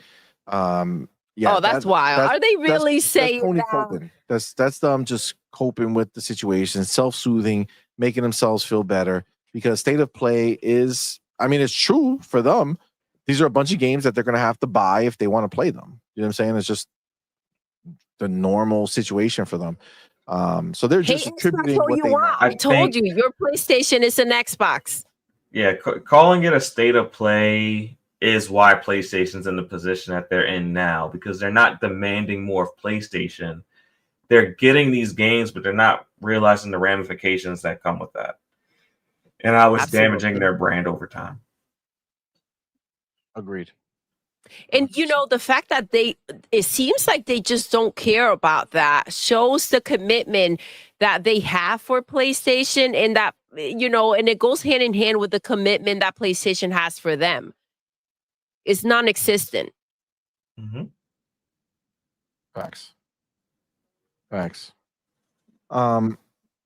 The other one down here that I wanted to get to was right here. Amit Kumar says, I still need them to scoop up Crystal Dynamics, Idols, and Asobo. Facts. What those three games have developers have in common is they're all currently working on Xbox owned property, right? So I think this is almost like playground games at this point, where you just need to just scoop it up, make it official. You know, Asobo has a 10-year deal with Flight Simulator. Let's just scoop it up and let us get a Plague's Tale. You know what I'm saying? Just bring that right into the fold. Beautiful. Yeah. Buy Focus Interactive too. I feel like you can't buy them because they don't deliver like high quality games all the time. They're just a publisher though, so I don't know what they own. But if they own a Plague Sale or anything like that, then get that from them. And then obviously Crystal Dynamics is working with the initiative on Perfect Dark, which is going to be amazing. Which it's so many games that we have. We tend to leave Perfect Dark out of the conversation quite a bit, typically, like because we like don't think about it too much because we know it's like next year, but that's like a 2026 game. You know what I'm saying? Yeah. Like that's next year lined up. Crazy. And then Eidos, who I believe is working with Fable, right? Working with Playground Games on Fable. So let's just scoop those up and call it a day. I thought they were going to purchase Crystal Dynamics until Crystal Dynamics and Tomb Raider got separated. What do you mean separated? It's not separated. I thought Embracer, as they broke up, they sold off Tomb Raider. No, Crystal Dynamics is working on the new Tomb Raider, and it's with Amazon. Amazon has the. I thought Amazon fully owned the Tomb Raider license now. My understanding is that they just licensing it. Okay, so they're just for this game, like they're publishing this game. Yeah. Okay. I don't think they own the Tomb Raider license. Okay. Like, I mean, I don't think they own Tomb Raider the IP. Okay. I think they're just licensing it. From my understanding, I may be wrong. You put doubt in my head now. Yeah, but that was like kind of my concern when I saw the Amazon thing. I thought Amazon bought, because they're in gaming too, so I thought they may have bought the IP. Yeah, no, because Crystal Dynamics had either there was some layoffs or something like that at some point, and they said, "Don't worry, like this doesn't affect our thing with Microsoft at the initiative, and it doesn't affect what we're doing with Tomb Raider." So if it was like Amazon, they wouldn't be like, if Amazon owned that IP, I don't think they would be risking Crystal Dynamics when they're working on that game. You know what I'm saying? Yeah. It's just a licensing deal. So if the game doesn't go, then it just doesn't go. So let me see over here. We got the homie Will, the insider. Broke Boy Lewis, that $2 super chat, man. Appreciate you, homie. Thank you so much. Says, CMoney, I put a present in your DMs. Oh, yeah, let's see what he's on type spend of this free present. today. yes. Apparently. All right, so let's go here. Let's see. Who's this?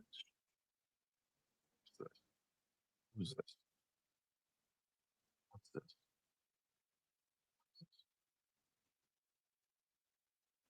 Oh, okay. I saw a message. I'll respond to that one a little bit. What's this here? What's this?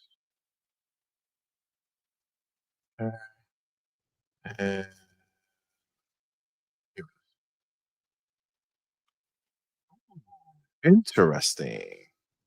Okay. But before we sidestep, when it comes to Ninja Gaiden 4, and for them to go ahead and kind of just, by the way, do you guys think we would have, if the developers didn't come out here and tweeted out that their other games are in Game Pass, I don't think that this would have kind of been puzzled in. I think this was kind of like a isolated situation that took place because they went ahead and made that move.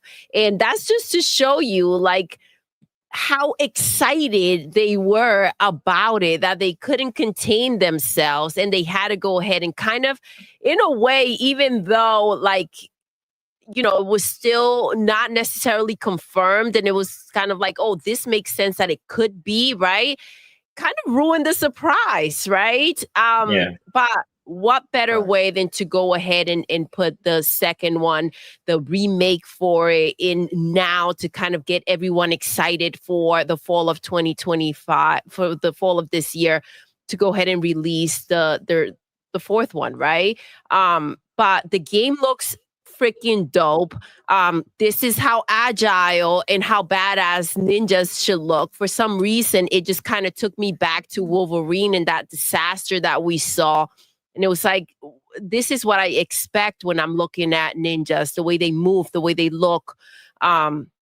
So it was still cool to say, okay, look, this happened, but kind of expected it because of what was going on.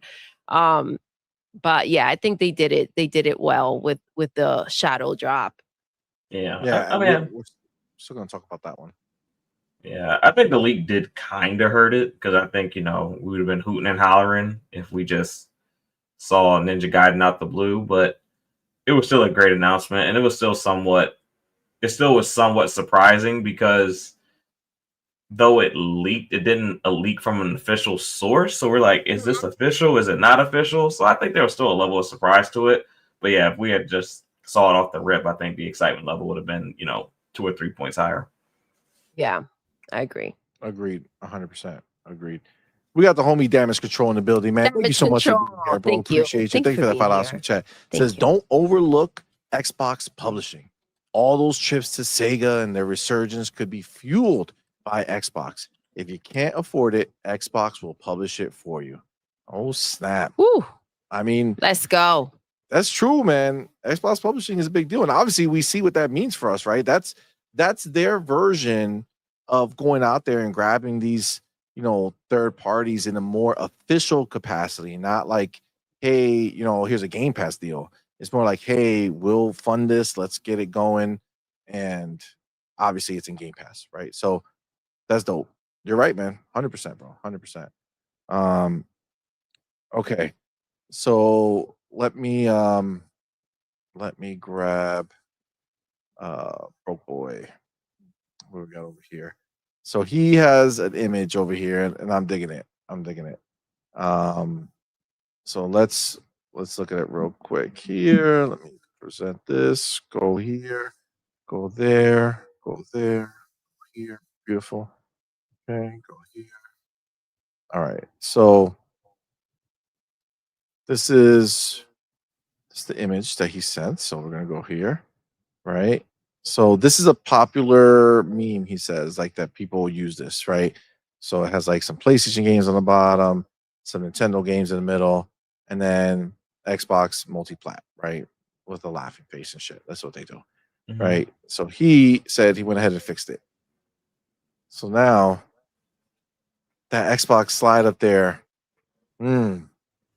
let's go. Looking a little different, huh? Yeah. Looking a little different than their make-believe world that they did. Great job on this one. I love that. Yes. Great job. Absolutely. It's gorgeous. Yeah, man. All right. So last one. And this was in fact the surprise, right? The real surprise for us. All right. Duke, they're not. What's up, Duke? Thank you for rocking out. He says Wolverine and Galactic are coming out this year. News to me. No. But it's developers that's not happening. Wake up call. I'm still in the camp that Wolverine might not make it. A possibility. I mean, the way Ted Price talked on his exit, you would hope that it's actually, progressing better. So we'll see, man. I'm hopeful that it does turn out good. Yeah, to me, it's not a progress thing. It's just a budget and licensing fee thing. Once the game got leaked and you had to rebuild it from scratch, and Sony's so cost conscious now and how they can recoup the money. It's just that's where I see, like, I don't see an issue with the development per se. I mean, I know they got to, start from scratch in some aspects, but it's more so just cost is kind of what is my concern when it comes to that. CMoney, did you just put the words hopeful and Wolverine together? A little bit. What? I like Wolverine, the character. I'm not hopeful like for them. I'm hopeful for me. No, I'm hoping to get a dope ass. Do you really think that they're gonna get it together? No, I'm just hoping they do. I feel like the X-Men Wolverine Origins game looked better than what we saw that got leaked. That's the problem, bro. Yeah. Like, remember, it's also coming to Xbox of like 6 months later, right? So, like, if we're gonna get the damn game, I'd rather it be an actual good game. Doesn't look promising. Doesn't look like they're gonna come through, but man, never know, man. You never know. I'm hopeful. I'm hoping that they turn that shit around. The only reason I'm saying that is because of what Ted Price said when he left. right? The fact that he retired and then um which we haven't even covered yet. We So haven't. we're gonna talk about it tomorrow. Yes, we got to get into that. This is crazy. Here we go. So Another one bites the dust. He sounded hopeful that the games that they're working on are coming out good. So we'll see. Obviously, he's just he could just be feeding. We'll believe you. Yeah. You just balked on them. I mean, if everything was coming out good, he wouldn't be. I think he would. He will write it out. Facts. Yeah. All right. Let's get to this one here. So we did get the surprise. So even though Ninja Gaiden, the idea of Ninja Gaiden was essentially leaked, what didn't leak was the idea of them having a second game to show us, and that second game being a game that they were going to shadow drop right there at the moment. Right, Spartan, be easy, homie. So that game is Ninja Gaiden 2 Black. And man, it's a complete remake. It is not a remaster or something, whatever. They remade the game in UE5, so Unreal Engine 5. Looks phenomenal. It does run at 120 FPS if you so chose to make it do it. It does not hold up 100% visually in 120 FPS mode, I would say, on the Series X. It looks fine, but there's a lot of flickering that happens that kind of, you can see like the resolution gets dropped for sure, and the pixels, you could see the flickering for sure. But it's there for the people who are more sensitive to the frame rate than the looks. It's an option. They rather go ahead with the frame rates and kind of sacrifice some of the visuals. But on 60 FPS, you're Gucci Gooch. Gucci Gooch, beautiful, runs amazing, looks amazing, so good. Like I said, we did play some of it, Doodle, mostly, and looks great. Action looks great. I'm all in for this one. I'm so happy. Feels good too. Yeah. Like when you're in there, and it's just. It's easy to get sucked in, I have to say, because it was like, oh shoot, I gotta go, I gotta stop playing. But yeah, I had to be reminded that because I said I'm gonna just do it for X amount of time and then I gotta go, and it was like, man, it's hard to put away. Facts. It really does look that good. They have a short little thing here, so let me just read this short blob real quick, and then we'll keep discussing it. But Ninja Gaiden 2 Black shadow drop available today. Phenomenal. Love the fact that they did a shadow drop after giving us a shadow drop to start, and then not doing it in the following shows, and then doing it again. It's pretty cool. So it's kind of like you never know, right? You never know, which is dope. So it says Xbox Series X and X, Xbox app for Windows PC, and play it day one with Game Pass. Now they don't mention PlayStation here, but Farrell, you did say it was on PlayStation, right? Yes, $50. $50. Yes. 2.5 months of Game Pass. Cool. Or 6 months of Game Pass on CD keys. All right. So it says the highly acclaimed and legendary game from 2008. Damn. Returns graphically remastered. Ninja Gaiden 2 Black features the high-speed ninja action of iconic hero Ryu Hayabusa and his deadly dragon sword. Embark on a global battle against formidable foes, engage in relentless combat, and play as additional characters Momiji, Ayana, and Rachel. I know Ayana and Rachel, if I'm not mistaken, are from Dead or Alive, right? I think the characters in there. I don't know Momiji. I think so. I don't know if that doesn't really sound too familiar, but Dead or Alive was freaking epic. But yes, Dead or Alive. Oh my god, so good. So yeah, I mean, when you look at this game, obviously visuals are like super enhanced. You know what I'm saying? Jiren Jr. says you guys are saying Gaiden wrong. Is it not Gaiden? Is it Gaiden?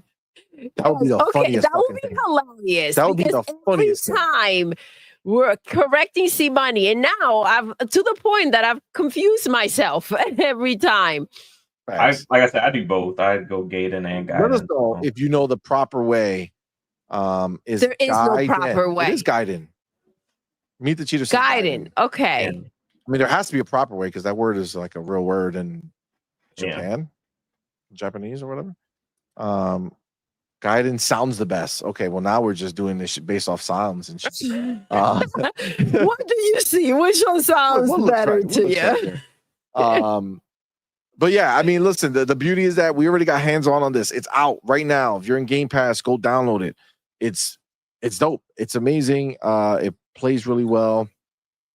And I was very happy to see it be shadow drop today.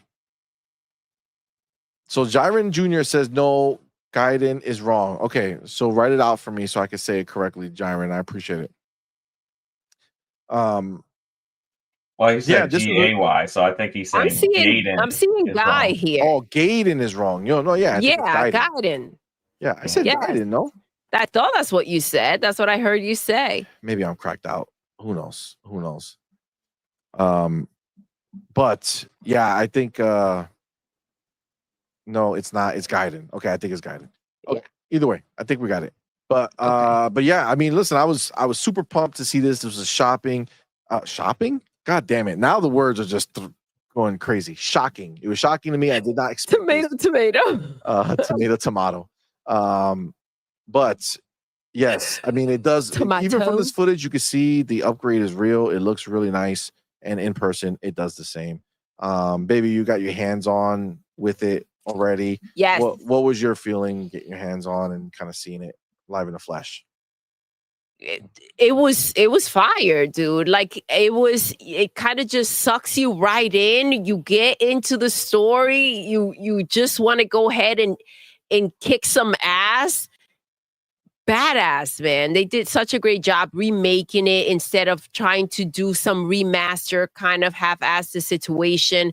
But yeah, the freaking finishers again, when you chop off an arm or a freaking leg, you're like, let's freaking go. It's wild. It's got me. So I can't wait to get back into it.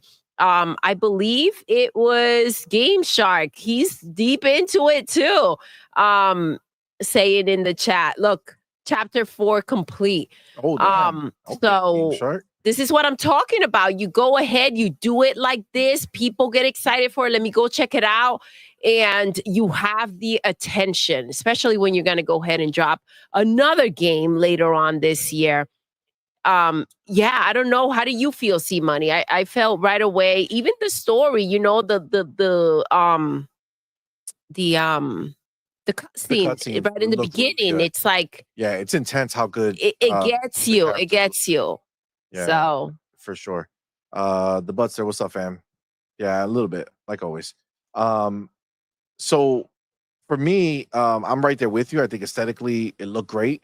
It was a nice kind of preview to what we're going to be getting from Ninja Gaiden 4, right?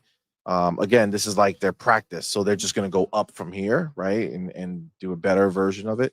And it already looks solid. The gameplay immediately, you feel right at home, slicing and dicing, man. So I'm very happy that this dropped. I'm very excited. I'm looking forward to play it once I get past some of these other games that I'm playing. But definitely looks good, man. I'm very, very happy that Xbox added this to the list of games that we saw. You know, it kept in line with what I was predicting, there being 5 games.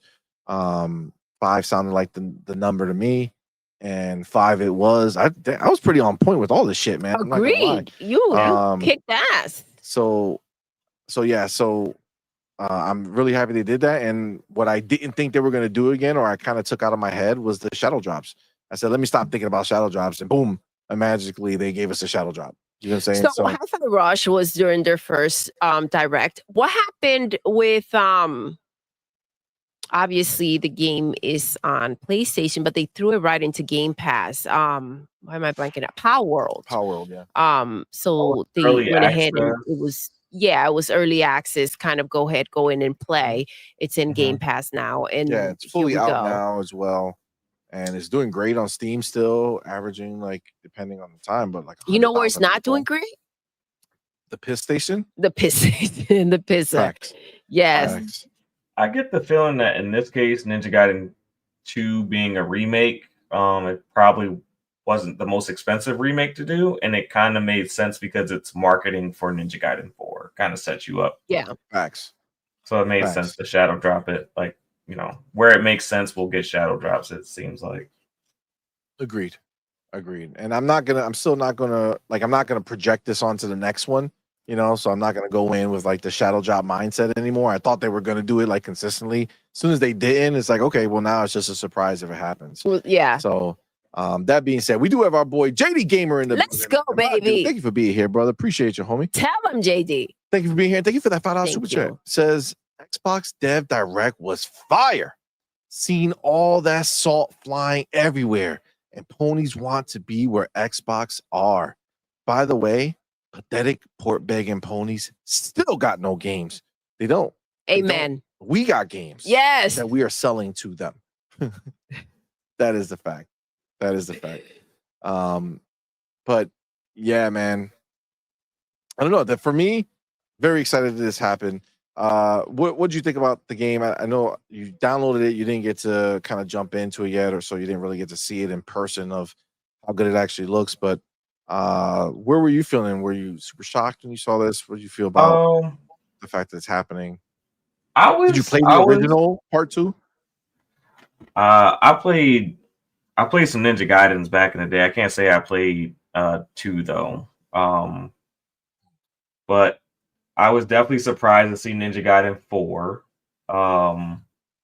And I loved what I saw. Like when we were watching it, I loved that they had all these different environments, and whether it was cyberpunk or whether you were in a forest or in what looked like kind of like an underground facility, it all just looked amazing. There was a wide variety of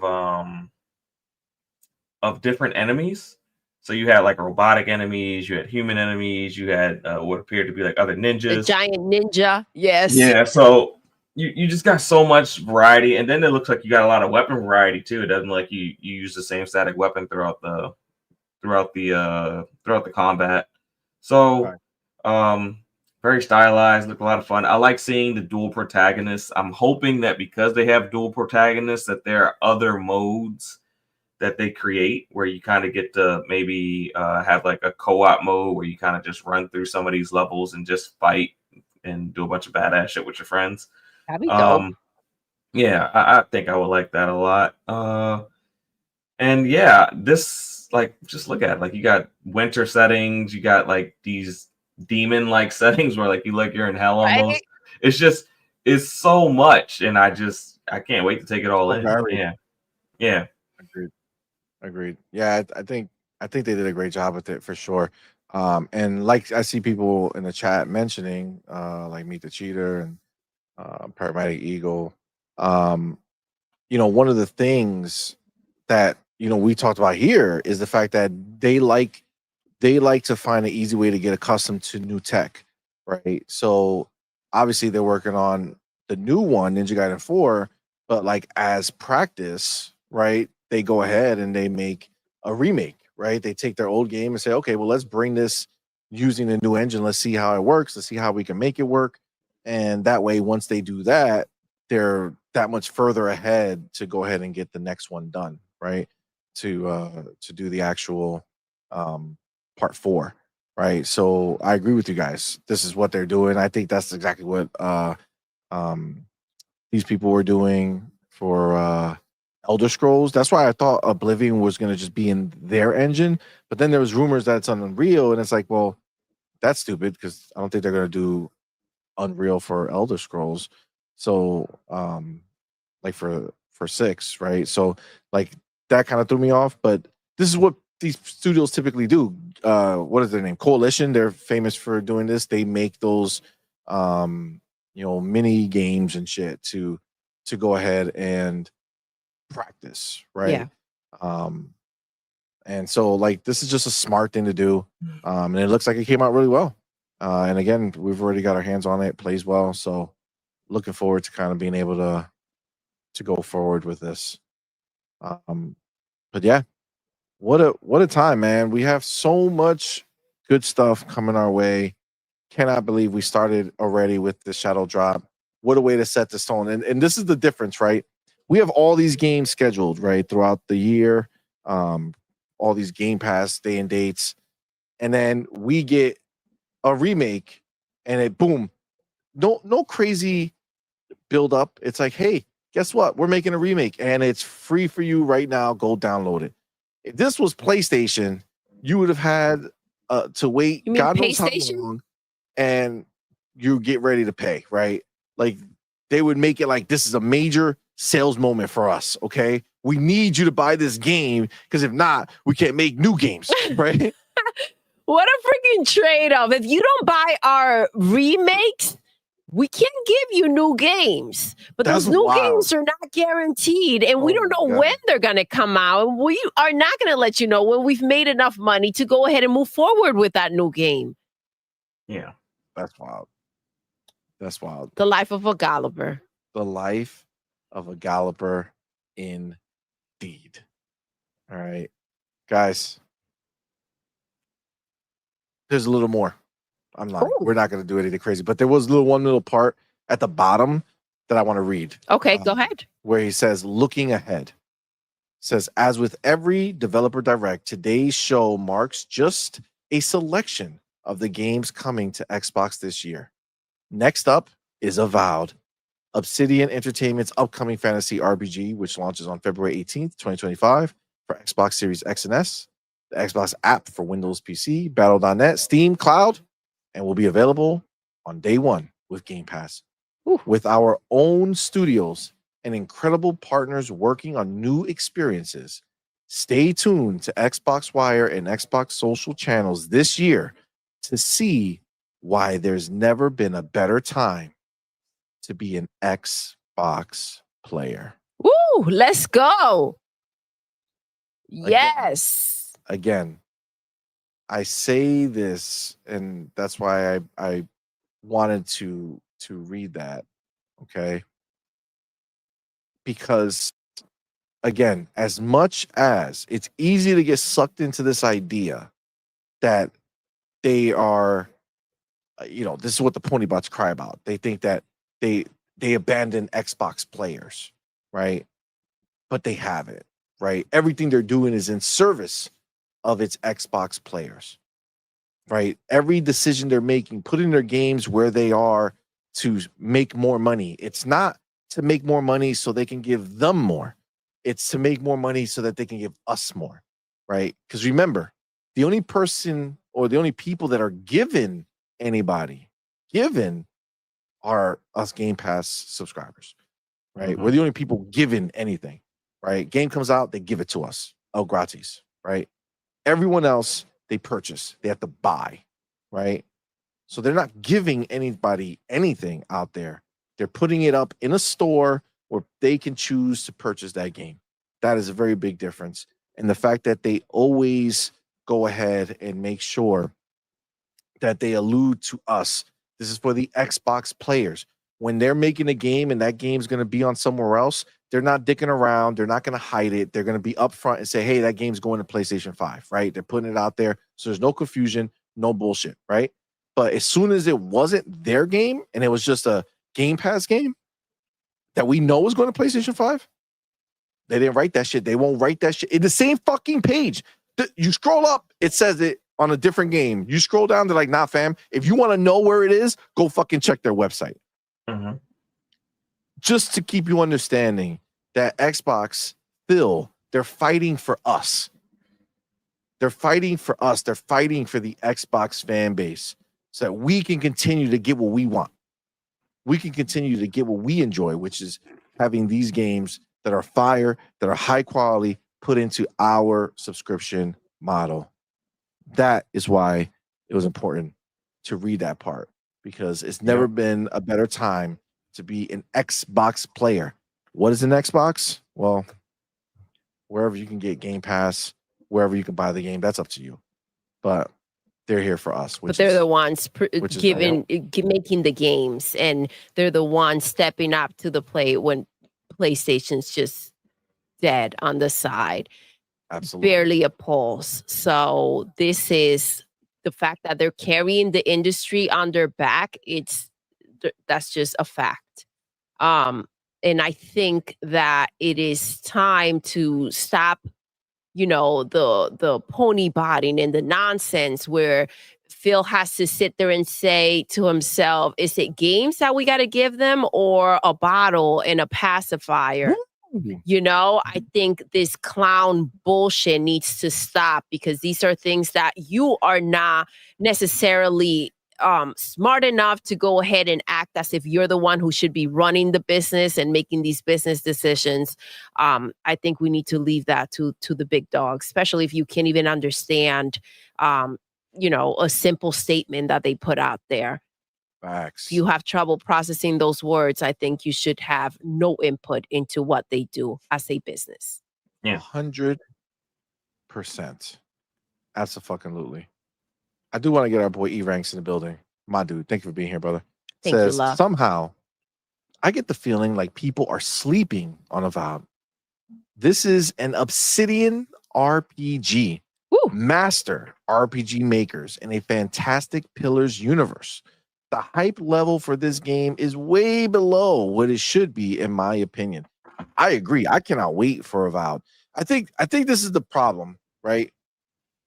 There are so many games, right? There's so many games. And the thing that they did this time, which, I get, but at the same time, I'm glad you brought this up, because I do feel like if you did a deep dive on, South of Midnight in November, and then you were ready for some more now, being that Avowed is like right around the corner, I think you just add one more fucking game to this list. Agree. And put Avowed in here so that it's part of the conversation today. It's not part of the conversation today, even though it's coming out in a few weeks. Yeah. Because it wasn't shown today. If it was shown today, we would be talking about it the same way, because we would be talking about what they showed us. Like the Xbox Wire article said, like, Avowed's coming next, right? Like, that's cool to say, but what did you show us right now? Yes, I think there was a missed opportunity. I agree. Yeah. I agree, CMoney.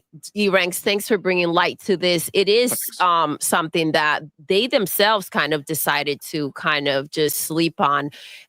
Even if you made things just a tad tighter, a tad shorter, if you didn't want that long of a show, or maybe just expand it a bit more and make it a part of the conversation. Remind everyone that this is right around the corner.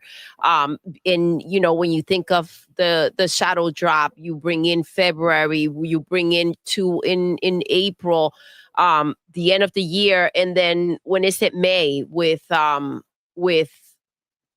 Doom, I feel like, yes, that should have been a nice thing to have there. Like, listen, this is coming. It is a big game. Yeah, that was a missed opportunity. I definitely agree. It's a big game, but we're in a place now where Microsoft really markets Game Pass, and then they market it with the games that are going to be in Game Pass. And like typically a game like Avowed would be a game that would get a 3 to 6 month marketing push if it were with anyone else. But with Microsoft, that doesn't really happen. You only get that big marketing push maybe with that one game a year that gets its own 30, 45 minutes after the summer showcase. So we're not seeing these like games get the big marketing push that we would associate with a game like Avowed. Because anywhere else, if it was a PlayStation game, it'd be the only game they were talking about. If it were, Right. If it were CD Projekt Red, it'd be the only game that they're talking. Like any other publisher, would be the only game that they're talking about right now. But being that Xbox has so much, it's kind of on us to market it in a way. Like it's kind of on us to talk about it, because it kind of gets lost in the sauce otherwise. Now, GameShark brought up a great point. So it does actually, this kind of makes a lot of sense to me, because then it would bring up other kind of questions. GameShark says, but then again, should you really have Avowed at 2 dev directs a year apart? Yeah. And Well, that I I agree. think the problem was that Vow was supposed to release got last delayed. year. Yes, it Yeah. was supposed to be a part of, I believe, November, or if I'm Yeah, and it had remembering correctly. They're supposed to drop in November, yeah, and it had a decent Yeah. marketing blitz leading up to then, but then they moved the date. So I think that also kind of changed things up because they weren't going. They already had a planned marketing blitz for it.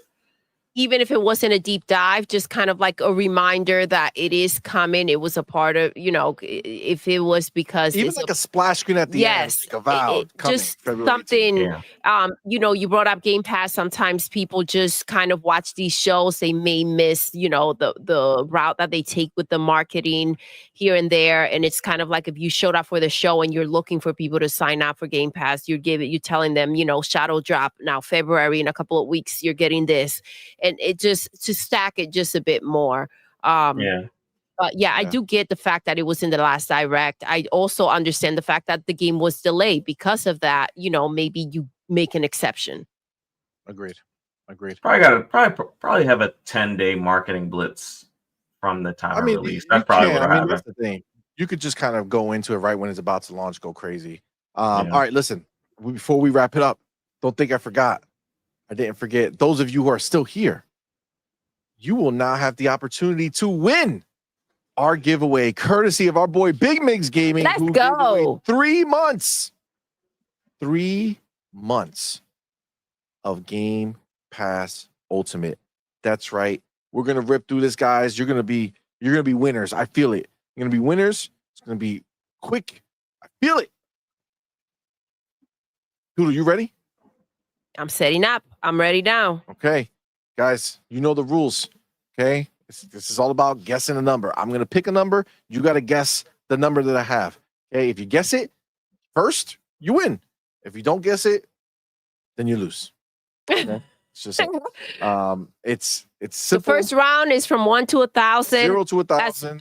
Yes, from 0 to 1,000. As many guesses as you will like in 30 seconds. Once I put start in the chat, go nuts. Once I put stop in the chat, that is it. Whatever's in between, those are the ones that, if there is a repeat, whoever put in the number first will be the winner of the 3 months of Game Pass Ultimate giveaway.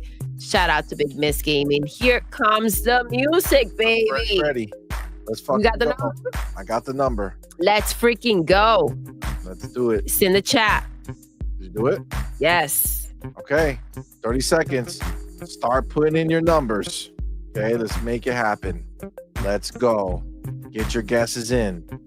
Now listen, you know how this is. As I go through these numbers, I'm gonna click your name. Okay? If you see your name, be sad. Because that means you did not win. You were the closest What a to speech winning. on a day like this. But instead you lost horribly. Now the good news is somebody else Done. most likely will be closer, and then they will lose, and then they could feel bad. You know what I'm saying? Does that make sense? It does. It I does. think it makes sense. All right. Doodle already hit the stop in the chat. So let's see. Let's see what's going on. Let's see if we got any winners chicken dinner. It'll be nice to get a round one winner. You know what I'm saying? Let's see. That would be awesome. Okay, so let's start it right That off would be the rip. crazy. Let's go. Right there. You see it? Oh, the Buster with 513. Oh, E-Ranks with 400. Ryu are Gaming with 381.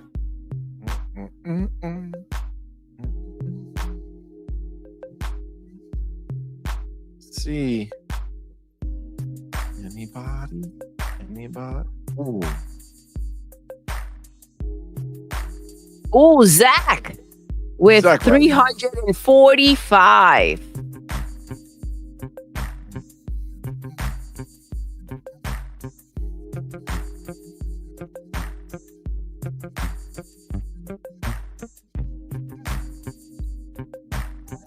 I am not seeing. Nope.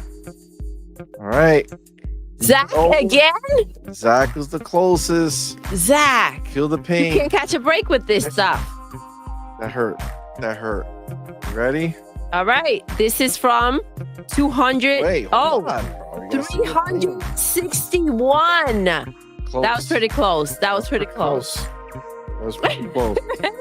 All right. Yes, Zach. He says I'm always closest. Yes. All right. Facts. Next round is from 200 to 800.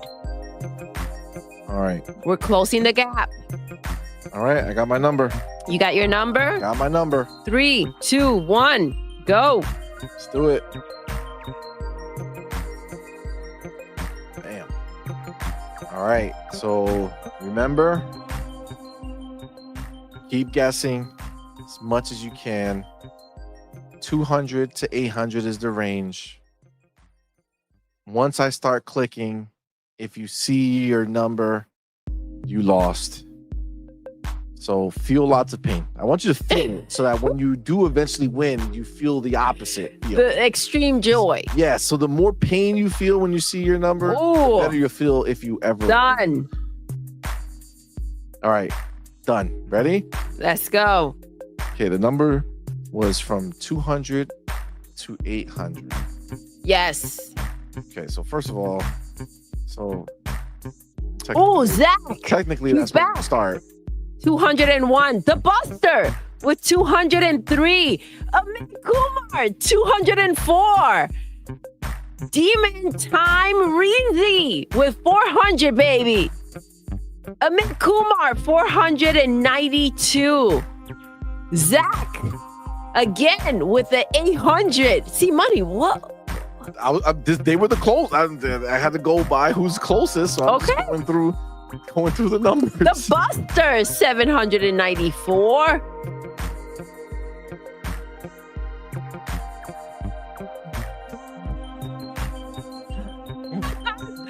Jesse P with 762. Real quick, because Amit Kumar, you are reading my mind. Amit Kumar says, listen, how can 204 and 800 be closest to money? Because all right? it's in order of you guys. So the first one is technically the closest, right? And whoever went higher, they're going. It's because y'all Zach started. Riley says, everybody gotta started be at 200. trolling me at this point.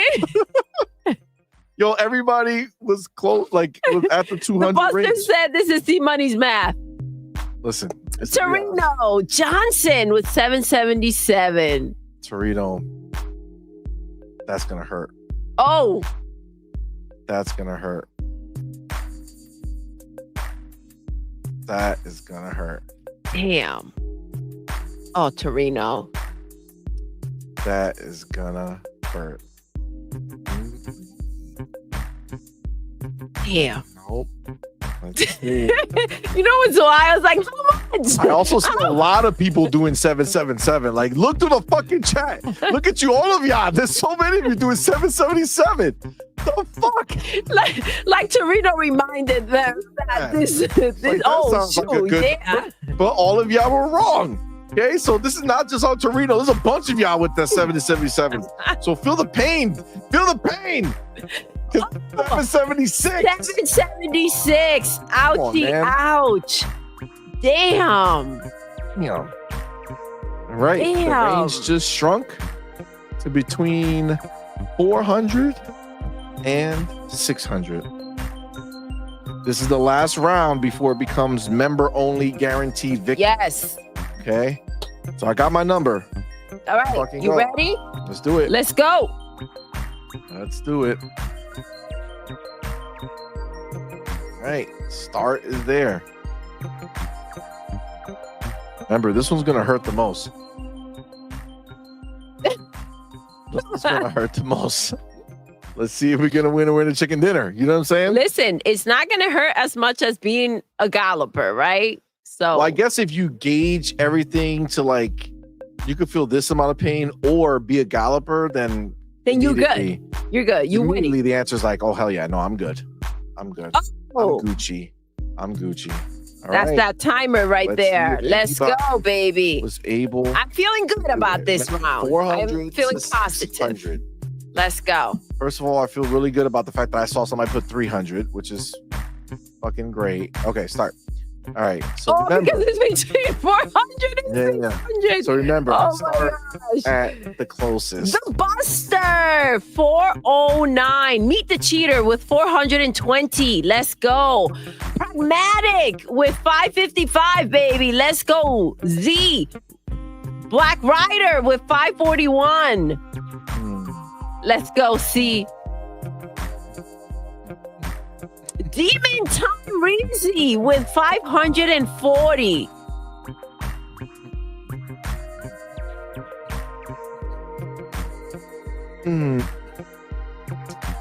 Is this going to be a heartbreaker? Guys, why don't you just pick my number? God damn it. Let's see. I'm getting close to the bottom. Seems like you guys are actively trying not to guess the number. Go around the number. Jake HH with 531. That's a sunburn. You know what I'm saying? That's you laying ass naked in the sun for 24 hours. Holy shit. And not like regular sun, like fucking fire. Damn. Like just somebody lighting your ass on fire and you're just living it. That's gonna burn. Because I done saw the stop and it did not. No one got it. I hope you pack some sunscreen. All right, that fire is intense. Because that's just 530. Oh man, that one hurt. Oh, yes. Shit. All right. So That's we have it. listen. Time. Final round. Members only. Listen, we have a few requests What's here. the The request? Buster's saying, CMoney, I'll pick your number if you tell me beforehand. Oh yeah. All right. Good All plan. right. Yes, plan. yes. Let's see. We also have Amit Kumar. If you just whisper the number to him, he will guess the number. Yeah. So yeah. We got a couple of deals here going on. Agreed. Okay. Guys, last round. So these are the rules. Members only. Members only. One guess. Yes. Between One shot. Yes, between 0 and 1,000. If multiple people guess the same number, and it is the number that CMoney has picked, the first person to guess the number is the winner. It's closest to. Closest to, doesn't matter higher if it's or lower. above or below. Let's go. I'm ready. You ready? Got my number. This is it. Members only. Let's see who's gonna get it. Let's see. You got the number? I got the number. The number's got. Go, baby, go. All right. Let's see. Let's see. Here we go.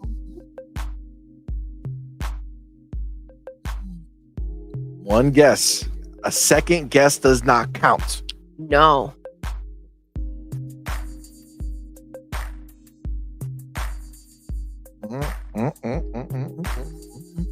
But the nice thing is about this is that there's a guaranteed winner. I So love there's that. no Yes. Wondering, is somebody going to win it? It's guaranteed victory. Timer just went off. The timer just went off. Edward Lafferty says, does a third guess count? No. No. Anything past the first. Okay. So All right. let's do it. Let's see who's Let's the go. closest.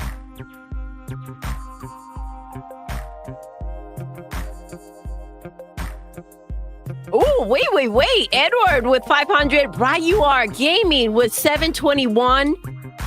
Hold the fuck on. Mr. Xbot Hold the fuck on. Tequila. What Did happened? he not just win? Who? Mr. Xbot.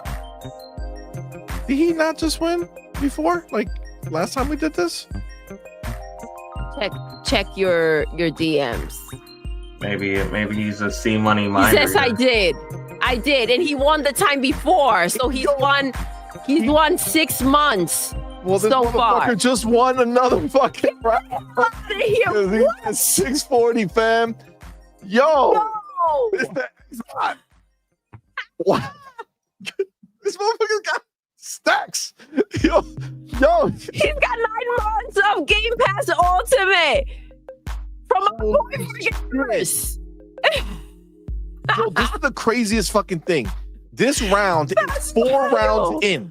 So that means each time, because I think he won every time in this round. In this round. So he has survived 9 rounds. That's wild. And he's won 3 times. That is wild. Listen, the rules are the motherfucking rules, okay? Gotta follow the rules. Listen, God damn it, congratulations. Congratulations. Let's go. Holy shit. Go out and play the fucking lottery, bro. Like, seriously, God this is crazy. You gotta do something because that shit is crazy. Yeah. Yo, Big Mig, shout out to Big the Mig, homie. thank you so much. Appreciate That's you, man. amazing. That is fucking awesome.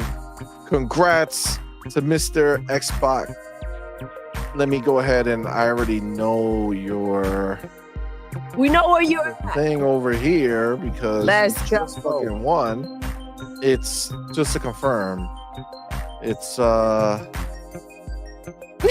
Discord. You sure? You are saying, come on, Xbox. Yo, he ain't fucking around. Let me make sure this is you, right? Masiris? Masiris, that's you?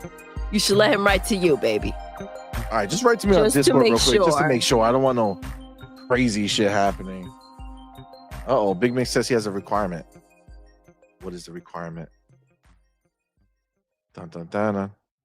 Dun, dun, dun. I mean, it's a little late for the requirement. Big Mick's the fucking game's over.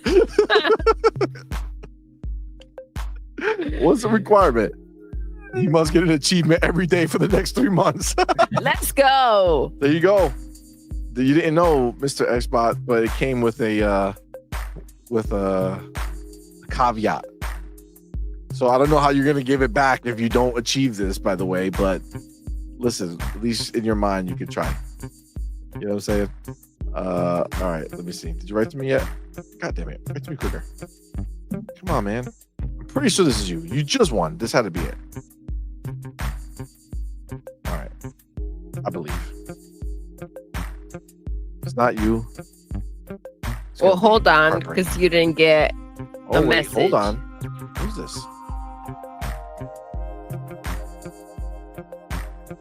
Wait. Oh, this one's Mr. Xbox. Damn, I was about to give your game away, dog. You were gonna send it to the wrong Shit. person? I was. I thought. Okay. It was serious. See, that's what I'm saying. Okay, good job. Woo! How's the bullet there? Okay. All right, got you here now. There you go. You did it, brother. You were It's gonna there. send it to the wrong person. Really gonna send it to the So wrong he person. didn't win this last time. He won the time before that. Yeah, it was a time Yes. for that. This person won on the 20th. Yes. Okay, so that was different. That was a close one. That was a close one. It was close. You were gonna say yeah, this that is was a someone good I call. told you. You're welcome. You're absolutely. You're welcome. Mr. Xbox, 100%. congratulations.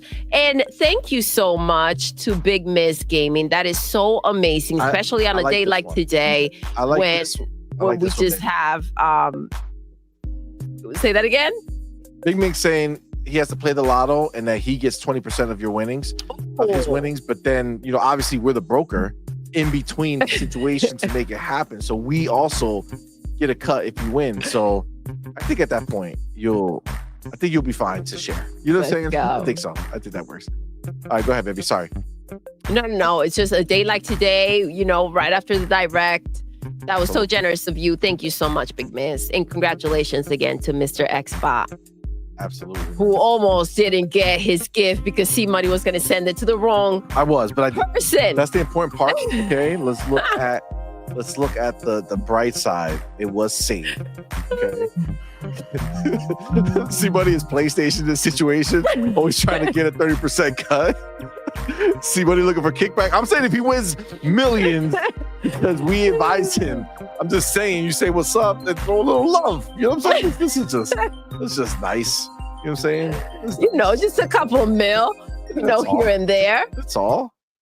You know? What is Wedding And we can make Crashers this when full he's time, when you know he's talking about when he's like the the ladies like, yeah, so just send a couple for you if you want to give some to us. Yeah, exactly. You know, Beginning of Wedding Crashers. shut your mouth when you talking to me. That's Yo, right. that That's right. movie's Yo, funny. thank you guys for rocking with us, man. We went extra long today because it was a special day. We had to get this out. But guys, thank you so much. 5 hours. That's wild. I know. It's wild. Thank you guys so much, man. Appreciate each and every one of y'all for rocking out with us. Thank you to everyone who super chatted. You guys are fucking awesome. Thank you guys so much. Much appreciated, man. Thank you for our homies who became new members, man. That was fire. Who we got? It was Meet the Cheater. I know it was Pragmatic. Eagle, Meet the Cheater. and Kubini Games. Kubini Gaming. So- Yes. Guys, thank you so much. You guys are awesome. Thank you so much, man. Appreciate y'all. Shout out to all of our members for being so awesome over on Patreon and YouTube. You guys are shit. Shout out to our elite members, man. The homie Big Boy Mike and Dark Angelic. Of course, our inner circle members, the homie Big Mates Gaming, who was kind enough to go and give out this Thank you. 3-month Game Pass Ultimate. But also the homie Coach that could not. Appreciate you guys. Thank y'all so much. And yeah, I fucked up. I didn't write the 3 people who were in. I messaged person you pitch. too. I didn't see it. You didn't just see it? next time just yell it at me because I don't know what the hell happened. My bad. Who was the first 2 people? Do you remember? It was Meet the Cheat. Music. Music for sure. 72 was number 1. Numero 72 uno. was number 1. I can't. Look at the confidence. Look, Buster. Me? Look at No. Zach. No, you guys can't be trusted. First. You guys cannot be trusted. I know. CMoney needs I know fix. We Need Kills was number 3. Jonas the Dad. Jonas. Yes. The Dad. Fuck yeah, baby. Let's go. Jonas. Dad. Better late than Sony. We facts need kills, and I remember Anthony Sanchez was number 4. Yes. Okay. Cool. Guys, thank you so much. You're amazing. I gotta Thank you play for it rocking out. so that officially it was on the show. I feel like I didn't go back on the promise of it being there. So shout out to the first 3 people in the chat. That's right. It was the homie Music 72, Jonas the Dad, and We Need Kills. Yes. We did have our first super chat. Shout out to the homie Dan Lazar with that $2 super chat. Thank you. And our biggest super chat was from our boy Big Leagues Gaming. Yes. That's $20, and I don't know why I didn't write Thank it. you God so damn it. much. This is just not correct. There you go. 20. Done. Save. Okay. Boom. There we go. Baby. Look, but this is the reason, babe. It's not a problem with who came in first or last or anything like that. Rayuar solved the case. CMoney old. That's why he forgets. Thank you, Rayuar. Dr. Rayuar at this point. Did I mean, not just fucking remember that you've shit? been diagnosed. Did I not just remember? God damn it. Guys, thank you again, man. We appreciate each and every one of you. And of course, our boy Farrell did double duty today. He was with us live. Yes. During Thank the you so showcase. much. Live no tonight problem. for 5 fucking hours. Well, I want to hear quite for 5. I got a little late, but All right, well, that's what I wanted to do. I want to make sure you had your full time in. I didn't want to rob you. I didn't want to rob you from your time, so that's why I went ahead and did it. But thank you, man. Appreciate you for Thank rocking you so out with much. us. This was so This fun. was so dope, man. Let everybody know where you're gonna be, man. you can find me on Monday, 9 p.m. Eastern Standard Time, right here on YouTube, Vitamin G Podcast. Yes. Check him out on Twitter as well, you guys. Thank my you so handle's much. right below. You know what I'm saying? You can add me on Twitter. Yes. Awesome. We can all shit on Okay, ponies man. together. Hell yeah. And So if you're not in Demon, there, you get on our forgot Discord. you forgot Huh? one. So Time he, Reezy. So he's he old and short. That's and I'm short not old or short. God damn it. and Happy 65th birthday, CMoney Buster. oh, how sweet. You guys are Thank fucked. you guys. You guys are fucked. Listen, That means the world it's not my to birthday, him. but Doodle's birthday is around the corner. Do not forget, we will be having a special birthday stream for Doodle, Yes. like we did last year. It's coming up in, man, how does time work? 20, like what, 2 weeks? 2.5 weeks? Yeah, 2 weeks from tomorrow, 2 weeks from we're tomorrow. gonna have my birthday going down. stream. So, well, And oh my Yes. gosh, guys, 22, that's crazy. I Yeah. remember, it feels like it was just yesterday. wow. I was 20. Yeah. So you went from 20 to 22. Well, I'm still 21. I can't say that, it felt like yesterday that I was just 21 because I'm still 21. So I got to say 22. You guys just go with it, babe. I'm going with it. You're right. Zach Riley cut the difference. He said, "Happy 21st, Doodle." Thank you, love. See, he gets it. Thank you, right? You are forever Thank 21. You, yes. Oh my God. Well, right, you are. That sounds a little shady. You know what I'm saying? Forever 21. Oh. As if I'm not really 21.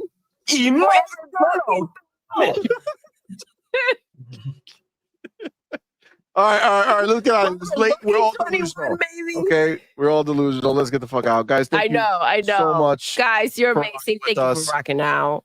We are gonna go ahead. Thank you, Becca. And end the show. The way we always end the show. Doodle. Yes. We're done. We are. Until next time. You're intruding. You're intruding.